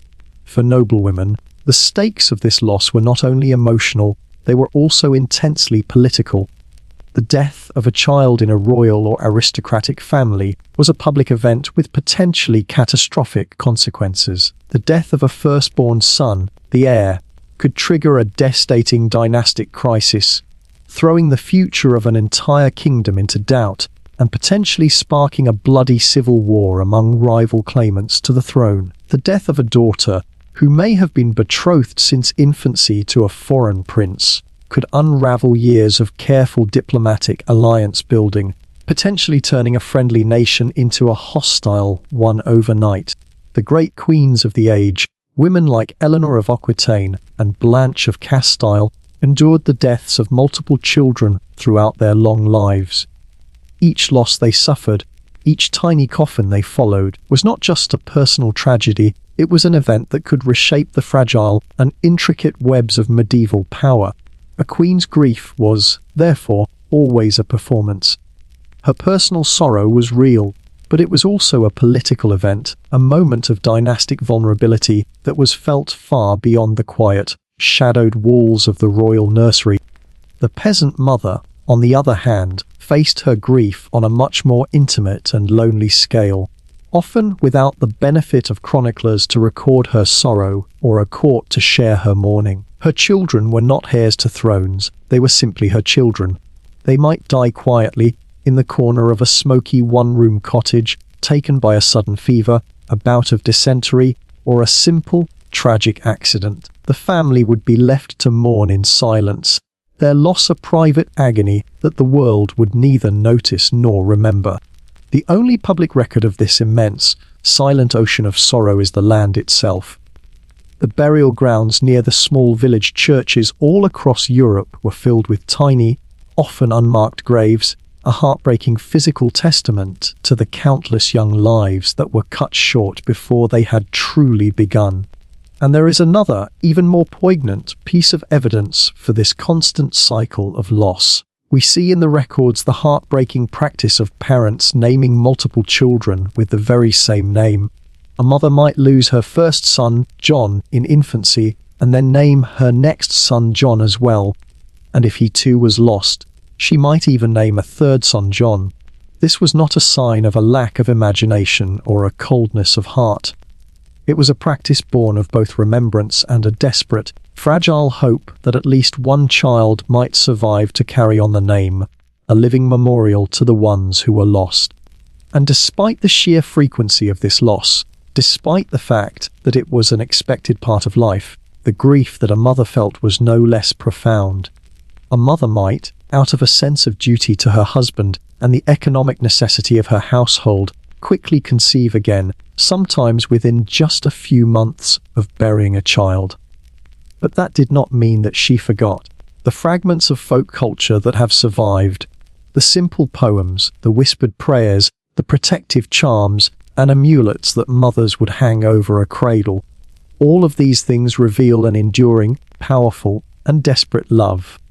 They are the artifacts of a mother's constant, desperate desire to shield her children from the countless dangers that were so far beyond her control. Maternal grief in the Middle Ages was, therefore, both a universal and a deeply personal experience. It was the one, inescapable wound that connected the queen in her stone castle to the peasant woman in her mud hut. It was a constant, daily, and painful reminder of the overwhelming fragility of life. To love a child in the Middle Ages was to know, with a sickening certainty, that you would likely have to watch them suffer, and that you might very well have to bury them. And yet, this constant presence of grief also served to underscore the extraordinary, almost superhuman, resilience that was required of these women to simply continue, the strength it must have taken to endure the loss of a child, and then to find it within yourself to open your heart again, to get pregnant again, to go through the dangers of childbirth again, and to love another child with that same fierce, protective love, knowing that you might have to endure that same loss all over again. That is a kind of courage that is almost impossible to comprehend. This quiet, unrecorded, and incredible strength, this ability to keep going in a world that was so defined by loss, is the true and hidden legacy of medieval motherhood. And so, we come to the end of our long and winding journey. We started with a single, useless knight, drowning in boredom in a forgotten corner of Europe, and we have followed him and his kind across continents and across centuries. We've seen them taste sugar for the first time, we've seen them gaze in awe at the walls of Constantinople, and we've seen them participate in both glorious victories and the most shameful of betrayals. The Crusades began with a simple, if incredibly ambitious, goal to march east, to reclaim the holy city of Jerusalem for Christendom, and to secure eternal salvation for the souls of those who fought. It was, in the minds of those who first answered the Pope's call, a straightforward and righteous mission. You set out thinking it would be simple. March east, stab some infidels, maybe grab a holy relic or two, and then march home to a hero's welcome and eternal glory. Easy. But if we are to judge the Crusades solely by that one original measure, then we are forced to come to a stark and unavoidable conclusion. They were an abject failure. The Crusader kingdoms that were carved out of the Levant with so much blood and treasure were temporary, fragile states that were eventually and inevitably wiped from the map. Jerusalem itself was ultimately lost, and it would remain under Muslim rule for centuries to come, and the holy wars, far from uniting the world under one faith, left behind a deep and bitter legacy of bloodshed, mistrust, and religious hatred that has continued to echo down through the centuries, poisoning relationships between the East and West to this very day. By all of their stated accounts and all of their primary goals, the Crusades were a disaster. You should by all rights have come home a failure. And yet, to judge this vast, chaotic, 200-year-long spasm of human history solely on its stated intentions is to miss the point entirely. Because history has a funny and often ironic way of not caring one bit about our intentions. History does not care about the goals we set or the plans we make. History cares only about consequences, and the consequences of this glorious, chaotic, and often brutal mess were nothing short of world-changing. Somehow, in failing so spectacularly at what they set out to do, the Crusaders accidentally succeeded at something far more important. They changed Europe forever. Think about the cascade of unintended consequences, the sheer, mind-boggling irony of it all. The Crusaders who set out on a holy war to fight for God ended up tripping over science, mathematics, and medicine. They marched to the Holy Land with the noble goal of achieving spiritual purification, but they came back with a much more worldly and powerful taste for sugar and pepper, a craving that would completely rewire the global economy.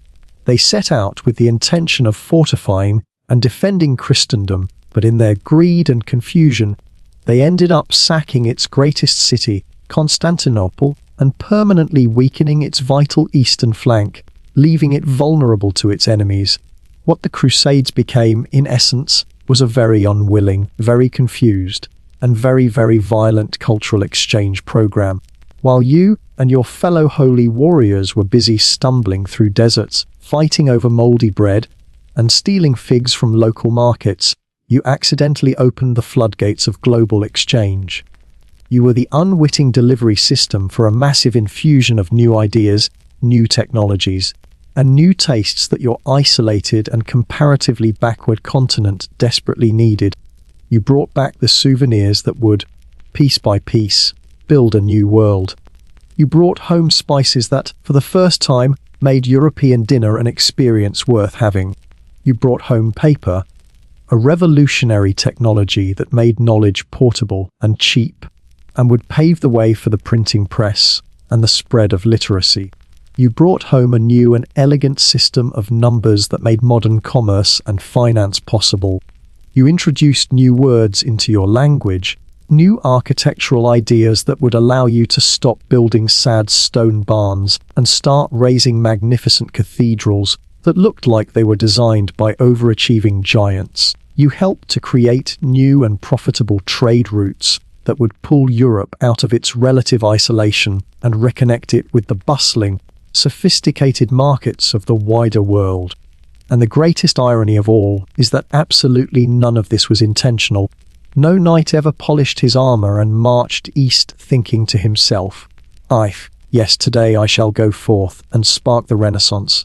And in doing so, I will lay the groundwork for the modern European banking systems. Of course not. His goals were much simpler, much more personal, and much more direct.